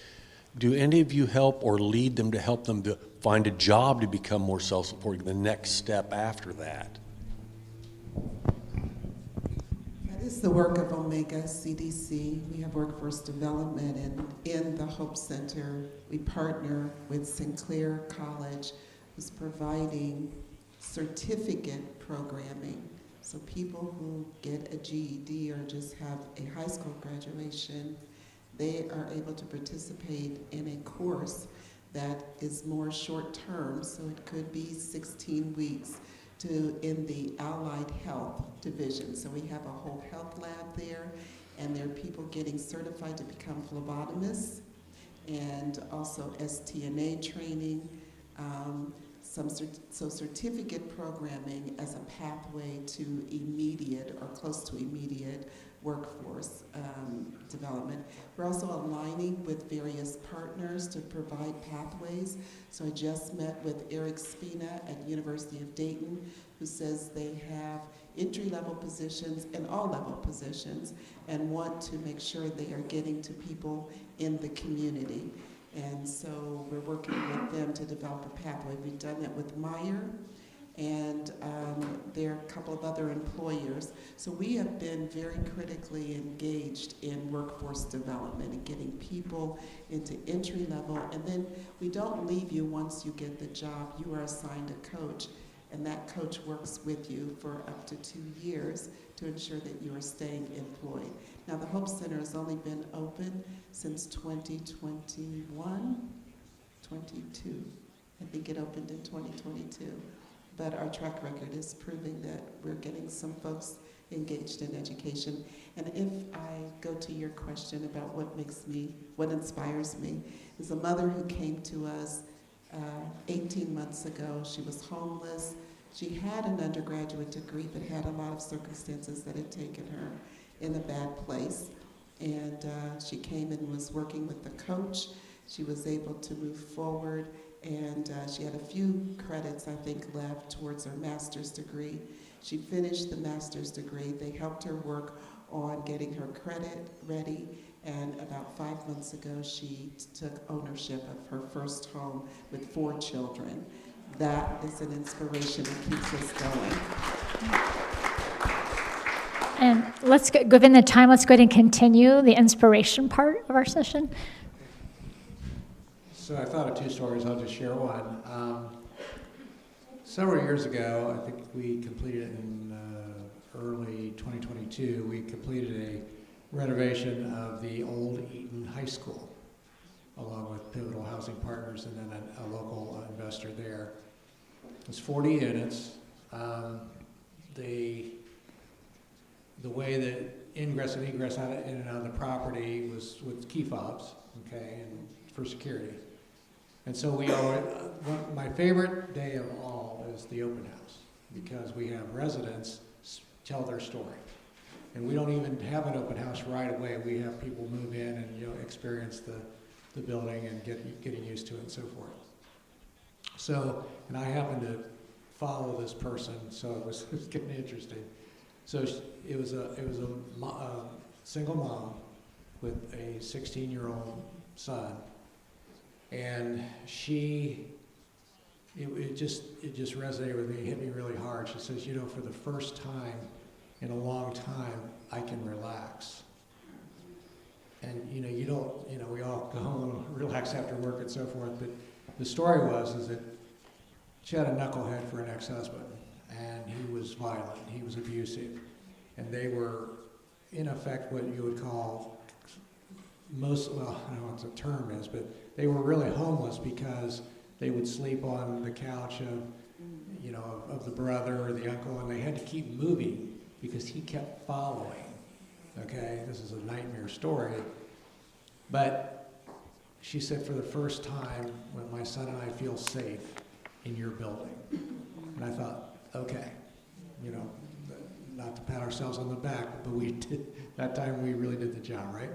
So it's a whole different world, but it was so inspiring that I had to acknowledge her, right? I think I spoke two persons after her. And so that is just one thing that came to mind. That's why I get up in the morning and do what I do.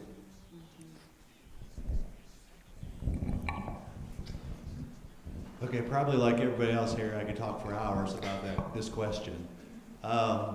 But let me say that, again, I'm not going to get into a lot of the details, but I do believe in my heart that I was led to Habitat for Humanity in 2009 so that I could learn.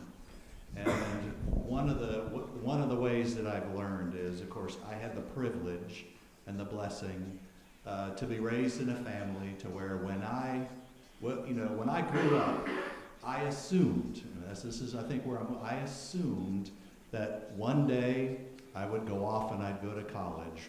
I grew up in a family of 12 kids, so we weren't really privileged, but I was, because I believed that. I believed I'd go to college. I believed I'd get married.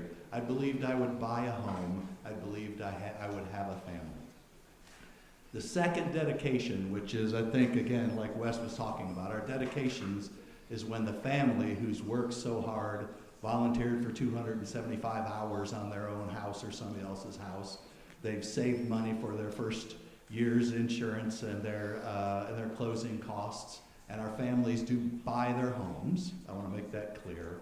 But so we're at a dedication where all of this has occurred. So the families work really hard. And at the dedication, we celebrate with, like Sugar Creek is there to see, right? And the family tells about all the things that this home means to them. But the second dedication I went to, after all of this was done, all this joy was spread, this beautiful little 80-some-year-old woman was sitting in the corner, and she says, "Can I say something?" And we, of course, said, "Yes, of course." And she said, I forget, 85 years old. My husband and I raised our children in rental homes. All of my children raised their families in rental homes. Their children have raised their families and lived in rental homes. I never thought I'd live to the day to where I'd see my granddaughter own her own home. And that hit me like a ton of bricks because it helped me to realize that not everybody believes that they will. And so to be able to do that for people and again, when I say help, all we do is provide the opportunity. Our families work really hard. But to be able to provide that opportunity for them to hopefully change the trajectory of their families, not so much, not even the financial part of it, but for the stability of their families and their kids. And 9 times out of 10, that family home turns out to be the place where holidays happen, where, you know, relatives gather, because it is the place that's stable. It's not somebody moving from rental house to rental house because of reason A, B, C, and D. So that is why I do what I do. I think I already covered it, Michael. I think you're up. Sorry. Can you repeat the question? What inspires you to do what you do? Oh, wow. For God so loved the world that he gave his only Son,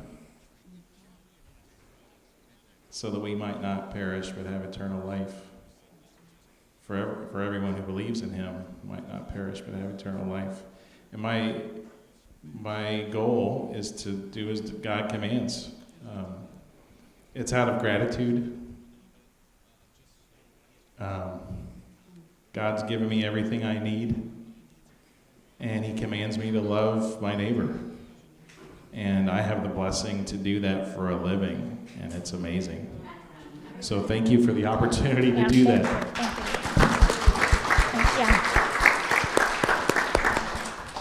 Thank you all for participating in this panel. We are going to go on a break so that you can all shake out that after lunch feeling. There should be a new table full of snacks, so if you're not well fed, shame on you. Make sure you hit all of the stations you haven't hit yet, and also complete your bingo cards and get those over to Bethany, because we will draw the winners here right after this session. So we'll probably start a little 5 minutes late, so 2:35. This next session is going to be such an incredible session, so hopefully you have a chance to stick around.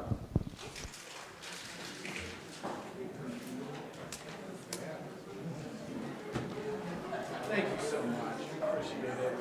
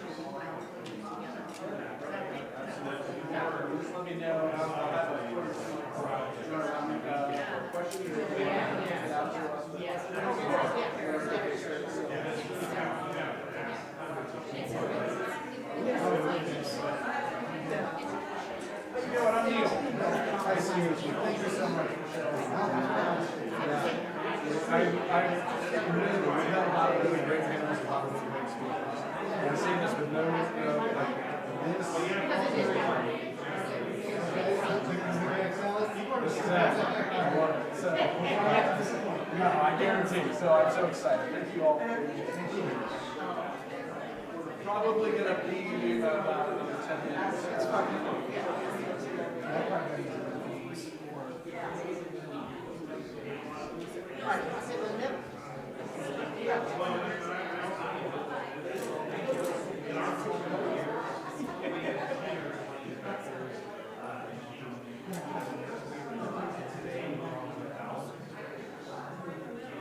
Just don't let me forget it.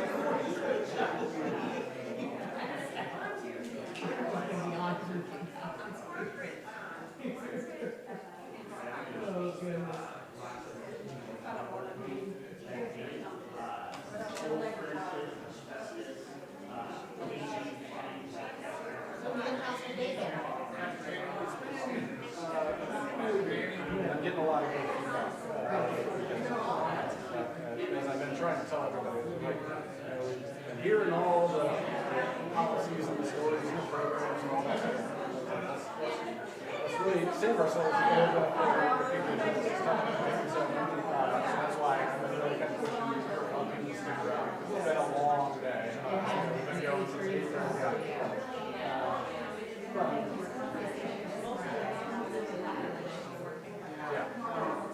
Yeah, no, I mean, like, we have that introductory session, and I've been telling them, like, swear to God, things will come back to the, like, so, the good news is, and hopefully, okay, we do have a live stream going, so that people are able to see us, from further away, so there are people who are like, I gotta go do something, but I'm gonna go back and watch it later on, or I'm gonna go do something, so. What's that? Sure. Yeah, and even if you go on YouTube, so it will. So it will probably be uploaded into like the channel like in a couple hours from now. So probably later on, later on this evening. It'll probably be there.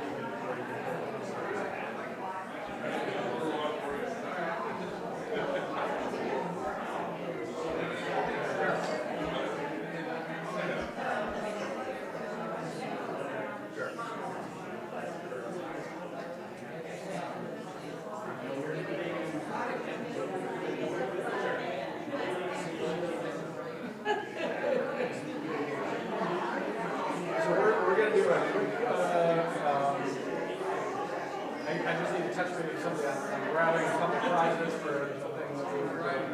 I'll lead it into an introduction. We actually have these two ported mics, so if you guys, between the three of you, can share the. It's up to you. I'm going to speak right from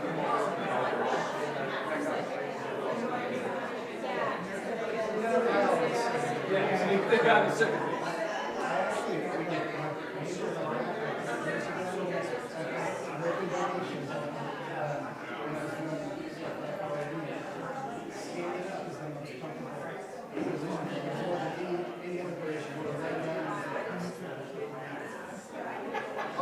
I would much rather as well. It just hurts when I do.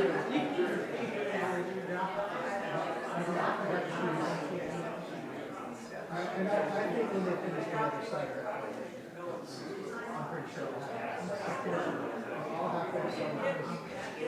I know they don't have to doing notes at some point, so I'll have to do somewhere to do.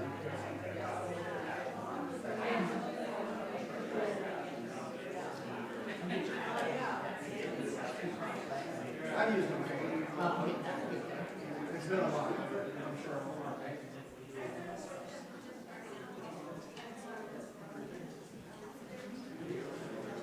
That's actually one of the better ones. I've used a couple other systems too. They were much more difficult to use than COHHIO.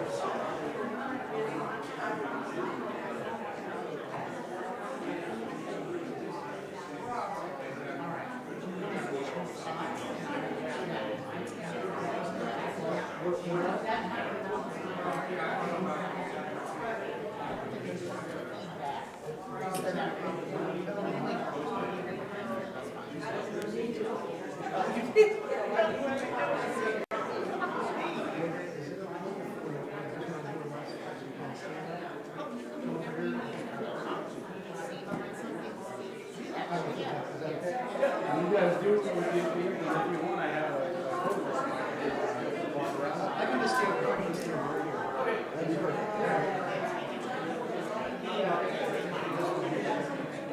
Actually, if you wanted to stand up here, this mic will also,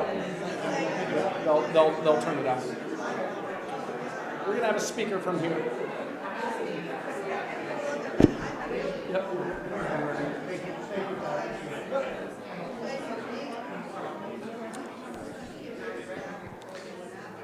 Okay, if we want to take our seats.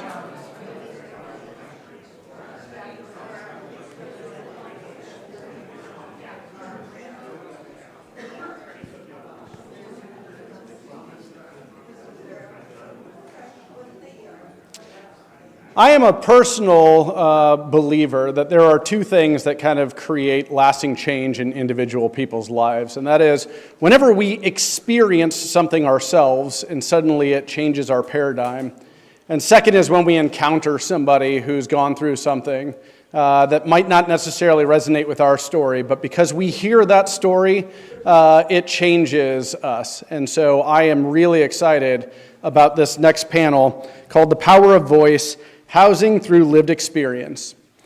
We got connected through Think Tank. Think Tank Inc. Challenges top-down approaches to poverty by centering the voices and experiences of those who lived it. Through poverty simulations, training, and initiatives led by people with lived experience, Think Tank equips communities to move from charity to partnership, creating lasting and local change. The Change Leader Alliance, who we'll hear from today, is a key think tank initiative which elevates emerging leaders who have navigated poverty, addiction, or incarceration. By developing their leadership and advocacy skills, the Alliance empowers them to serve, speak, and shape solutions that transform their communities. So I would like to invite Andrea Carter, who is going to facilitate this conversation and help both introduce this session as well as your fellow change leaders. Andrea. Thank you so much, Neal. Well, first of all, my name is Andrea Carter, and I am one of the lead facilitators at Think Tank Inc. But before we even talk about anything in this panel, I want to thank you. I want to thank you for making people that have lived experience and their stories important to you. Because I think all three of us can say there's been a point in our life where no one wanted to hear anything that we had to say. And so thank you for staying for a long, long day. And thank you for making this important, and that you feel like our stories of being unhoused and being homeless and the journey to having homes at one point, that you feel that that is valuable, right? Because that means a lot to the three of us. And so Think Tank is a nonprofit right here in the Dayton-Springfield area. And our mission and vision is to have people rethink poverty and to partner with those that are most affected by poverty. So we really believe, just like Neal said, those that are closest to the problem are closest to the solution. And for so often, we haven't had a seat at the decision-making table. But for the first time in a long time, organizations like this one are inviting us to the table to have a say-so in some important things that we're talking about today. And so we wanted to make this more conversational. And I want to talk about the pink elephant in the middle of the room, right? We're up here with our lived experience, and sometimes individuals might feel afraid to ask a question, or that they might say something that's offensive to us. I just want to let you know that we're going to be really transparent with you about our lives, and we're ready for any question you give us. We invite that. Don't be afraid to ask a question, and don't be afraid how it comes out of your mouth. Because we believe that if you don't ask the question, somebody else in this room is wanting you to ask the question, right? And we invite you to do that so that we can share our lived experience, so that you can see what is helpful and what is not helpful as you move into the vision of Christ and helping those that have been in our situation, right? And so I'll start with my story, and then we'll go with Danielle and Billy. But before we start with our stories, I'm going to give you just an opportunity to have an introduction to Danielle and Billy. Like Neal said, we're from the Change Leader Alliance. We are individuals that have lived experience with being unhoused or homeless at one point in our life. And we share that lived experience so that we can create lasting change in communities. We're ready and trained to share our story, because stories touches the heart. Whatever's shared from the Spirit touches the Spirit, right? So Danielle, would you like to introduce yourself? Good afternoon, everyone. I am Danielle Brooks, and my lived experience is going to be a good one. But I am currently the property manager at Chevy Chase Park Apartments. So I went from the struggle to being in an environment that will allow me to help others that are in the struggle. And my name is Billy Brockschmidt, and I'm a person that's in long-term recovery from addiction to opiates. Heroin was my drug of choice. I'm currently working as a peer and a chemical dependency counselor assistant at a local residential treatment facility.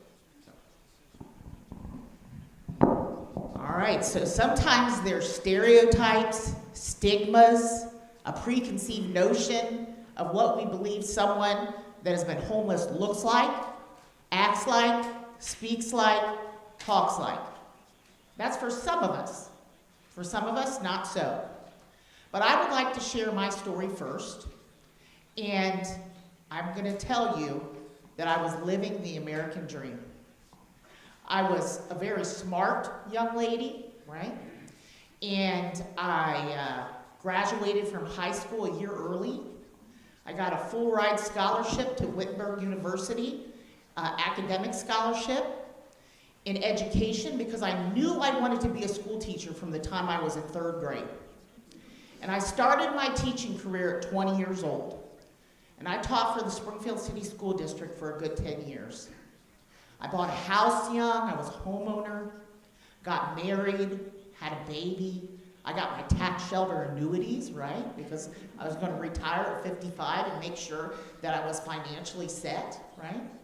I had a baby, and I was living the American dream. I had a master's degree paid for by my school district. I served on leadership teams, right? I had no idea, and I had judgments about people that were soon just like me. And so at about 28 years old, life took a pretty serious turn for me. There was some undiagnosed mental illness that ran in my family, and I started to exhibit behaviors that were very uncharacteristic of myself. See, drugs and alcohol were not part of my story. I was a very academically driven, fitness-driven young woman in college, maybe drank 2 or 3 times, right? But there was like a perfect combination of a storm of the death of my father, who was an addict, a breakup of the man I thought I was going to marry, my college sweetheart, and then the dynamic of bipolar disorder in my early 20s. And with that diagnosis came the perfect storm. I started to medicate my mental illness with drugs and alcohol. I started to experiment for the first time in my life with going to the bars. My girlfriend said, just come out with us. You'll forget about everything. You'll have a good time. Not knowing the pitfalls that lie ahead, right? Soon in that environment, it escalated to drug use. And in the end, I was addicted to crack cocaine. And I lost everything. I lost my reputation in the community. I lost my husband. I lost custody of my daughter. I lost the love and support of my family because there were 9 treatment centers. They couldn't figure out why I couldn't get it, right? At one point, I went to treatment and I was pregnant. And I walked into the emergency room and I said, please help me. I don't want to kill my baby. And I was sent to treatment, and I had that baby in treatment. And when I left that treatment center, I had nothing to my name. Didn't have a home, didn't have a car. I had the clothes that were in a bag, and I was fortunate enough that my brother sent me a box. And I remember the color of the yellow Disney decorations of the diaper bag and the matching onesies for the baby. But where was I going to go? I was homeless with a brand new baby, brand new in recovery, trying to figure out what's next.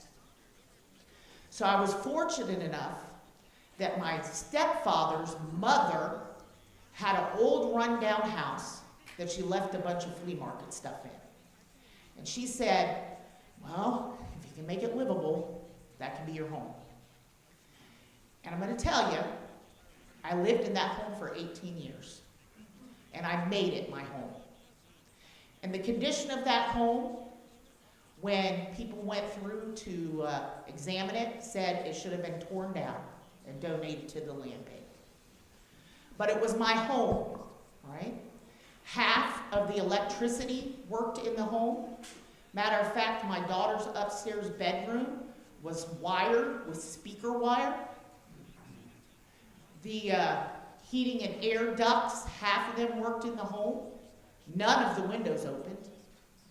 The doors barely could lock. You could see through all the cracks of everything for the winter wind to come through.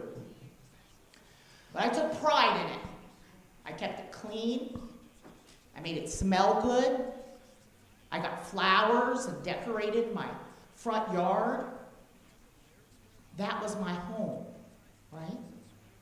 And I had resonated to believe that this was the best that I could do. See, there's a glass ceiling sometimes when you're living in poverty that makes you just get comfortable with what you have. But I was fortunate enough down the road to come across Kermit. Right? You heard from Kermit earlier today. And it was the Fullest Center at that time in Springfield. And they were working on affordable housing. And I went through the journey with Habitat for Humanity for 3 years, trying to become a homeowner. I rebuilt my credit, right? And it was touch and go.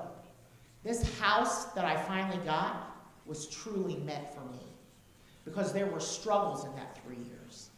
At one point, my husband lost his job. My Social Security check was cut at that time. We were living off $235 a week for a family of 4. And I was like, please don't let this house get done right now because I will not be able to get the financing and I'm not going to get it. Please, not yet.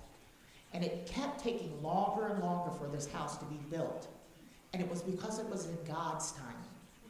Because when that house was finally done, right, my credit score was 780. I was working at Think Tank. My husband had gotten a part-time job, and I was able to get financing for that home. And today, I live in a Habitat for Humanity home. And I'm going to tell you the gratitude I have for that. I never thought again that it would be possible for me to own a home like I did when I was 22 years old. I never thought it was in the plan for me. I got that house at 48 years old. I've lived in it for 2 years. And every single day when I wake up, I pinch myself. It brings me to tears. I'm like, how can this be real? I have a dishwasher for the first time in my life.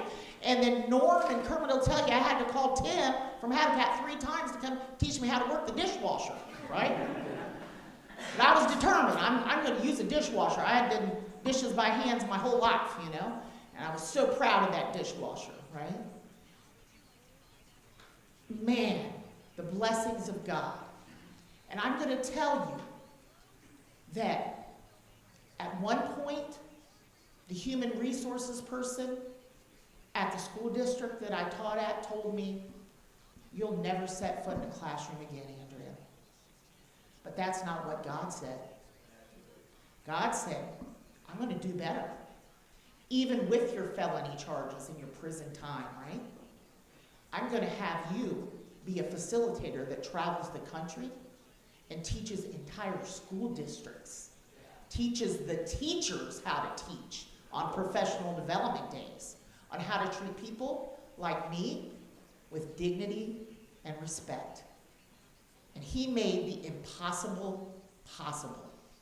Because my highest aspiration when I was living in poverty was to be a dishwasher at Bob Evans. That's what I thought I was capable of. And so that's a little bit about my story and the grace of God and the journey and the important people in my life that have made this possible. It's no coincidence that Norm and Kermit are sitting in this room today. And I begged and pleaded, how can I give back to Habitat for Humanity? And I had an ally, and he made it possible for me to serve on Habitat's board. And now today, I'm on Habitat's board of directors, and I'm helping make decisions for families just like me. And I'm so grateful. And that's my story. Thank you. Thank you.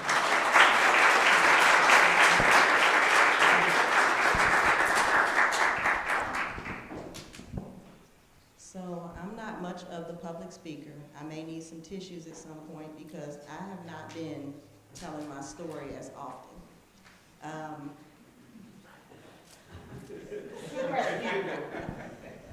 So I would say destined, but clearly not destined, but I was born and raised in the projects of Cincinnati. I'm actually from Cincinnati.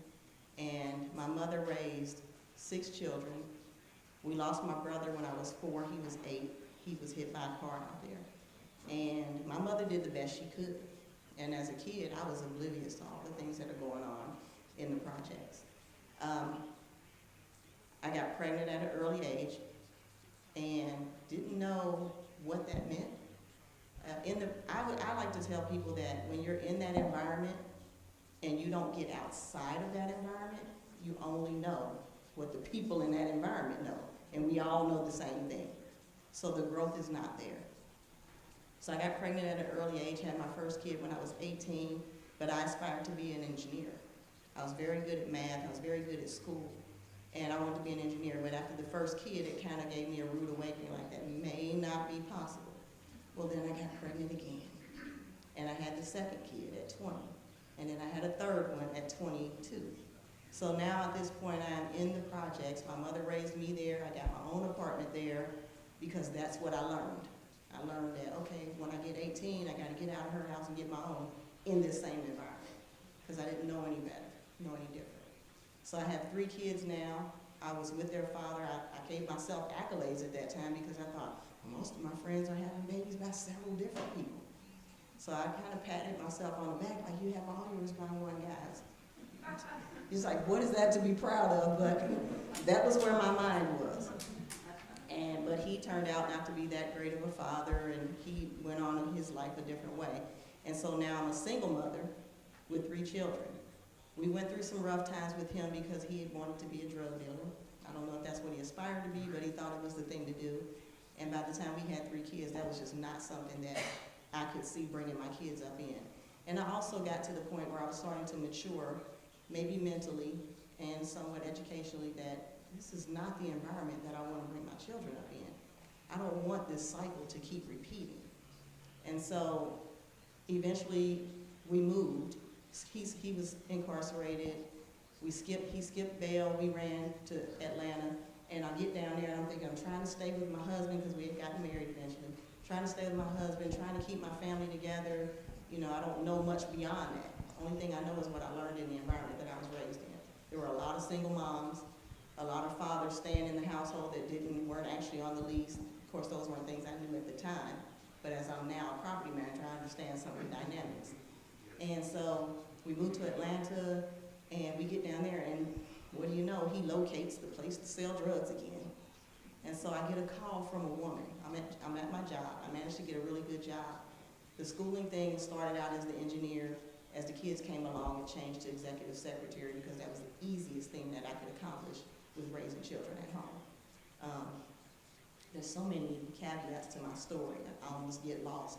But in the midst of all that as well, with trying to go to school and have the 3 children, my counselor taught me, she told me, she said, you should get a co-op job. You know, you're really great at what you do. So I said, okay, that sounds good. Little did I know that getting a co-op job meant I had to work for 10 weeks, then go to school for 10 weeks. Well, the government system, the welfare system, really wasn't conducive to that type of growth. So when I started working for 10 weeks at the Cincinnati Waterworks, I lost all my benefits. When I say I lost the cash benefit, the food stamp benefit, the daycare vouchers, the transportation, you know, tuition for books, money for books, and all that just went away. And I just didn't want, that's where I drew the line. I was like, I can't do this. I can't go back and forth because by the time I finished the 10 weeks on the job, And then I had to go back to school. I had to go sign back up for the welfare. And that took time to get signed back up. By the time you get signed back up, you're back at the 10 weeks of working again. And so I just said, you know what, screw it. I can't do it. So I kept the job, and I kept working in school. They managed to fix it so that I could keep the job and school. So now I'm in school in the mornings, go to the job during the middle of the day, leave there, go to school at night. But I have 3 kids at home and a husband who thinks he's a drug dealer. Not very good at it. So, and then I had, because instead of bringing home money, he would bring home appliances, microwaves, things, you know, that you can get from the environment that we're in. You know, people in our environment, they don't have money to buy drugs, they have appliances to give you, things like that. So my mother got to the point where she said, you know, you have a husband at home, I'm not keeping the kids, you make him keep them. And I don't know if that was her way of trying to teach me that if he's gonna be there, make him do something. I don't know what her thought process might have been behind that, but as an adult now, I get it, you know. So moving from that environment now, he gets locked up. I'm working, I left Cincinnati Waterworks and left school because I couldn't keep Waterworks in school and keep that process going. So my counselor at school found me a job that I could get at SG Donahue Securities in downtown Cincinnati. This was retirement plan management. I was good with numbers, I didn't know much else. And I'd done probably about 2 years of school. So I thought I was ready for it. And it was a great job, great transition. But now I was making about $9 an hour, still living in the projects. And by the way, when I lost all my benefits through all that back and forth, my rent went from like $50 to $470 something. And I don't know a thing about budgeting at this time. So all I know is I gotta figure out how to now pay all this money, and then I don't have any of the benefits. So that was a struggle. So that's where I had my problem with the welfare system and how that works. So I go to SG Donahue, I'm doing good. He's still trying to do what he's doing, and then we end up, I got another job because I learned in that environment, you have to transition from one job to the next. You have to job hop, but in the same field in order to get a decent pay raise. So I went from making like $9 an hour at the Waterworks to making $9.50 an hour at SG Donahue to making, changed over to salary when I moved to Union Central Life Insurance Company, still doing retirement plan management. So I learned a little bit about retirement plan management, but it was doing other people's money. I didn't have any money, so it didn't apply to me. And so while I was at work, I get the phone call from my mother saying, hey, Danny, I don't know what you want me to do. She's got the kids. My husband is out there. He's fighting the police. He slammed one. I'm like, oh, my God. So I'm at work dealing with this. You know, I had 3 kids at home. I got a husband who's trying to deal drugs. My mother was welfare her entire life, brought us up. And so I don't know what to do. So I just started praying. I didn't have a whole lot of church in me, but I knew a little bit because my husband's family was church 7 days a week. None of that rubbed off on me. And so I can only say that through my prayer in that situation is how I got to Atlanta. So I got a call from a headhunter. Didn't know what that was. I'm stressing out, you know, I'm praying, I'm stressing out. The headhunter calls, I'm at work, I answer the phone. I'm like, I got a job, what are you talking about? And they finally explained to me, I said, oh, wait, what? So they were going to fly me to Atlanta to interview for Invesco, and I could get a job down there, they would pay for relocation. I was like, oh, what a godsend. So that's when the husband skips bail, we go to Atlanta. We get down there, I'm working at Invesco, I get that call, collect call from the jail. I can't take a collect call at work from jail, but I took it because it's him. So if it's him, then where are my children? So I ended up having to leave work. The job was pretty understanding, I guess, and I had to deal with that ordeal. Then another situation came where I get a call at work from some lady in the neighborhood. I lived in Smyrna at the time. The job that I got in Invesco paid good money at the time. I'm in Smyrna, Georgia, high-end neighborhood. Everybody around has got money except me. And so my kids are outside playing. Their father's not home, so they're doing what they want to do. They're like 4, 6, and 8. And my youngest one was always hungry, always hungry. So a lady calls me, and I'm very direct and blunt, by the way. I just kind of shoot out what I'm gonna say. I don't mean any offense to anybody, but I am an African-American woman with 3 African-American children. However, do I look African-American? No. And so, and then we have that environment that teaches us, we're taught racism, by the way. It's not something we just know, we're taught it. So I'm thinking, this white lady is calling me about my black child that's at home alone and hungry. And so now I have to leave work again. At that point, he's incarcerated again. I get my mother to come to Atlanta. She's gonna keep the kids for me, and then she says, I can't stay here, so I have to take her home with my children and leave them. Worst parent move to my knowledge at that time. It's like the worst parent ever. Like, you can't even take care of your own children. So she takes him for about 6 months. I leave him. I have to move out of my apartment. I can't afford it. I can't, it's too much stress. I end up down now in SWATs. For those of you who don't know, that's Southwest Atlanta, and they call it the SWATs.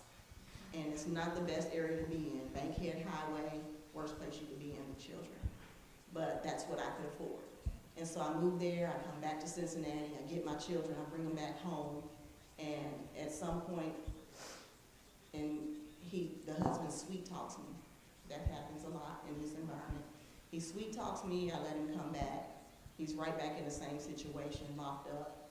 I can't afford to pay anything, so now I have to move out of there. So at this point, I'm almost homeless. I had to make a decision. I had lost 30 pounds in 30 days. I'd been to the doctor, something was wrong, I didn't know what. So I was clearly stressed.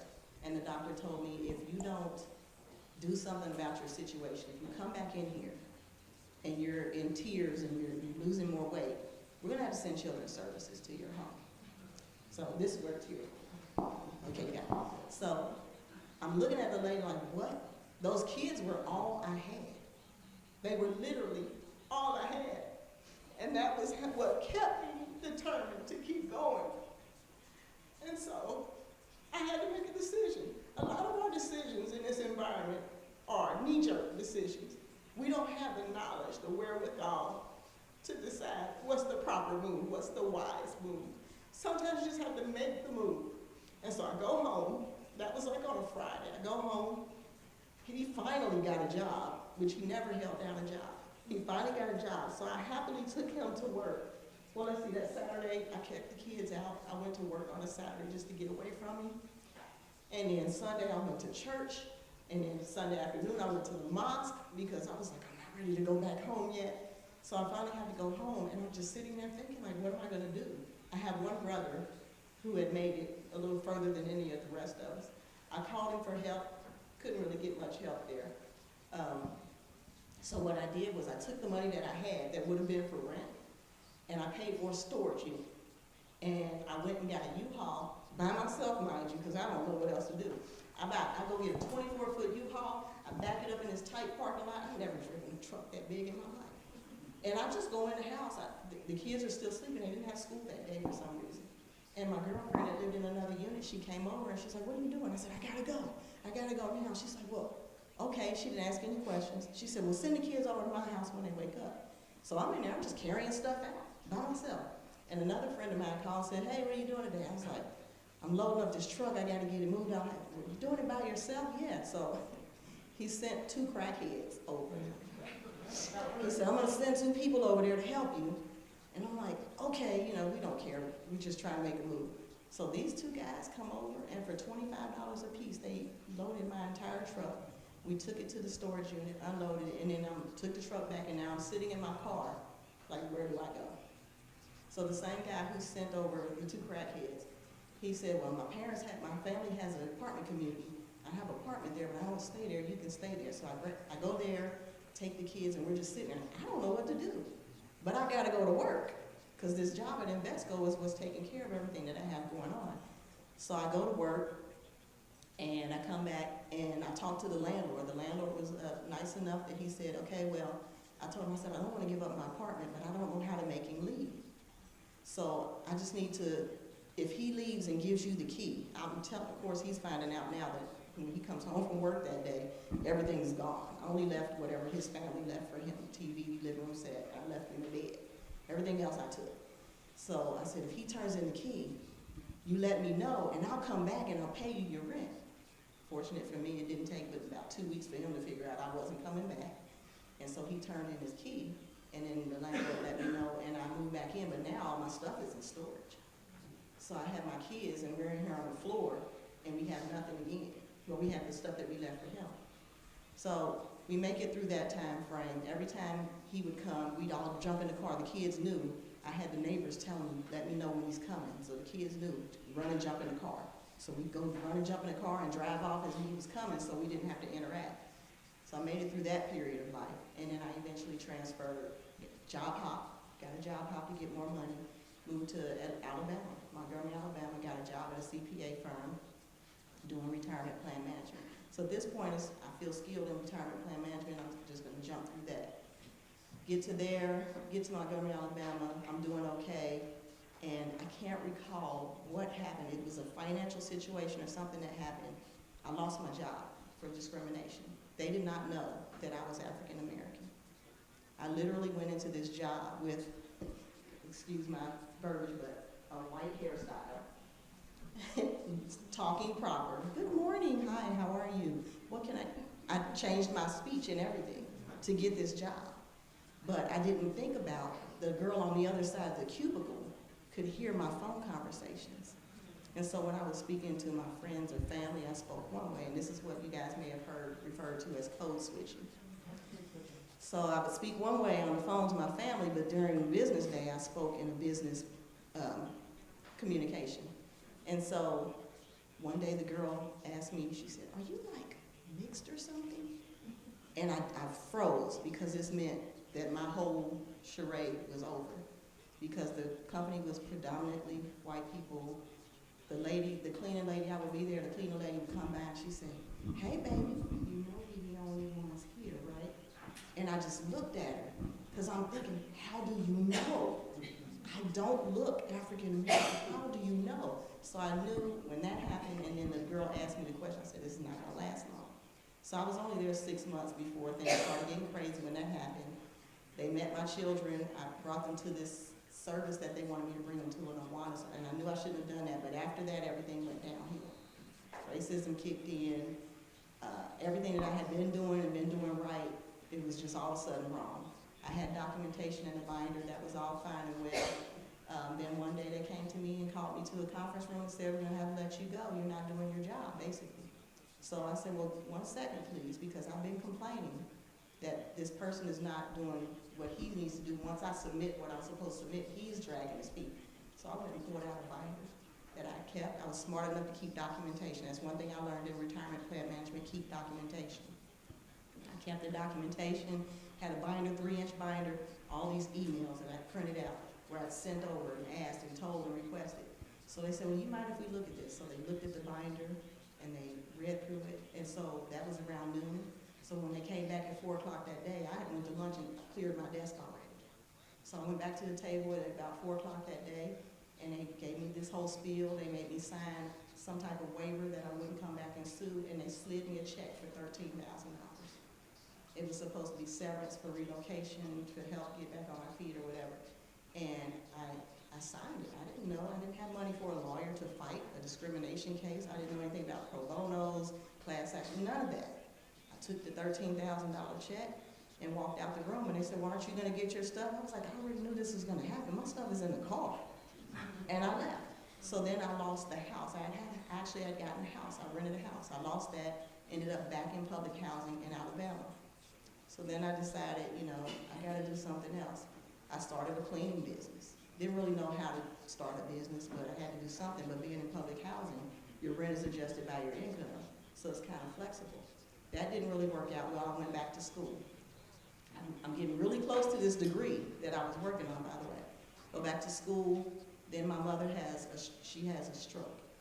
She had a stroke when I was in Atlanta. I went and did the FMLA, and that's how I lost the Invesco job and had to move to Alabama for another job, because they let me do the 12 weeks for FMLA, but as soon as I came back off of FMLA, they terminated me. Even though I did every 2 weeks, I would go home, take care of her, come back, do the work there.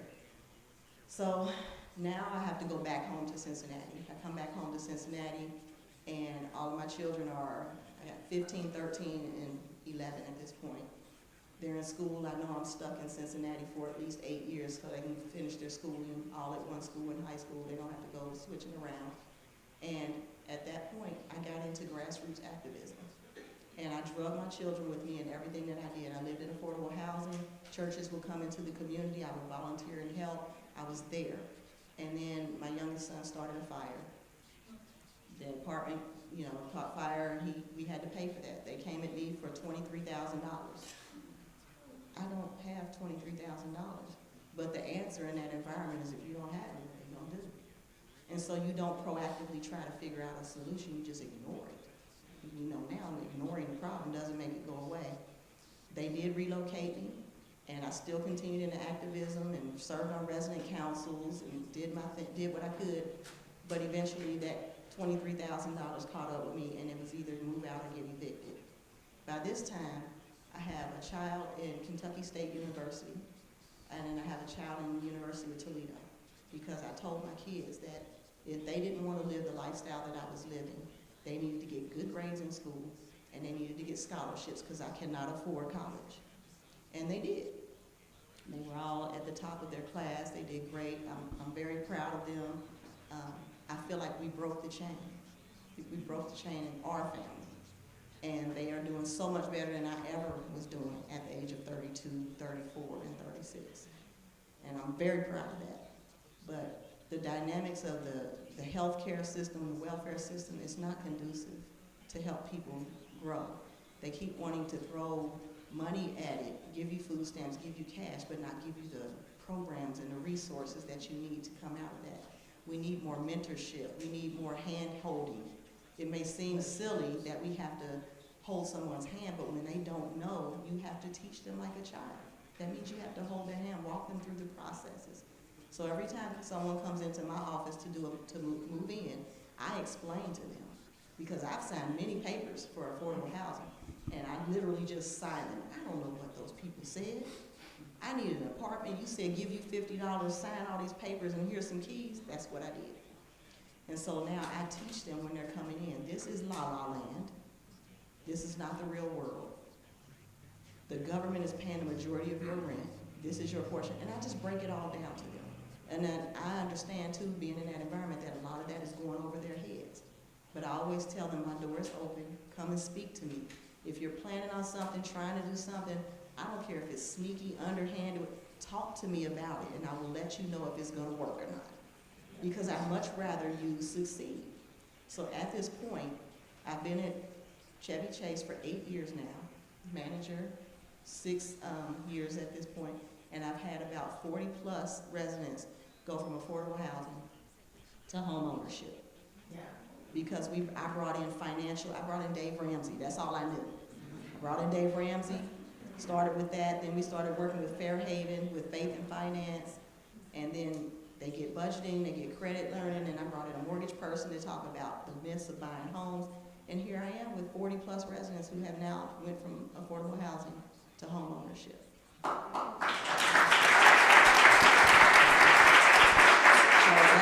that was the quickest route I could get you to what I've been through to where I am now. So thank you for listening.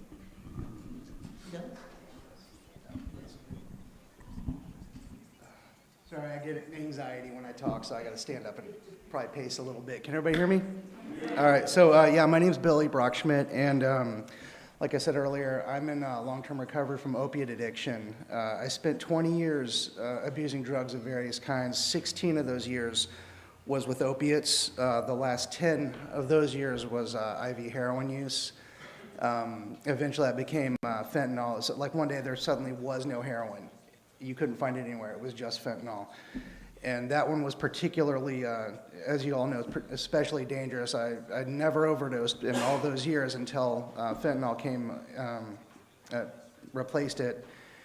And I overdosed at least 9 times that I'm sure of. I can't tell you for sure because a lot of the times when I just nodded out and was left there, I don't know if that was an overdose or just a nod out or not, but by that measure, it would be dozens. 5 of those times, Narcan saved my life. So I can tell you that I came to my addiction the same way about 73% of all opiate addicts get there, and that was from my doctor.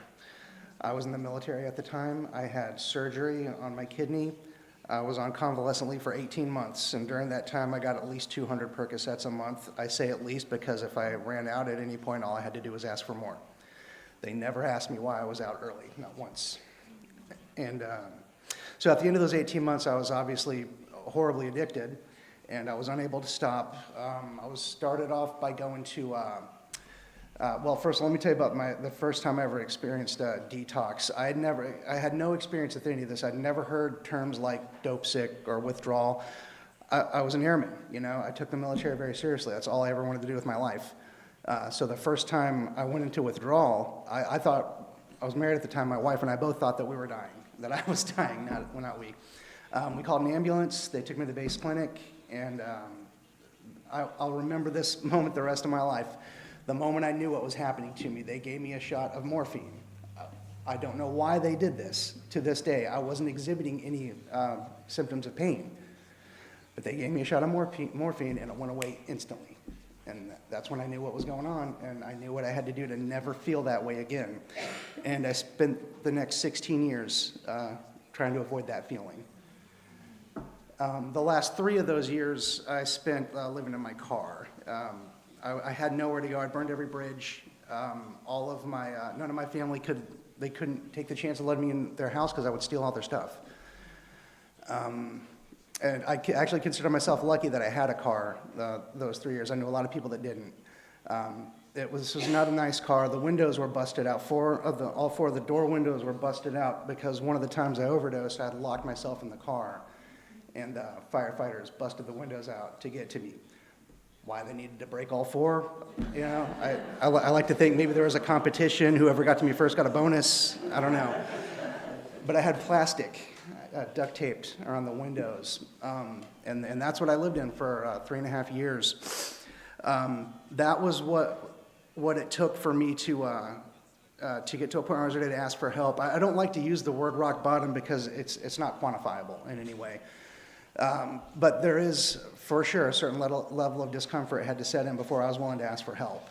And for me, it was living in a car. I had no gas. I couldn't keep the heat on. I had to run off into the woods to go to the bathroom. If I was lucky if I found my way to a shower once a month. And every resource, every penny went into getting dope. And after a while, I wasn't, you know, I stopped getting high years ago. This was just to keep from being sick. And if you want to know how powerful that drive is for an addict, we'll take something that we know is fatal in the smallest doses. Well, we have no fear of death when it comes to that, but we are terrified of that sickness. It's absolutely terrifying. So anyway, yeah, I did ask for help eventually. I took a couple tries. The national average at the time was 7 times through residential treatment before it takes. I got it in 4, so I beat the curve. So when I finally did get it to stick, I can tell you the difference was support. The difference between this time, right now that I'm talking to you, and all the other times that I tried to get clean was support. This time, I didn't do it alone, or with people that were in the same situation that I was in. That's very important. My first time through treatment, through residential treatment, I passed around this. Everybody does this. You pass around a notebook and get the names and numbers of everybody that you're in there with, because you get really tight with these guys, and you think you're going to conquer the world together, and you want to stay in contact with them. We were all getting high with each other within a week. So I didn't, the last time I went through, I didn't do that. I threw my phone away, I deleted my emails, canceled all my social media profiles, and made sure there was no way for anybody to track me down. And I got with people that had been clean for years and that were professionals at getting people clean and maintaining long-term recovery. Now, I skipped over a whole lot. I don't like to talk too much about the time in active addiction. What I really want to tell you about is what I've been doing since then.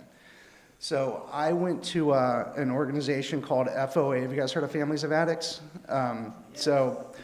So I went, my first week out of treatment, somebody took me to an FOA meeting. And while I was there, a mom was there, and she asked a question. Now, for those of you who don't know what FOA is, they bring people that are in active addiction and in recovery and the families of those people, and they bring them all into the same room together, and it's a support group that meets once a week in Dayton. And it's unique in that it has both the addict and the family member there. No other organization that I know of does that. And what I'm about to tell you is why it's important. I can't overstate how profound an impact that this had on me. So there was a mom there that asked a question, and I knew the answer to it, right? She was asking a question, something about her son. I don't even remember what the question was, because that's not the important part. The important part was that I was able to help her. And that was the first time that I felt that I had any value in almost 20 years. That was the very first time that I realized what I went through has value, right? The experience had value, and something that I would eventually turn into monetary value. I have a career with that now. But at that time, that mother would have given her life for what I knew. That's how valuable that experience was. And I spent the next, I guess about 12 years or so now, doing just what I was attempting to do in that meeting that day for that mom. So I volunteered full-time for FOA for about six or so years. And that was all what I was focusing my attention on was facilitating, helping family members get their loved one into treatment. All right, I did that for a long time. I did it for free, and that did lead me to how I met with Think Tank. They had a program called VISTA, Volunteer in Service to America, and they asked me to, or I was asked by I don't even remember who it was that came to, it was Steve Gill. Steve Gill came to me. He was a pastor at a local church there in Dayton, and he asked me to, if I would be part of this program as a peer supporter. So if you don't know, a peer recovery supporter is someone that has a shared lived experience, and they will use that to kind of coach people that are in recovery, especially early recovery. And what we did was we built a program out of the church that he was a pastor at. We ended up naming it the Huffman Project because the church was on Huffman Avenue in Dayton. And what we were doing was twice a week, they were doing hot meals at this church for the community there. And in that neighborhood, I would say at least 80% of all the residents are either subsidized housing of some kind or just street homeless. And so they'd been doing 2 meals a week there for something like 20 years. And so the people were already coming there for that meal. And it was known in the community. So what we wanted to do was bring the services that those people needed to them. Because one thing that if you walk up to somebody that's street homeless and in active addiction, and you give them an appointment slip and say, here, go to this place at this time, you'll get everything you need. They won't be able to do it. They don't have the capacity to get there, and they almost certainly don't have the ability to get there too, in terms of transportation. So our idea was to bring those services there. And that's what we did with the Huffman Project for about 3 years. We had a tremendous amount of success. It's not currently going on anymore, well, out of the back of my truck. I do it out of the back of my truck now. Somebody had donated a vehicle to the Huffman Project, and I put some shelves and stuff in the back of it. And during the summertime, I'll just go to there's a park there at the end of Huffman Avenue, and I'll just pop the hatch and set up a little canopy and just hand out supplies all day. Currently, I work as a peer supporter and as a chemical dependency counselor assistant at a treatment center in Springfield, and I just started that job actually, so I'm pretty excited about that. That's the short version of my story, guys.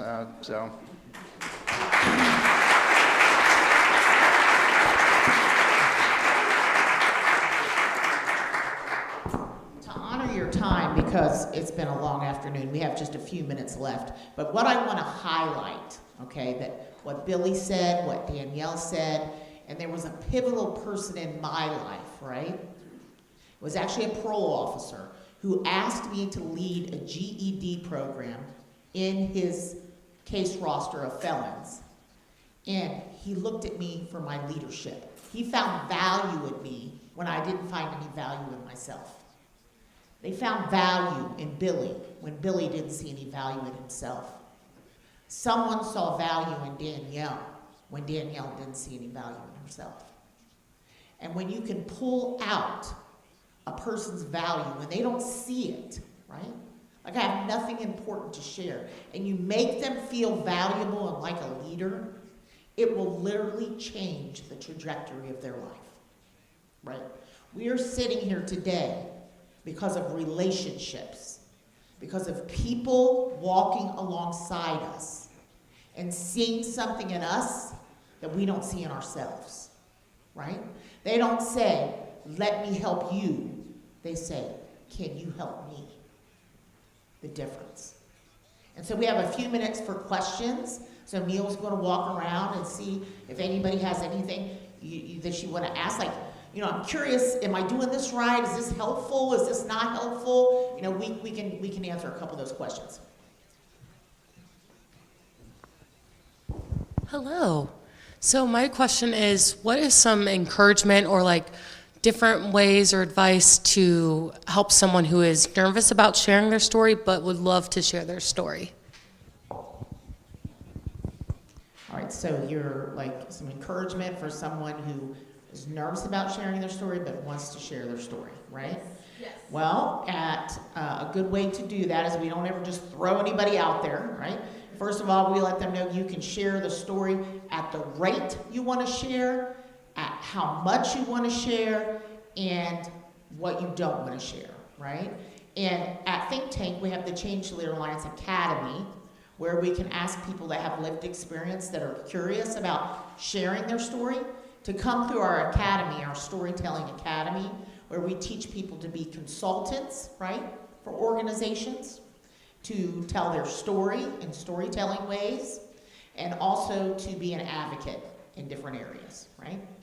Like, I want to be an advocate to change the laws around child endangering, right? Have my whole entire record sealed and expunged, except for one felony child endangering charge, because of the law. And if I can be an advocate to change the law around that, and leave it up to a judge's discretion, then I'm being an advocate for people that are in my situation, right? So, we have some more questions. This could be one of your asking a dumb question, but the proper way to refer to somebody who is looking for a stable home. So are they homeless or are they unhoused? I think when you're talking to a person who's homeless or unhoused, they don't care what you're calling them, okay? They're not gonna be offended by that. When someone is in the position of not having a house, being politically correct is not important, okay? What's important is that you're there to help, right? And so it may be important in certain circles, you know, what's politically correct to say, but if you're talking about helping a person, right, it's about, hey, I'm here to walk alongside you. I know this is one of the toughest situations in your life, like even acknowledging someone. Like if there's somebody at Speedway that's obviously homeless, right, I will go up to them and say, man, I'm having a tough day, how's your day going? You know, just engaging in conversation, right? Like, I'll give them a couple dollars. I don't care what the couple dollars is for. I don't care. I don't ask. And I hold their hand, their filthy hand. I put it in their hand, put my hand over their hand, and say, God bless. If they've said they're a veteran, I say 3 things, right? What branch did you serve in? What was your job? And thank you for your service to every single one. I've been doing not a lot of research, but I've been listening for a while about basic monthly income. Do you guys have any thoughts about whether people partnering with others and churches to offer, money for over a period of time so that you have the freedom to make those decisions, would that be life-changing? And would it be something that you think in your lived experience, if somebody had come to you, if a church had said, hey, we have this opportunity, or anybody, and said, we're going to give you $250, $500 for 6 months, a year, and we're going to walk with you and let you make the decisions about where that money goes. What are your thoughts? I'm going to let the other two answer this, but let me just give you a fact, right? Like, if you make part-time minimum wage, right, and you got all the benefits available to you, it's about $30,000 worth of income. At about $15, $16 an hour, like where everybody says, why aren't people taking these jobs? There's all these jobs. with about $15, $16, $17 an hour. That's about the exact amount, if you work that you lose all your benefits. So people are like, I'm not taking a full-time job for $17 an hour. I am going to stay part-time at minimum wage because I am better off. So if I believe, and I'm gonna let the other two answer, if a church offers income, right, that they don't have to disclose to the government to help, it would be life-changing. What do you guys think? Seeing that I work with affordable housing, I think that, well, there is the low-income housing tax credit, and so they have income limits. So she's right, once you make a certain amount, it's almost feeling defeated. But my personal belief behind that, because I don't believe in enabling, especially I was very irritated at how things went with COVID, because affordable housing, your income is based on your rent. If you're not working, then you don't have rent. If you continue to work, then you have to continue to pay rent. And I believe a lot of people took advantage of the situation that they could not be evicted. So giving money without having any accountability, in my personal opinion, is not ideal. We get a lot of help from St. Vincent de Paul, and they have a cap on what they're willing to help with, which is fine. But I have residents that I personally believe, like, they just made poor decisions. And now they can't pay their rent, and they want somebody else to cover it. I'm not a fan of saying, you know, I blew all my money over here at the shoe store, but I need somebody else to pay my rent.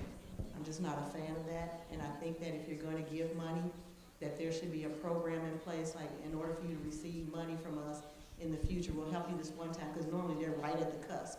I need help right now. And any lesson you can teach them right there is not going to stop them from being evicted, so they do need the money right then. But then there should be a follow-up requirement where you start working with them with budgeting and telling them what to do with their money. We can't just keep enabling. We have to teach them, what's the Chinese proverb? Give a man a fish, you feed him for a day. Teach him to fish, you can feed him for a lifetime. And I agree with that proverb. I don't really know enough about the legal system and the welfare system to answer that question directly. What I will tell you is that, and this is something that we had discussed a week or so ago, I believe with all my heart that the community, particularly the church, is much better suited to this type of work, to outreach, to helping people with their needs, than the government is. I think when you look at the government, it's fraught with corruption top to bottom. It's a question of motivation for one thing. I think what motivates the people in this room to help somebody that's street homeless and in active addiction is very different from why the government would do it, or why an institution that gets funded by the government would do it. Usually it's money, right? That's not why you guys are doing it, and I think that really does make a difference. I agree 100% with her, with what she said about being dependent, learning to be dependent on whoever it is, on the government, for whatever your needs are. People become complacent with that, and you're right, I've seen that so much, especially when COVID happened. I know people that quit their jobs because they were getting paid more by the government to stay home than what they were making at their job at the restaurant. So aside from that, yeah, I don't really know how to answer that question directly. I just firmly think that you guys are, what I seen at the nonprofit that I worked at when I was doing the Huffman Project was success after success after success. I don't see that when the government does it. If you're going to partner with giving money, you have to have that combination piece of helping them find the value in themselves. And today, it's not indeed how you get a job, it's social capital, right? Teaching the hidden rules of middle class and wealth, right? Exposing them to the connections that may get them a job, right? That it's not just a money handout, it has to be partnered with those type of things, right? It's a combination of things. But what it is relationship, right? It's like doing life with people. It's not a handout, right? It's like having your kids play together with their kids, bringing them over to the cookout. When you're doing a soup kitchen line, you're not behind there passing the meal out. You're going through the line with them and getting a meal and sitting down at the table with them and having a conversation and getting to know about their life and your life. It's not us or them, it's we. I'm going to take microphone holder's privilege and ask a question myself, right? Which is, when is helping not really helping, right? When good-intentioned people want to help those who are in need or who are suffering, what are instances where that really wasn't as helpful as maybe the giver expected? I think you talked a little bit about what does work in drawing out value in relationship, but are there other things that would have been more meaningful while you were in the midst of your stories? I believe Andrea was correct in the whole building relationships part. It's very hard when you're in a humbling environment and you don't have anything, and then you have somebody come, and the thought process is they're coming and looking down their nose at you as if they're better than you, when it's really just you're in a different challenge. And so, just like Billy said, people will quit their job. I had somebody that came in and said they got their paperwork done and thought, oh God, how am I going to pay $900? Well, the calculations say that 30% of your income is $900. You can do this. So it's the language that we use too. When I first started in this position, they talked about qualified. And I don't use that term in affordable housing. We don't want to qualify for help. We want to be eligible. So we use the word eligible. And when they exceed the income and out there market rent off, we celebrate them. I shred up colored paper, and when they come in, they're already going to come in like, oh my God, I can't pay. But we celebrate them. You did it. This is what your goal was. This is why you're here, to make this money, to get off of public assistance, to keep the government out of your business, you know, and we just try to encourage them, because it is very challenging when you don't have the knowledge and the resources to do anything other than what you know from the environment that you're in.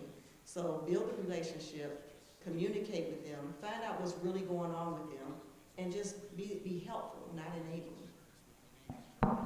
For Billy and I, addicts, right?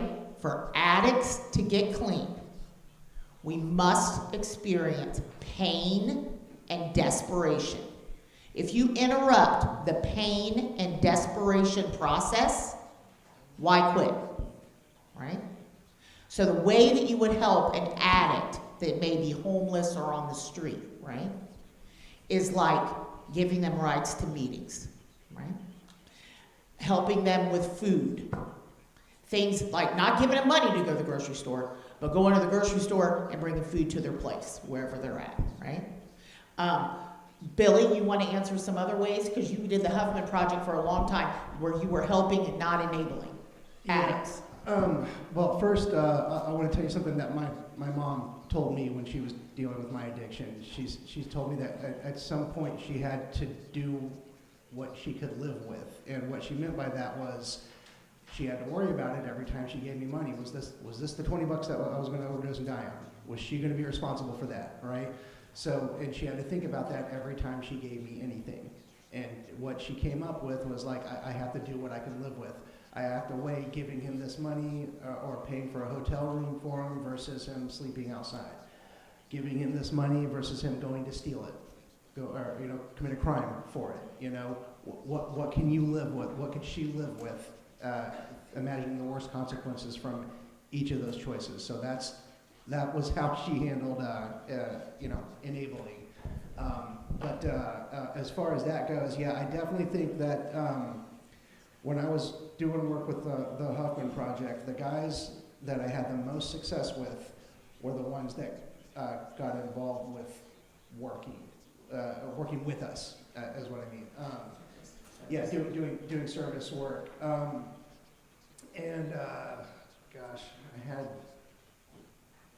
I'm not really sure what else to do with that. Doing service work to make you feel like you're valuable. You're a valuable piece of the organization. And thank you to the churches that hold NAAA meetings. That's where we recover, in those basements, right? So open up those basements to recovering addicts, right? That is the place where God is moving addicts every single day to stay clean, in the church basements. Also understand that we all know what the highest rank is, correct? Servants. It's better to serve than be served. Well, we are out of time. number one, just thank you so much for sharing your story. Everyone, big round of applause.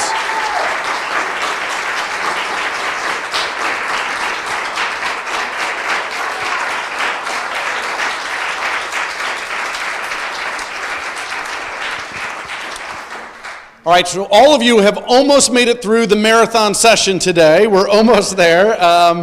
Before we move into our very, very last session, which is all about trying to capture what are some of those ideas, what are those things that are percolating through your heads. You heard a lot of great information. Everything from Amy Riegel talking about how do we define the problem and what is the problem, all the way through our changed leaders who you guys just had incredible stories. Thank you so much. And so we're going to actually have, so Amy Duiker is going to lead a conversation in this quadrant of the church. I'm going to lead, sorry you guys are stuck with me, but I'm going to lead the conversation back there. Reverend Diane Ziegler is going to lead in this back section over here, and Bethany Stewart in this other back section. We're just going to ask some questions. We're going to just take down some notes, get some ideas on what's going on. If you hear your name called, please see Bethany before you leave. Steve Coe, Ronnie Keaton, and Janie Connell, you all won our bingo, so good job. And one last applause for change leaders, and then we will move into our conversation.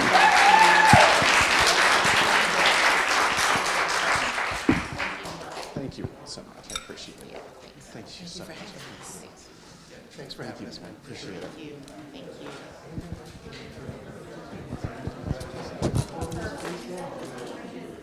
All right, so I know it's going to be a little noisy, but when you're talking this contract period, it takes time to report the stories.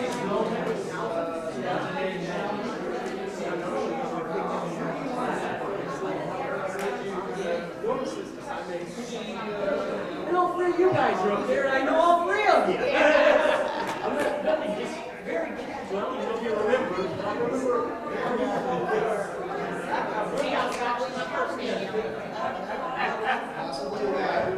So what was your question about the form? The form? I did it online, but I didn't know what you guys were asking what was it? Panel. And it's the flags.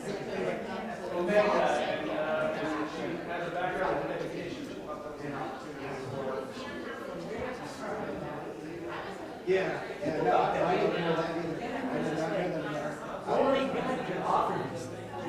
I do. No, in fact, I wanted to have one of those stories I knew it was correct. Yeah. My story.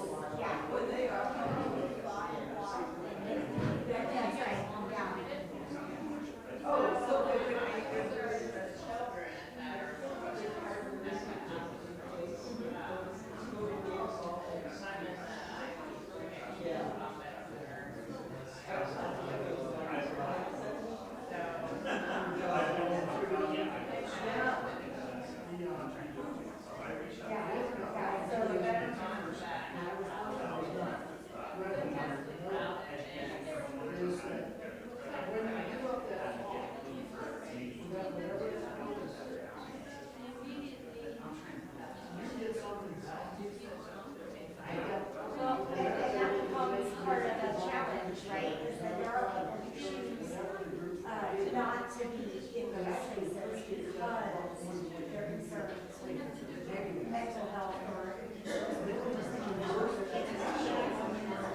others who like that. How challenging it is to be that vision and do that same function in your own watching over your children in a space like that.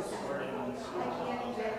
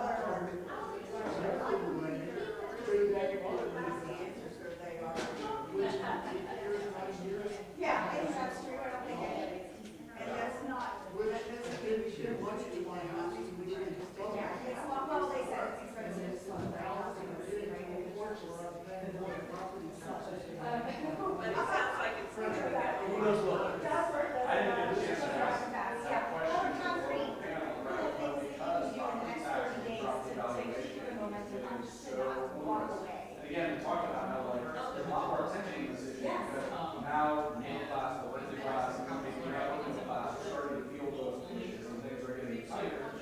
And now we have to say, what happens if we in addition to the line of like limited talking about? There's that state issue, right? That would cause an exhaustion of everything we talk about today. So I think that giving those your organization space and the property tax, I don't know exactly what you're I know for me, this is the beginning of deepening some relationships and connections in the area so that we can have a better understanding. I don't know how many times in the last, say, 5 years, I have thought, what certificate, what certification do I need to go and get my social work certification to be able to minister effectively?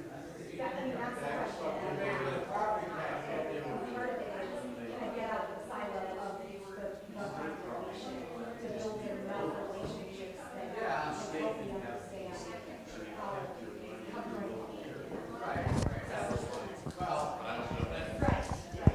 So this was what was exciting to me was this accelerated a lot of those relationships. Because I would love to work with you on that.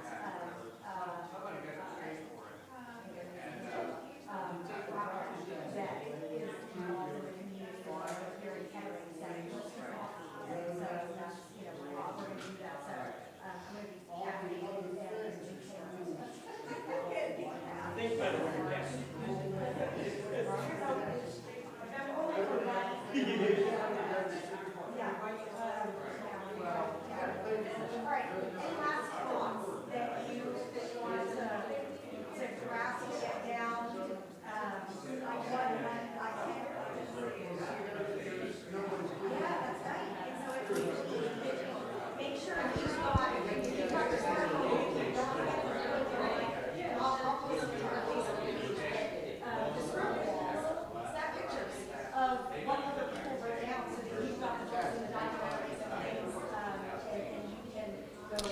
All right, I'm going to call us all back because I want to be sensitive to the time. I'm happy to allow more conversation thereafter, but I do want to be sensitive to the fact that we were going till 4 and we're about at the bewitching hour. I promise you that if you haven't already gotten an email from me, if Bethany got your email, you're going to get an email from me within the next week as a follow-up, even giving up and summarizing some of the conversations that we had today. Number one, I just want to thank you all for taking this journey with us, for going through the long part of the day and a lot of information that was shared. And at the end, I'm going to call up my wife, who is going to maybe end us in a quick prayer and a benediction. I totally forgot about that. I will also entreat you to, if you wrote some things down on the scribble wall, great, thank you. We can keep that information going, but snap a picture of those pages on the way out so that you get all the good information too. I will put those on our Facebook page in, maybe not today, maybe tomorrow, but look for those. You can come to our Facebook page and you can get some of those, but feel free to snap those pictures so that you don't miss that learning too from other folks, and you can sit with other people's questions too. So if you are praying people, I invite you to pray with me now. Holy God, we thank you for this holy time and place in which people who have a heart for you and a heart for our neighbors have come together to learn, to grow, to ask questions, to hear stories and tell stories.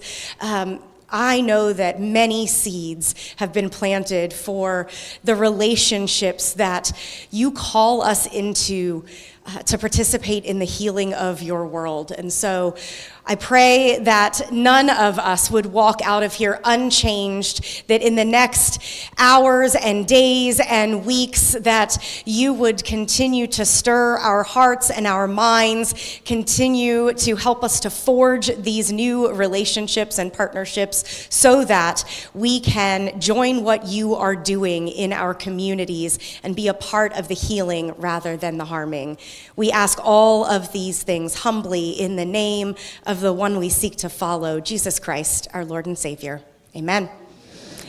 And now, friends, I invite you to go out in courageous commitment to love in action. And may God give you grace to never sell yourself short, grace to risk something big for something good, grace to remember that the world is too dangerous for anything but truth and too small for anything but love. And now may God take your minds and think through them. May God take your lips and speak through them. May God take your hands and work through them. And may God take your hearts and set them on fire. Amen.